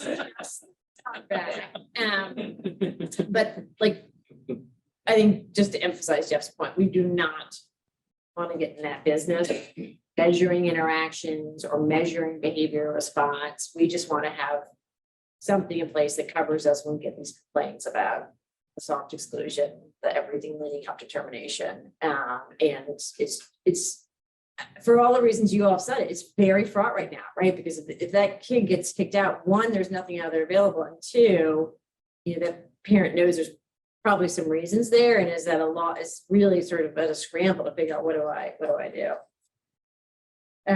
Okay, we can agree to work on some guidance for that. All right, 410. Rental agreements 420. Just a authorization on making sure we've got permission to transport a child in case of need for medical care. And I'm sorry, can I ask one thing? Yep. Another thing, 410. Yeah. Same page 32, letter H. Maintaining depth records, and this is all the infant paperwork for 60 calendar days. The 60 calendar days seems very long to me. Can anyone just offer, I guess, like an example? You know, why someone would come back and say, for example, 55 days ago, how many times did you change my child's diaper at what time? I mean, I would support 7 days. I would support 5 days, 7 days, 10 days, 60 days just seems like a really long time. Good discuss. So hold on to the conversation. Says the man who has all the binders. I'm only buying time, but I did not get chances.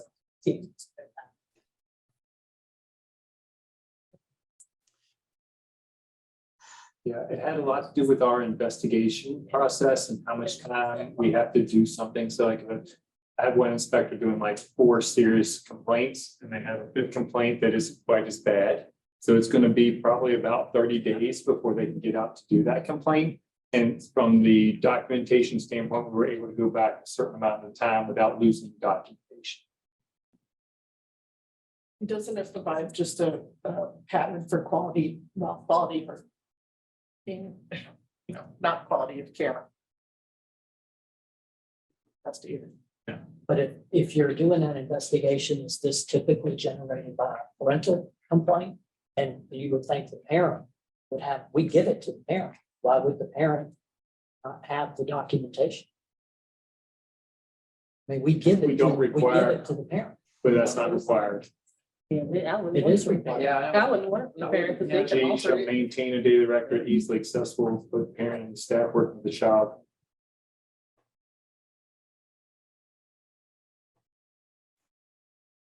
We've always given it to the parent. If you're saying we just have to make it accessible, we don't have to give it to them. Okay. Well, that's okay. I mean, we give it to them.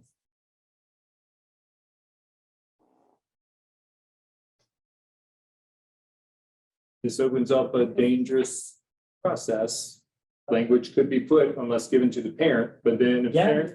the parent says, you never gave it to me, Yeah. it's gonna be a tough situation. They could say the exact same thing with the written behavior. If we actually asked for that to be signed. Yeah. So in B of that, staff and parent signatures or two staff signatures.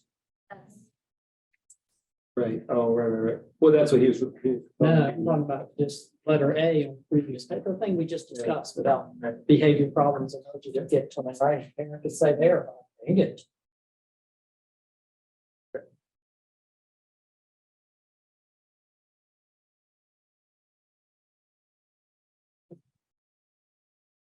I don't know, y'all would just think about it, but 60 days just seems like a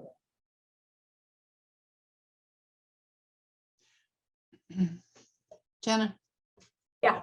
Could I ask one just quick question about number 400 on page 30? Sorry, I meant to say this at the end of the fire drill. I just wanted to know if you guys considered using the word engagement instead of involvement.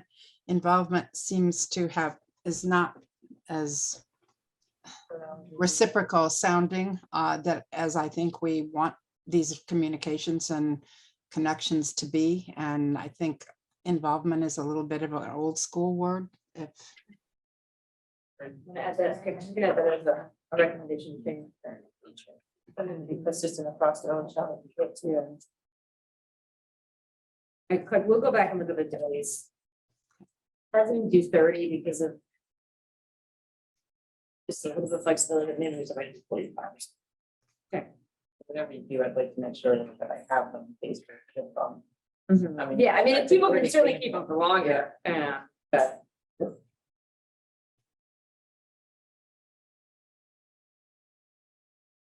All right, 420, we've done parental agreements, 430. Equipment and materials. If we're now at 67, so. Lots of fun conversation here, but basically. Verifying washing and sanitizing, with all that we've learned in recent years about contagious things. I say this as we have a breakout of lice in my children's elementary school, and just, all the fun things. Jeff is so nice and sitting next to me here. I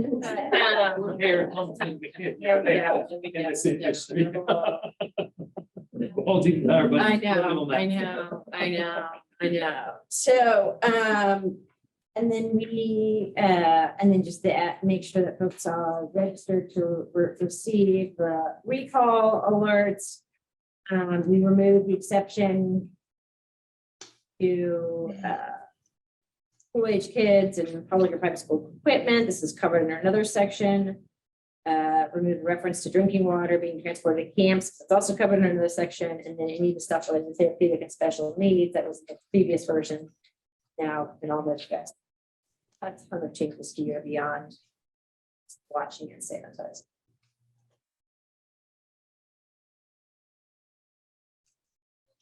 Or 40, updates here based on sort of the conversation we had earlier about safe sleep and being very thoughtful about that. My favorite conversation, F, right? How many inches between cots and whether that is or not derived from how many inches lice can jump. and then we stack them all for the day, anyway, so who cares? Exactly, right. And then we covered the remove the requirements in the crib design and recall that's covered elsewhere, and then removed the use of pillows for kids 12 who cannot go to parking center. And just focus on the end of the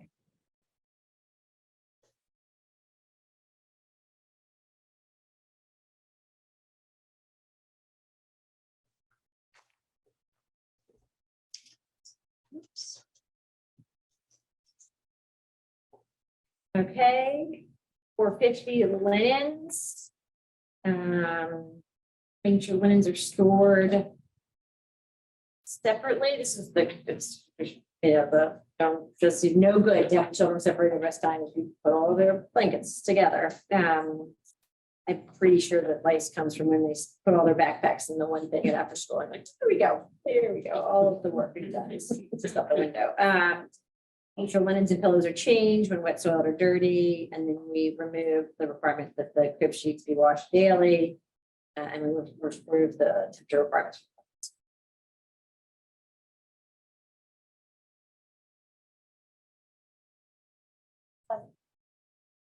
Out of typo, 34, good as. In A, or just like a random M in the middle of a sentence on it. Method phrase. Oh, gotcha. Oh, yeah. Making sure that's not a cross reference. Where are you? Okay. Okay. Capital M, yeah. Reads like a typo, but it looks like just an old, yeah. She deleted. Yes, I'm moving it. All right, 460 and 470 are swimming and wading. So I know we talked as a body in terms of the work group about being careful not to overreact to anything that has happened more recently. On the other hand, we take every serious injury or fatality very, very seriously as a department. And all of you are familiar with a child who drowned in a pool at a licensed child day center in December of 21. And so that we have worked very closely with that program to make a set of changes to keep kids safe, and that program continues to operate. Closure, but really with this idea being for that particular community, that was such an important resource, and the other alternative was unlicensed, unregulated care. But but changes had to be made to address the situation, and then we took a hard look at our policies and procedures and sought to strengthen the expectations to make sure that that never happens again. There were staff on duty, there was a lifeguard on duty. We had a 5-year-old just inched into the deep end and drowned. So I think it's a couple of key things. Parents are the ones who are most knowledgeable about kids' capacity in water, and obviously that changes pretty dramatically, right, somewhere between 3 and 7, or 3 and 10, and really making sure that that assumptions made about that, but that parents are providing updates annually and permission. Making sure that before a kid is in deep water, there's an assessment sort of documented in writing. Really being clear, and for those of you who are parents of young children, right, we all talk about this, right? Even with the story about the chit-chatting, right? I mean, this is a phenomenon. This literally happens. Parents are chit-chatting at the pool, nobody's watching the water, and with 7 adults present, kids get into harm's way. So being more explicit about designating staff of supervision, really making sure we need lifeguards present, but not just depending on the lifeguards, right? But every kid who's in care is being actively supervised, and then making sure it's accounting for the system and making sure there's sufficient lifeguard in addition to the staff who are actively supervising. They're just really, really important. It takes seconds, minutes for a child to drown. We try to strike a right balance. We want kids having access to water. Our Ys have done an extraordinary job, and other partners, your summer programs have done a really important job of teaching kids to swim. And so we did not want to limit access, but we just needed to make sure that we were strengthening our guidelines to support those programs that wanted to take kids to pools.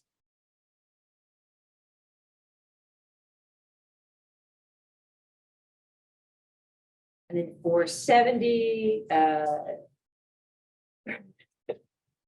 for a variety of reasons, all of which benefit everybody, including those making sure that children who are not toilet trained do not use portable wading pools without integrated filtration. This is like a time that might have been learned the hard way, that the swim diaper does not protect when out of the water, like in the water too, but you just, there's a accountable for it from number one. I broke it back. You may not want to have him on your lap in that swim diaper. Are we taking each item? Yeah, let's do it. So what have you got? I have probably. All right, so I'm starting with page 20. All right, we are seeking endorsement on section 6. The recommendations, Dr. Booth. Yep. Starting with page 26, letter C to add visual media.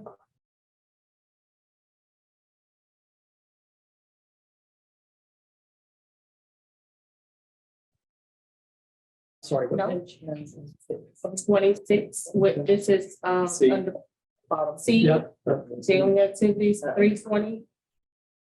So uses media, we wanted to add visual media there.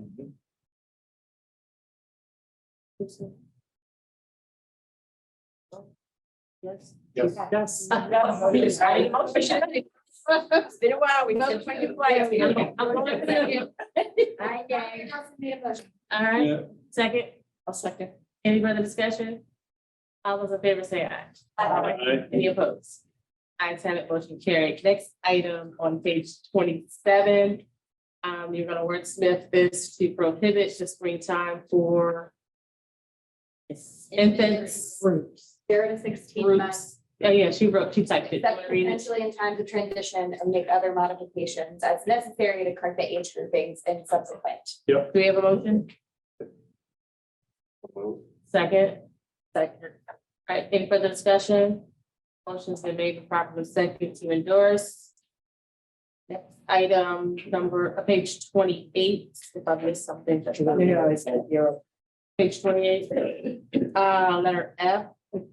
You know, we need to. We can vote on that. I didn't vote yet. There you go. All in favor? Have a motion carried, sorry. Page 28. Get back in the group. Better. Removing, as soon as possible, put the period after crib. So move.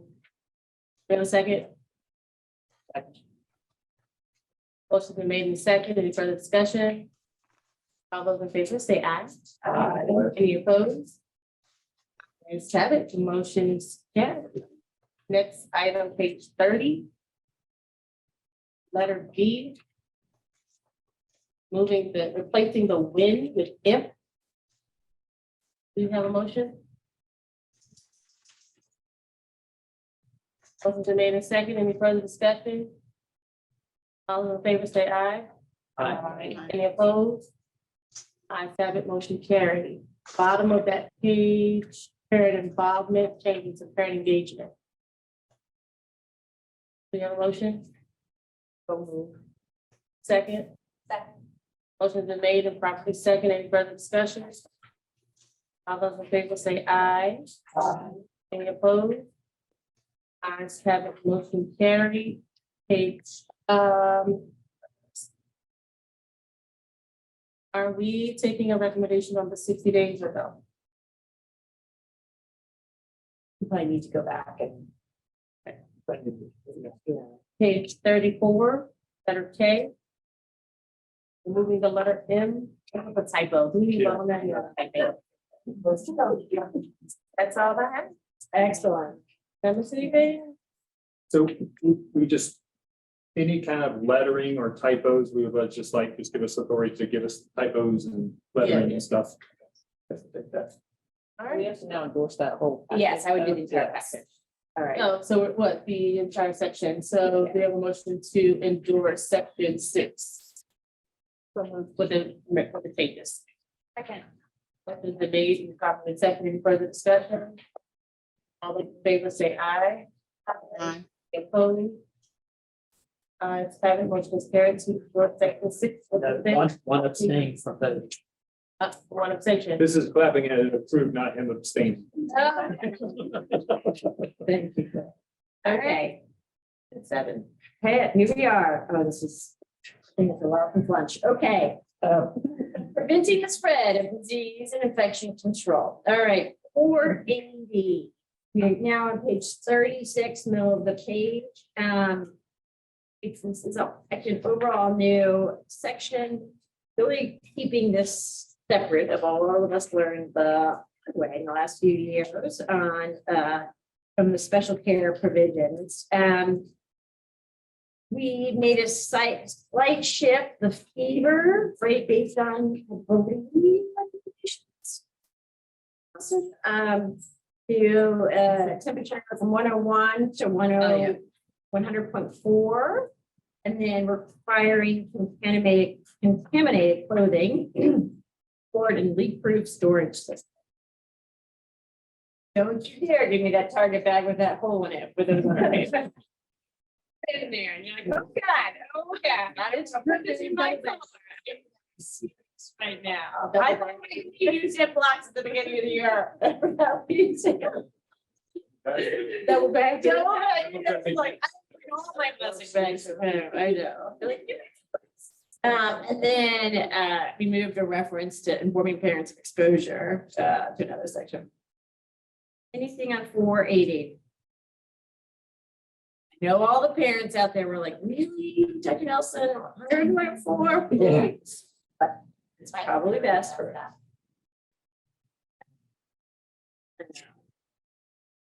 Given them 6. Now, right now.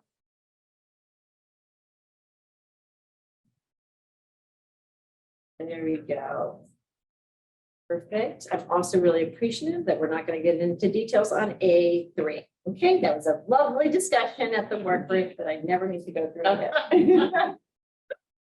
All right. Nope. Okay, 490. Hand washing. New section. Thank you, COVID-19. Questions, concerns there. Fairly basic, but important. We talked about before.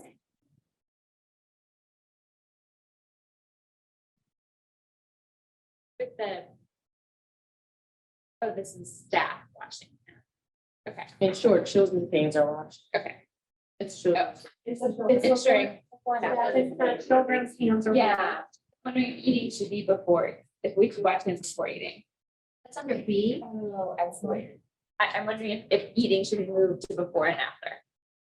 Oh, if you look at B. Yeah. The D, so it's letter D. No, B. sorry. So B is On page 37. D is about children's hands and D is about D is about staff staff hands. Okay. Never. Yeah. Yes, I agree with B. Sorry. I'm confused about it. So.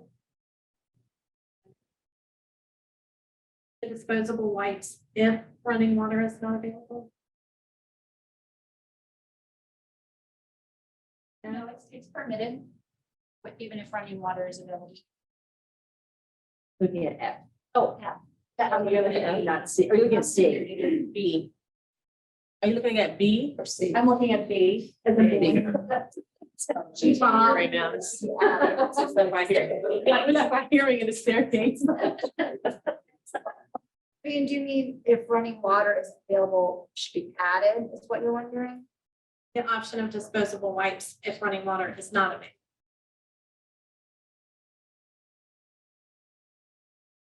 I think that's item F. No, I think here again, what Vivian is saying is, Right, but doesn't, that's covered B. It says in instances when running water is not available, a germicidal cleansing agent may be used. but I think that you guys B is allow, current. yeah. B is current language. It's for when you've got a bunch of very hungry children who are ready to eat, rather than making them stand in line to wash their hands, they use disposable wipes.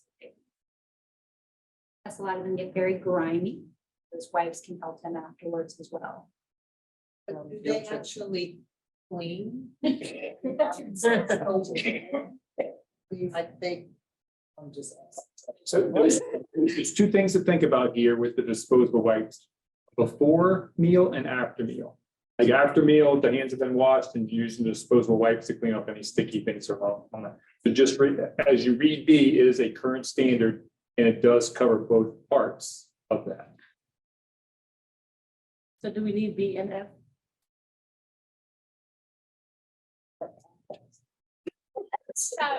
Hand sanitizer versus. I got you, that's just. Yes. Oh. F is like, I mean, that's just like- yeah, y'all might not have heard, F is for field trips. A lot of times field trips. That would be when. That was available. right. So I think the key point to note is the current regulations say that it's an or, and so either option is available to providers for children before and after eating. Like we know what best practice is, but sometimes it's just, you know, you have a group of 1 to 10 and you usually have a helper who's not there and you got to get them to the table to. So you need. Exactly. That's sort of the reason, because I see it as convenience. I mean, that serves the same purpose as us turning on the TV for them to keep them busy until we, it's convenient. So if it's health and safety, if it's about cleaning their hands, then we know to do that, it takes soap and water. We wouldn't wipe down the table with a disposable wipe, but why would we expect the disposable wipe to use them children? They're getting ready to.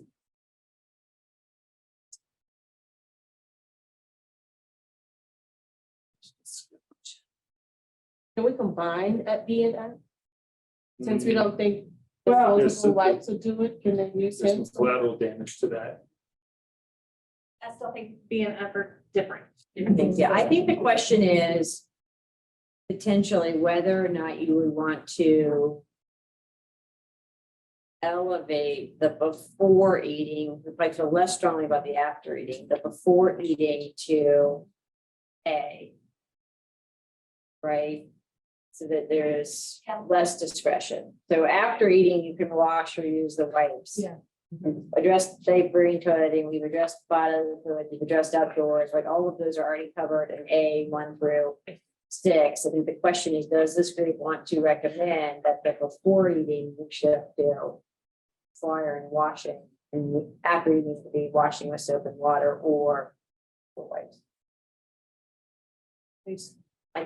To me, the kind of the question is really for the providers in the room. That's a tricky one because it's less of like an actual cost and there's just the time management around managing. I think it's important, question before they eat. Question is, Yeah. Do they, I don't know. so you want to watch as them at as numbers. And the talk about. It's covered in the sea. It's tell their speed of the wash. Okay.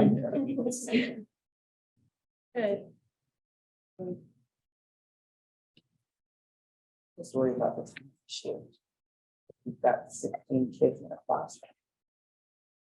Eat at the same time. If they've been outside, then they've had to have washed their hands. If they handled any of those things at A, they would have had to have washed their hands. This means they have been just playing in the room before we went outside at 10 o'clock, came back in 11 o'clock, washed hands, then from 11:30, they played in the classroom. Staff starts to do lunch at 11:30. Is it okay if they just use the disposable wipes as is currently the practice? It's allowed. What also happens, like, these regs are gonna be in place probably for some time now. And they may have some sort of disposable wipe that is the equivalent as, using running water. And so I don't know, but I'm just saying with technology and how things change. So by having the term in there, at least they could use it, but I'm just putting that out there. I have a sense how much less than it is. I this is one of those you don't want to ask, but I just have this thing of like, you've seen the like, I don't know. let's do the blue light on the floor. You go. Okay. That's after watching. So we did do like. Louder, louder, louder. Everybody's got to elevate We voice. do quite a bit of research on hand washing because it was a discussion in group meetings and caring for our children, which is a resource that we use a lot. Does recommend hand washing from after. I think why we left the wipes was because it is a current standard and wanted to maintain some flexibility. We've added a lot of new places where kids are required to wash and where teachers are required to wash. And so we were just trying to strike that balance. Or we definitely going to require it versus where we provide some flexibility. I guess my thought on that is just the food and to the mouth directly. It's not like it's just playing, in and around. It doesn't necessarily go to your mouth, but food it does. And so that added layer of ingesting germs. Well, it's almost like, and I can't say that, but like, I almost feel like dirt is healthier than like the eating, right? Like I could care less if your hands are dirty, you're probably building your immune system, it's just in your mouth. Like, oh God, there it is. All right, so let's, in the spirit of moving forward, so we'll put that on your list to have a vote on. So which would be moving the before eating to over 7. Yes. Or 7 really. Okay. 500 diapering and toileting.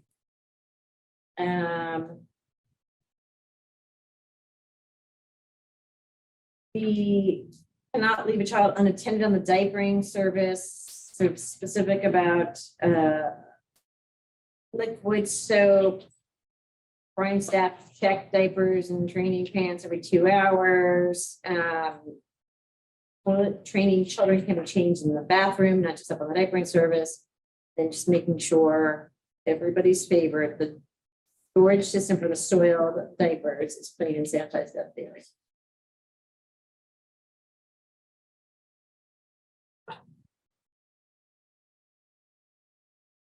If you use any questions about that? All right, wrapping it up, everybody's favorite topic, toilet training, just making sure that our toilet chairs are emptied promptly, clean, sanitized, and then we don't put them on carpet. Particularly for those little boys that sit. It's still not a. It's still not a, okay? Just right over the tip of that.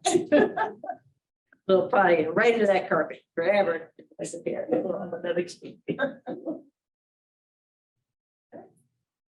All right. Ready to do our, Just have the one. all right. Page 37, being the hand washing before eating to number 7. So it would read that the licensee shall ensure that staff ensure children's hands are washed with liquid soap and running water. Yeah, no, After eating. prior, yeah, so the prior to eating would be number 7 under A, and then B would read the licensee shall ensure that children's hands are washed with liquid soap, running water, or disposable wipes. Can I inject one quick thought before we vote? Just, I want, if we go forward with this, I want everyone just to keep one thing in mind, 2 things in mind. If you look at letter C, the very next sentence, there is an exclusion for infants. Till infants are old enough to safely be raised to the sink. Okay, so now I want you to picture toddlers, 16 months to 24 months. If you've ever watched a toddler attempt to wash their hands at a sink, okay, it's a little bit of water play. It's not hand washing. It's just not. What do you, aren't you supposed to say the alphabet? That's the 30 seconds to scrubbing. Okay. So I want you to envision a toddler, every toddler in the state washing their hands versus the teacher who's using a disposable wipe to clean those fingers before they eat. Which hands do you really think are cleaner for a toddler? Just think about that as we're proceeding. Yeah, so the teachers encourage that. Have your hands, we have pictures of it, and the Again, I agree, but they're toddlers. Probably at the beginning of school Yeah. year, it would be floppy, but I think that's part of the learning and development. And as the school year progresses, those toddlers turn 24 months and they move to the see in childcare centers. We don't advance in September. We advance based on child's birthday. They're moving all the time.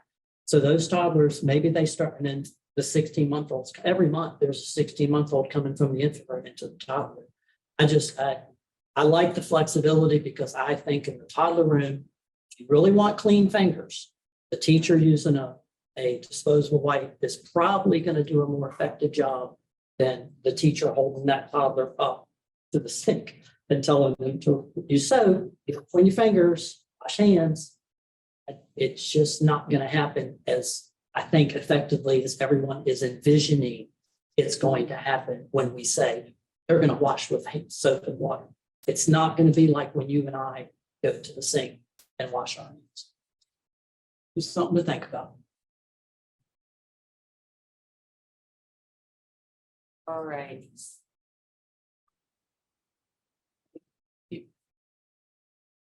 sorry. No.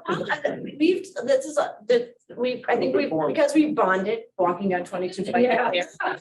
We feel this emotional requirement to all see the things the same. I don't think we're all gonna see things the same. I think that's totally okay. You know, we kind of need to force a vote. I mean, this is also, I imagine folks like, we will ultimately put this out for public comment and we'll hear a variety of opinions. And we are coming back to this body, right? And there might be, you know, more Clarks out there than Vivian's on this one, right? And none of this is personal. We're trying to kind of come up with the best possible. So please don't anybody apologize for your perspective. I think all of these are really important that we put forth our best possible recommendation to the board. All right. So the first recommendation is to number 7. For hand washing before eating. Sure. So let's second. Second. Motion been made second in further discussion. All those in favor say aye. Aye. Any opposed? Ayes have it, motion carried.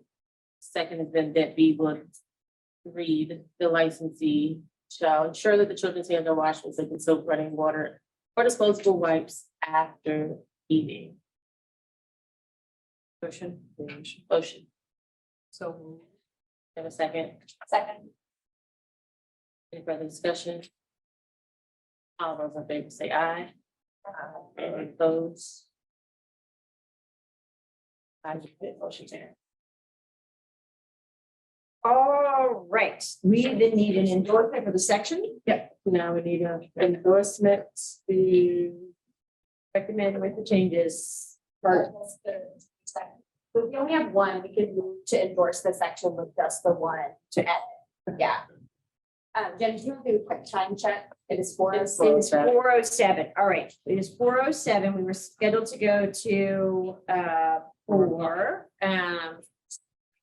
Wanted to do a time check. We've got 2 options in front of us. One is we try to plow through this in the next 53 minutes. We're closing shop at 5 o'clock. Or we could pick 4:30 or pick something else.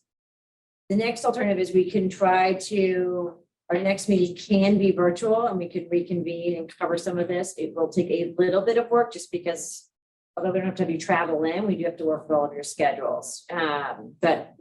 So 3 options on the table. 1, end immediately and find another virtual time. 2, end at 4:30, 3, end at 5.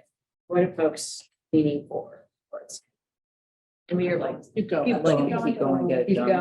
Keep going. Okay. We are gonna do that for people's sanity and working family do a hard stop at 5. Okay, so let's do this. All right, endorsement on section. Endorsement of section 6 with the 7. We're not going backwards. With the 2 corrections, with the 2 changes. Have a motion. Second. Motion been made and properly second. Any further discussion? All those in favor say aye. Aye. Any opposed? Any abstentions? Ayes have it, motion carried. Right, second. Excellent. We should move through some speed. Changes except for general expectation. So part 8, medication administration and topical skin products. We're on now slide 78, page 38. Creates a new part related to medication administration, separating out the requirements from special care provisions. And then sort of what's new, you see listed here, parental authorization prior to accepting, maintaining, or storing the medication. Making sure the medications are labeled and not kept or used beyond the date of expiration. Much discussion with the work group. They're not tossing expensive medications, but providing a little bit of time for families to be able to retrieve the medication after expiration. And then making sure that long-term authorizations are renewed based on the doctor's instruction. Any questions, concerns on 520? All right. 530, prescription medication. Not really any changes here, just move to the section. All right, 540, non-prescription medication. No major changes here. Moving right along, 550, storage of medication. Making sure it's locked and or refrigerated. An area away from the food, no changes there.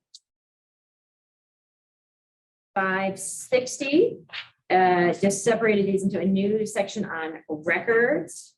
And then just making sure that we've got the proper records. And the only real change here is that if there are any errors, that's the sippy cup, and or issues, making sure that that is a record is kept of errors and action taken.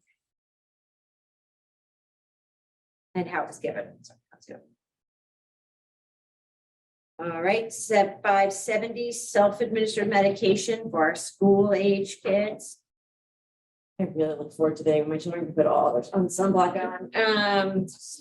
Moment of wistfulness. Yeah. We do allow, if a center allows self-administration, making sure that they've got some policies and for that, and then making sure that we're documenting.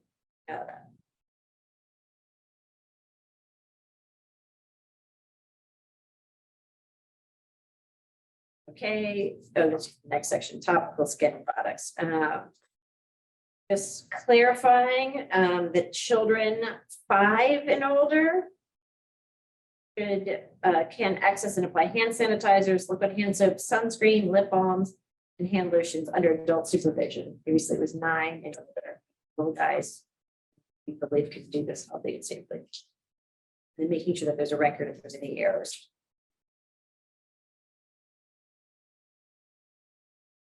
Under key adult supervision, I know you've ever had this where a kid like put on sunblock, right? And they're like, shh, and they come back and like, I can see exactly where you're.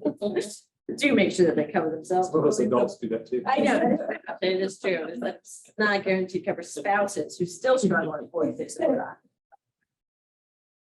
All right, boom. We receive you're ready for, ready for an endorsement of section 8. You have a motion? That's a good question. Oh, yeah. This might tie into the next section as well. What, is there another place where like staff requirements are addressed? Like if staff have medication in their own bag, like their personal belongings, stuff like that. Like I don't see that kind of language.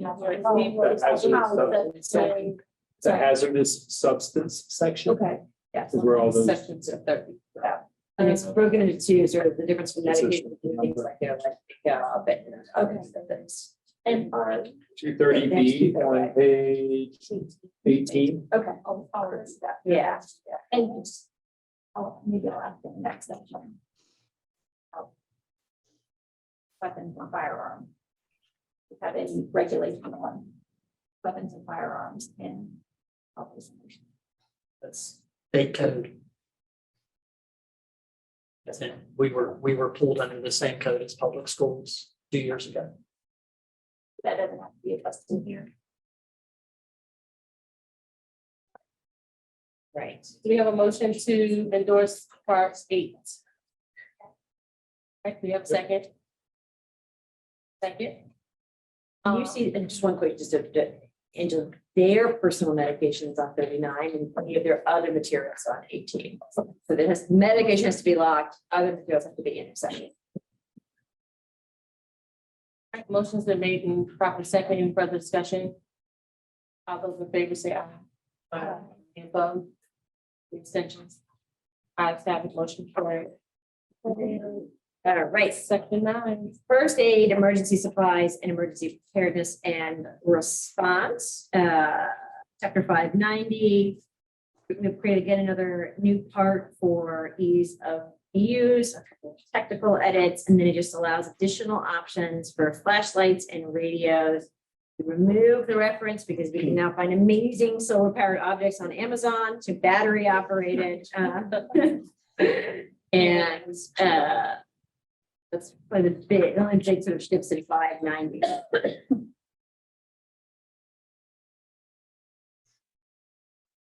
Questions, concerns there? Right. We page 42, slide 87, 600 emergency preparedness and response plan. So you see things like responding to global pandemics, things we didn't know in 2005. Now lots of life experience with. A couple of new requirements about handling accommodations as per the federal requirements. I think the importance of accounting for all children and supervision of children in emergency. We shifted from each floor to each room on the kind of emergency maps or procedures. And then posting emergency numbers, not at the phones, but in each room.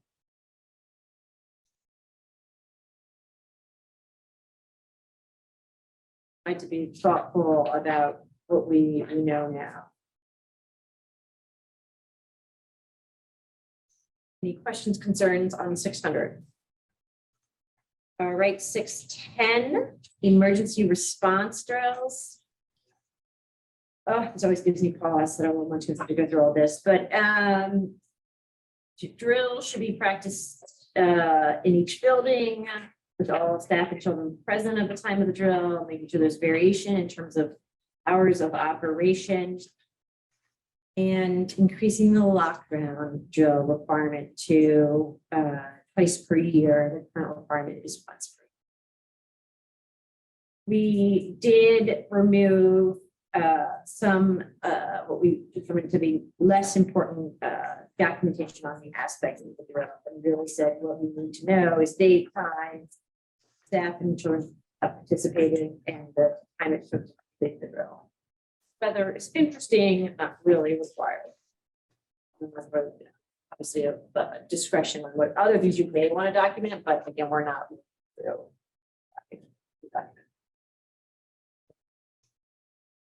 Again, I think this is an area I was thinking about Missy's point, this continues to evolve, unfortunately, in our country due to some of these tragedies. And so as we come out of each one, we look at what's available nationally on best practices on drill. I think we'll use the guidance mechanism to put that out. And so, obviously there's a lot more one can say about how to run drills. I think probably equally important is how to talk to kids and to prepare staff to talk to kids about drills. And so that's not covered here, but that's important. That's important for our school age kids. That's important for our preschoolers. That looks very different when you're talking about school age kids and you're talking about preschoolers. So this would be a section where we would continue to use the guidance tools like the one pagers, the technical assistance training to get out best practices. And this really just reflects the bare minimum.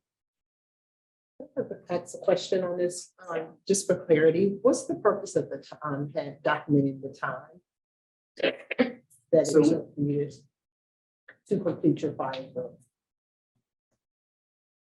fire marshal typically requires that. I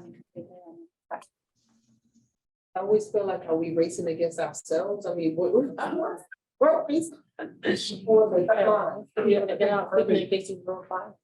Well, Because it's a training, I mean, we have new kids that come and go and they don't have that experience, so it will take you longer if you have new kids or if you have infants in care, or if you have, all of those dynamics, but every time I write that, I feel like that really is the only measure in terms of effectiveness, in terms of the time it gets out of it's taking you 10 minutes. It's like, you need to understand that that's just, it's not gonna work well. And part of just us doing consultation, and I'm pretty sure the fire marshals and things like that would, wow, that's a long time. Let's kind of think through this, because otherwise the plan might sound great, but until it's executed and seen, wow, this is nowhere near effective. And it needs to be revisited. That's about the only measure.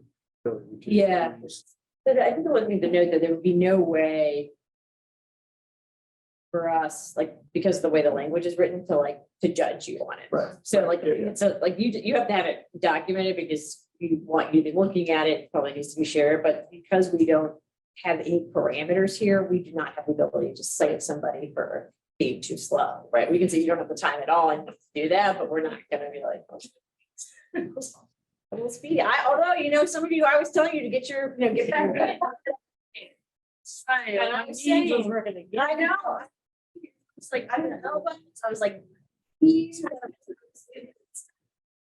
Or got the first two. I know, I'm saying. So, no, I'm not worried about you show up or seeing you get it. I know you can do it when it comes down to it. So, but that, just to be clear, we don't have the ability, we'd have to write more here if we wanted to say it, there's a certain, you have to achieve, and we would never want to do that with the flexibility. All right. Any other questions on part 9? If not, we'll have a motion to endorse with no changes. It's gonna be a little speedier on the motion. I'm gonna start writing down. It took I know. 20 seconds. 18, go back. Second, no second. Yeah. Maybe second, any further discussion? I know we brought it, if everybody's still sad about leaving here in 40 minutes, but we can do this. Get out of here. Some in favor say aye. Any opposed? Any abstentions? Ayes have it, motion carries. Section 10. Awesome. Part X Special Services, 620.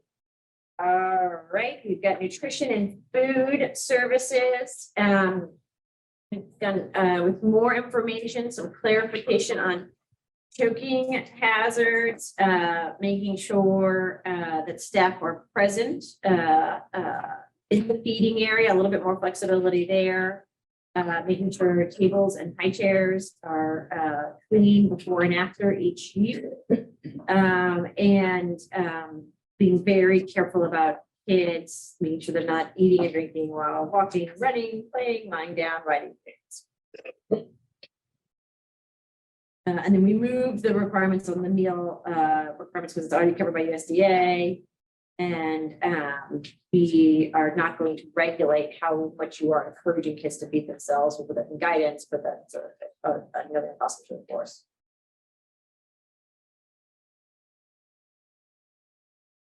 Question, concern on 620.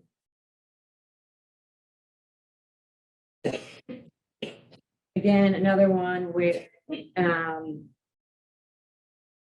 enforcement is really challenging on choking. And so our goal is, both on the kind of age appropriate nutritional piece, but on choking is really to focus through guidance, technical assistance, engagement to kind of make sure folks are taking that very seriously. We tried the experience of working on a choking fatality, and it is very, very difficult to figure out how you prevent that from happening other than equipping all of the adults to be just ever vigilant, sort of similar to swimming. 630, special feeding needs. A little bit more clarity on the infant feeding schedule with a breast milk formula or milk, and then a few more, a little bit more details on the safety measure related to infant feeding. making sure bottle warmers are out of the thing, and then using a spoon when staff are feeding semi-solids to a child.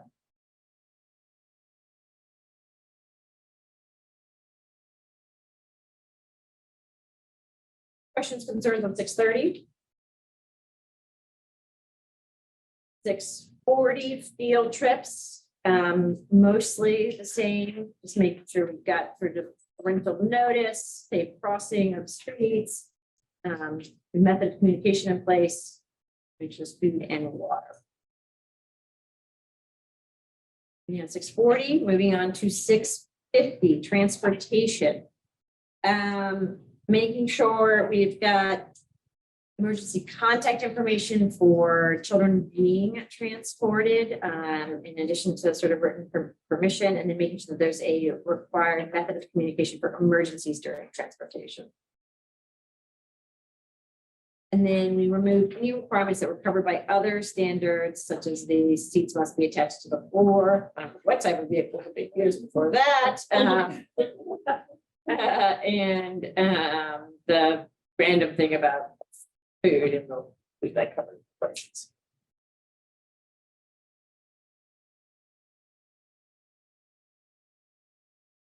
Then animals and pets. Okay. So we've got our monkeys, bats, ferrets, poisonous animals, reptiles, the birds, the cetacine, the great birds, birds of the parrot family, stray animals, wild or dangerous animals are inaccessible to children during it. So I will say safe and fun. So the alligator can't. Yeah, we don't have that problem here. That's a Florida childcare problem. Animals that we cannot have animals that have shown aggressive behavior. You got to make sure that any animal excrement is removed promptly, and then proper first aid if there is a bite. Sorry, back to special feeding needs, 6:30. Yeah. I don't know if it's covered in another section around children with special, so things like energy feeds or G2 feeds that go into like a individualized medical plan. Special therapy. Special feeding. We don't have any kids or much. Special feeding. Yep, we have reached out to the providers of our MAT training, our education administration training, to talk with them about that, to figure out is that our special training. So I don't know if I have an answer for you right now. At 50 though, just sort of the basic, we cover the questions on it. Right. Okay, and the disabilities section. Yeah, so it says we have to follow the procedures and policies that set on file, but then there's a question on some of the issues we're talking about, making sure people are prepared to do that. I see. So there's a special feeding needs. Yes. And also, okay, so they're both labeled the same thing. Okay.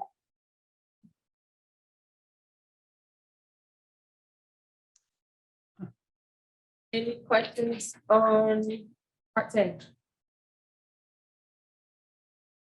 Get ready. Get ready. Here's the question. You have a motion? 18 seconds. Yeah, there we go. Second. All right, motion has been made and second. Any further discussion? All those in favor say aye. Any opposed? Any abstention? I have motion carried. Section 11. All right, evening and overnight care programs.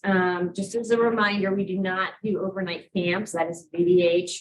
So this is really just the programs that provide overnight care for non-traditional work schedules. We expanded the allowance for children 8 years and older to use bunk beds, including sort of school-age children at any center. We removed the requirement for the bed with mattresses for certain children, the separate sleeping areas for opposite sex children, and then the requirement for evening snack because it's covered in the other timings about how often you have to offer children food.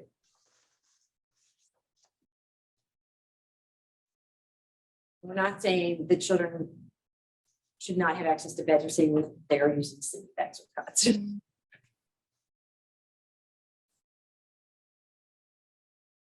Any questions? Any questions about keeping it overnight care. All right, do you have a motion? Your second? Second. All right, all those in favor, say aye. Aye. Any opposed? The abstentions, ayes have it. Here to endorse section 11.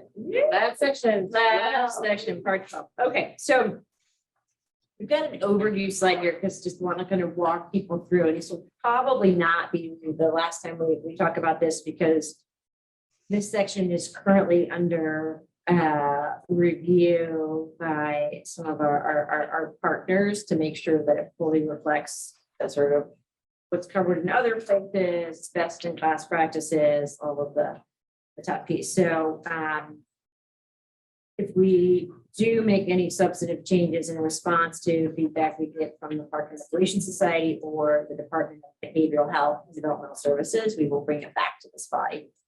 But this is, we took what was covered in different places and put it all in a therapeutic and special needs programs. And trying to kind of make sure that it's fully covered and that you kind of go to one place to find out the information. It starts out by sort of saying, if you meet the definition, this is going back to the point made earlier, Shaki, but if you meet the definition of a therapeutic child day program or special needs child day program, that you have to follow what's in section 12, but you also have to follow where applicable, the earlier sections as well. So let's talk about any questions about that. So applicability 680. Where is the definition? Oh, back in the very beginning. Okay. So it's based on the program, not the file. Yes. So a child with special needs could be included in a program that doesn't meet the definition. Yes. Specialized programs.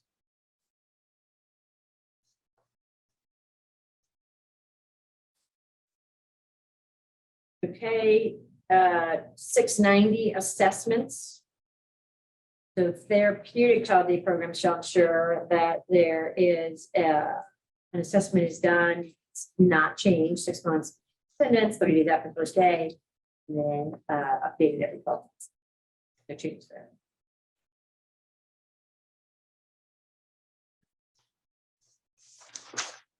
All right, 700 individual service, recreation, education, or treatment plans. Added a recreation plan. Other than that, it's mostly remains the same.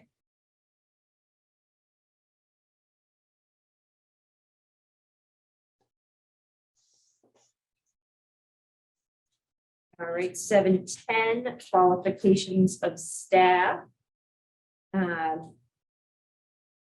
So what the notwithstanding means that the individuals that are directors and lead teachers meet the requirements that we agreed upon earlier. And then they, in addition to that, if it's a director, has educational and programmatic experience in the group care of children with special needs, and the lead teacher has programmatic experience as well. So it's not saying that's all you have to demonstrate, right? You have to sort of be otherwise qualified to be a director or lead teacher in a child day center in Virginia. And then you have to meet these additional criteria if it is a therapeutic child day program or special needs program. Questions about 710? 720. So we had an inadvertent shift where something got erased. And so this is just a restoration of the 8 hours that in place that really were sort of additional training specifically related to the care of children with special needs. So we got the 16 that can cover anything. And then it's saying in these particular settings where there are all children have special needs and there's sort of more pronounced special needs, that there is a need for 8 additional hours of training, and that training needs to be on the care of children with special needs.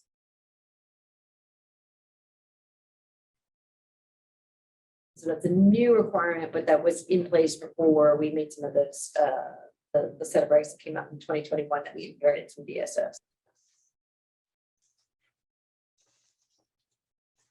7:30, no changes on staff to children ratio requirements for the therapeutic wellbeing programs and specialists.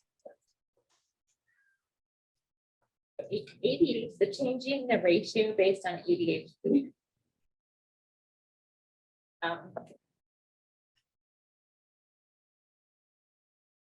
think that, I mean, is that applicable to, this is all child day program, so not school aged, but does not apply to. Yes, and this only applies, correct me if I misspeak your team, but this only applies to these programs that meet this designation. So if you had one child with ADHD, it does not mean that that becomes your ratio if they are otherwise in a typical classroom.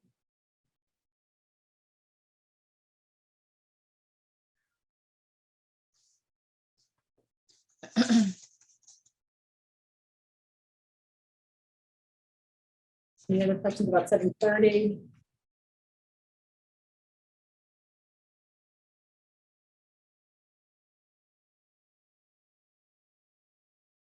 $740 is equipment and materials. No changes here.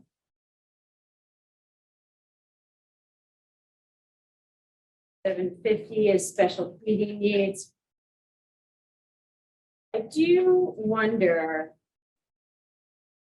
Loads to open a can of worms at 4:25, but your question earlier, Dr. Nelson, about individual kids, but you were, because I think this fully covers any kid who's in a setting that is, meets the definition of a therapeutic child day program or a special needs child day program. Are we inadvertently creating a gap if you have a child with, special needs in a classroom? Like, we need to have, where would we say that the center has to make sure that the child is fed properly for the G2 or into if it's a center has the capacity? We have it. Insurance and all that. For the special needs. They have to have policies and procedures about inclusion and accommodation of children with special needs, and that's for aiding child based. It's not just for the therapeutic and special. So it helps. They would work with the family to develop it. Yeah, and that's what I went back and looked. I was like, what's that? See if I follow it. Because we have a lot of children we're seeing now with ADHD, and we even have a student with a feeding tube, and in those classrooms, we really have to work with the parent and the insurance to get a third person in. Because for the health and safety of that child. So Jessica, where would be that citation you're saying is? That's under standard 50.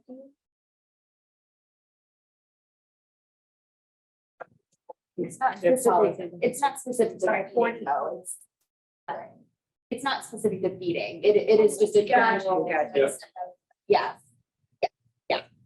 Right, it's 40A. Got it. Page 6. Yeah. Page 6.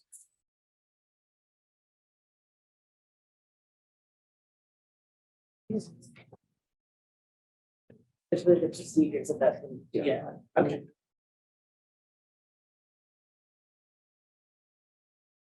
So 11. Especially the just including the accommodations, yeah. So we would broadly cover whatever they. Whatever the person. Yeah, I mean, it could be another, it can change your ratios, can change. Oh, definitely. Yeah. Whatever they deem necessary based on. All the parties involved. Okay. No, I think it's not, it's kind of Jennifer, your point earlier about the extent to which this keeps the kid safe.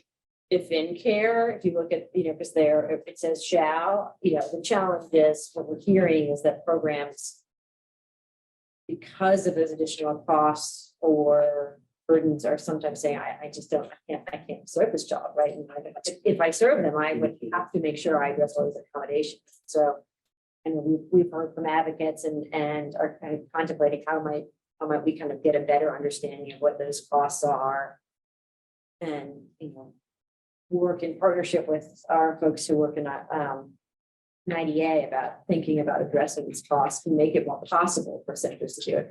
We do feel like kids are protected once they're in care. It's just how do we get kids access to care if the protections lead to a staffing or materials or resources or capacity cost that's too much for private to bear. So part of the orientation 140B4, part of the orientation staff, center shall provide orientation training to all staff, which includes an introduction and orientation to each child assigned to the staff person, including health issues documented in 60B. So there has to be training on that specific child with special needs. 760, transportation for non-ambulatory children. If I draw, yeah.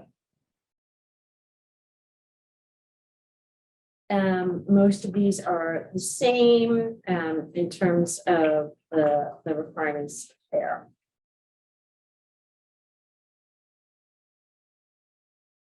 Motion second, vote yes.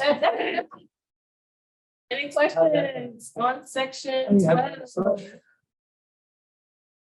Oh my goodness. Do we have a motion to section 12? Yes, a second. Motion has been made and second. Any further discussion? All those in favor, say aye. Aye. Any opposed? Any abstention? Ayes have it, motion carries to endure section 12. Awesome. All right, let me quickly take us through next steps. And before we appreciate that public comment. Yes. I will send it to you here. We'll send it to you. Okay, so just so you understand where we go from here, we will take these materials, we will go back and we will make all of the edits, right, to reflect your recommendation so that we can go to our board and present this to them later this summer. We will have to do both the regulation and the notice of intended regulatory action. We normally put the action way out there in front of the regulation, but because we were concerned that people might be like, oh my gosh, what are they going to change? We're going to put them both out at the same or just around the same time so that folks can open it up and say, all right, here's exactly what the Department of Ed is proposing to change. We will also provide quite a bit of detail about the process and who is involved. We will make sure that you all are aware of the dates, and we will also invite any of our work group members who want to attend. We then are required to produce a high-level cost analysis. We'll look at some of the implications of these changes, and we'll work in partnership with the fiscal experts who help us in the cost methodology. Ultimately, NORA has to be approved by the board, by the governor, before we can finally approve the regulation. So working very closely with the governor's office, the Office of the Secretary of Education, and the Office of Regulatory Management. We could hopefully get first and second review. It goes to town hall. There's a 60-day public comment record. And then at that point, we will review the comments depending on the nature of them, the substance of them. We will figure out how we will engage you, right? So that you understand what was said, what's proposed to be changed. If we end up with substantive shifts, we will bring us back together, right? Before we kind of take it to the board, because we want to make sure that we would get your input and endorsement on any changes we would make.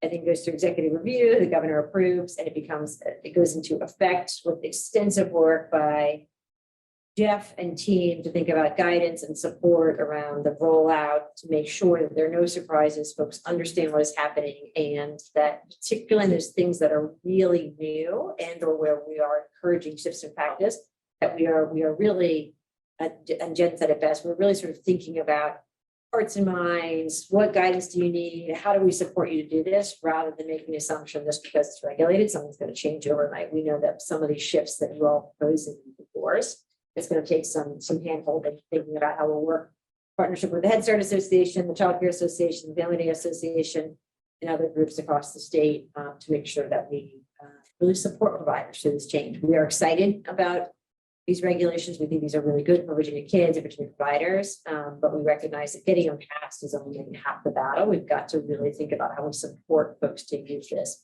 Again, coming back to our goal around partnership. So things you've done in the past, bit of a grace period around understanding them, really focus on saying, hey, you're not doing this You know, the rules have changed, that kind of thing, and a lot of training and technical assistance. And just one question, or I guess not really a question, but if you can just explain again, I know we talked about in the work group, I know one of the major concerns that's gonna come out in public comment is why VPI does not have to follow these regulations, especially when they're early childhood programs that's in a school building next to a VPI classroom, a shared playground, that have to follow these regulations, that post that license on their wall. All of the findings are made public versus right next door. Yeah. And the same age group of children that none of that occurs for. Yeah. That's just what I'm hearing as a major concern around, while there's an opportunity to revise these regulations, why is it that be considered? Yeah, no, that's a great question, Techie. So the short answer is, who has to be licensed is all established in code. And so, the code and provides an exemption for an array of programs, including, those programs, that serve younger children, not the littlest of the little. If you were, for example, to do babies, right, so school would need to be licensed, but provides exemption for the preschool in law.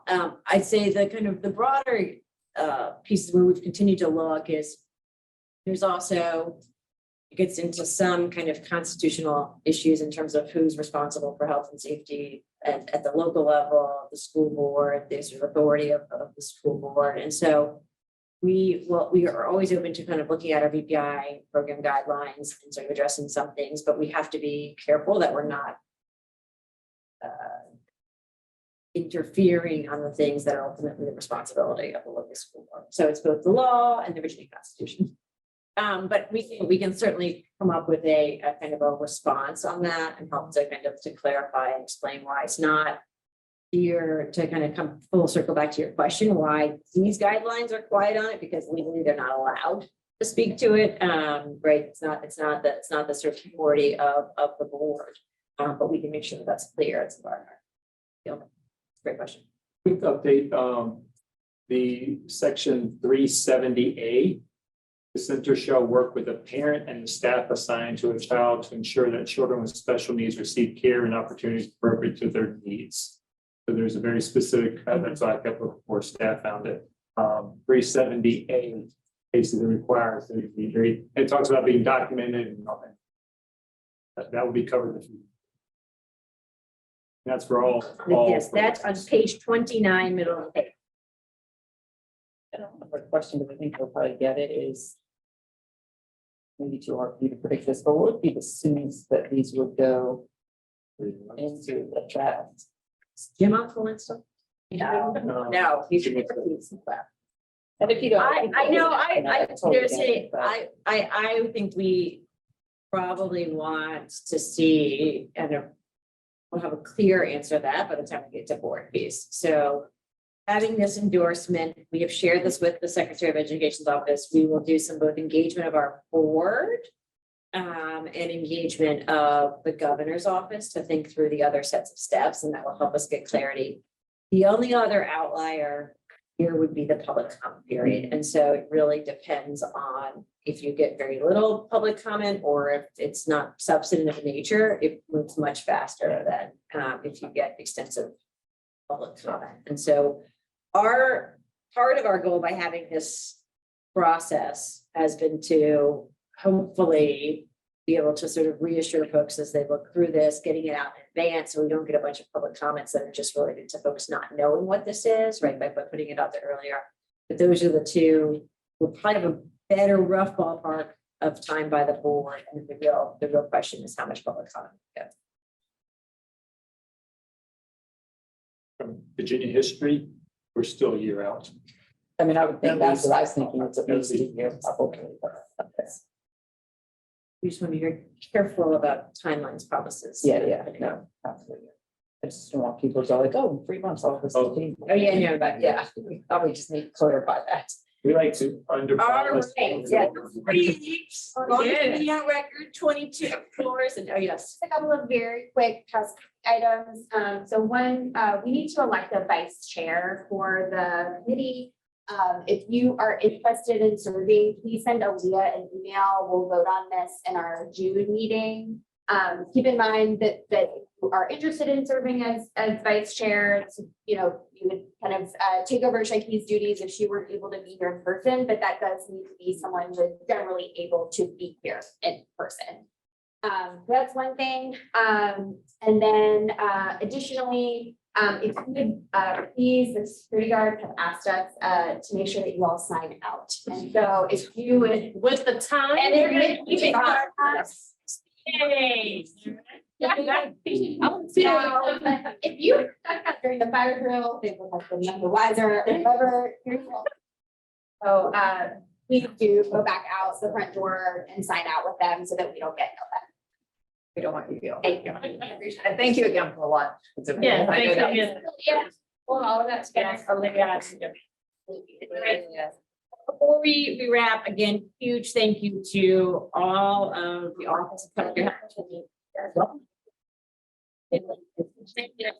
Tremendous amount of work, our ADs, and Allison and Tatnisha, who have just been so patient and persistent with all of this work. Of course, notably led by Jeff. Huge thanks to Leah, Alex, and Becca. These are a lot of slides, you know, and they go through many people before we present them publicly, and so a ton of work there.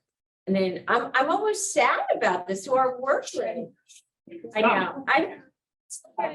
It's quite a journey. So thank you. I mean, in the room, many hours, some discussions more favorable than others, but just a powerful example. I know I said this when Superintendent Prince was here, but it's a really powerful example of rolling up our sleeves, putting our shoulders together, not getting angry or upset with each other, and just working through these issues. I feel like I've learned so much, not only from our team, but from you all, and just I come out of it. And of course, I've got, you know, a munchkin in care. So I think about this every day, and I'm wrapping this up so I'll get there in time and sign out. But the work you do is just so important. And there's nothing like getting into the weeds as just a reminder of how hard it is, how important it is. We sometimes, and you know how strongly I feel about licensing, and everybody who was here for the transition knows that multiple times I was asked to sort of say, could you just move it without moving licensing? And I said, no. One, because we needed to speak with one unified voice about health, safety, and learning to be able to answer the questions that Shaiki just asked about, like, why is it different for this 4-year-old like compared to that 4-year-old or that one? And two, I think your work is just critical to our overall understanding of the professionalism and quality of this sector. And so you notice me talking about health, safety, and learning. That is often, I say, our true north is school readiness. How we get there is speaking with one voice about health, safety, and learning. And so before we wrap today, you know, I just want to say licensing is often the most overthought, least thought of, least respected aspect of the early childhood sector. You go to the national conferences, you know, the other conferences, it is never the prominent item, but it is so important. As a parent of small children, it is so critical in the work that you do to prepare your staff.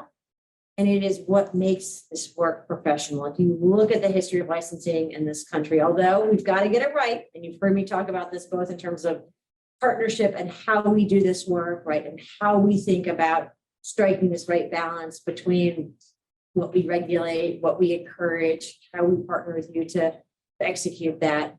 But you are at the forefront of elevating the work of your professionals. They are teachers who also have to think about, how do I keep a setting with, you know, 8 diapers and all sorts of nose picking clean and sanitary so that kids can come back tomorrow and are not all sick. And we somewhat joke about that, but that's really, really important. And I am also, when I think about the extraordinary work of our leaders and our educators, it is the billion things that you keep in your head and that you make happen every day across your setting. So I insisted that we move licensing, even though it made a lot more section of code and a lot of headache for Missy, Victoria, Jessica, Tathanisha, and our team.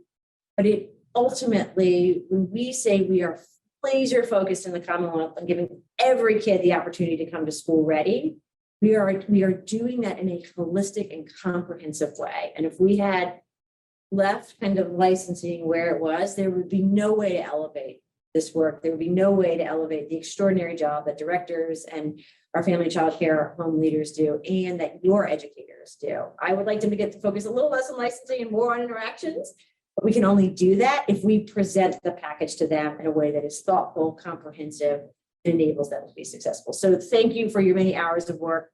Please know how important this is to the board, to our leadership, and to our team. I'm going to stop talking to you 6 minutes to get out of this building. Thank you, guys. Thank you. Okay, when's our last next meeting? June June 21st. It'll be in a swamp.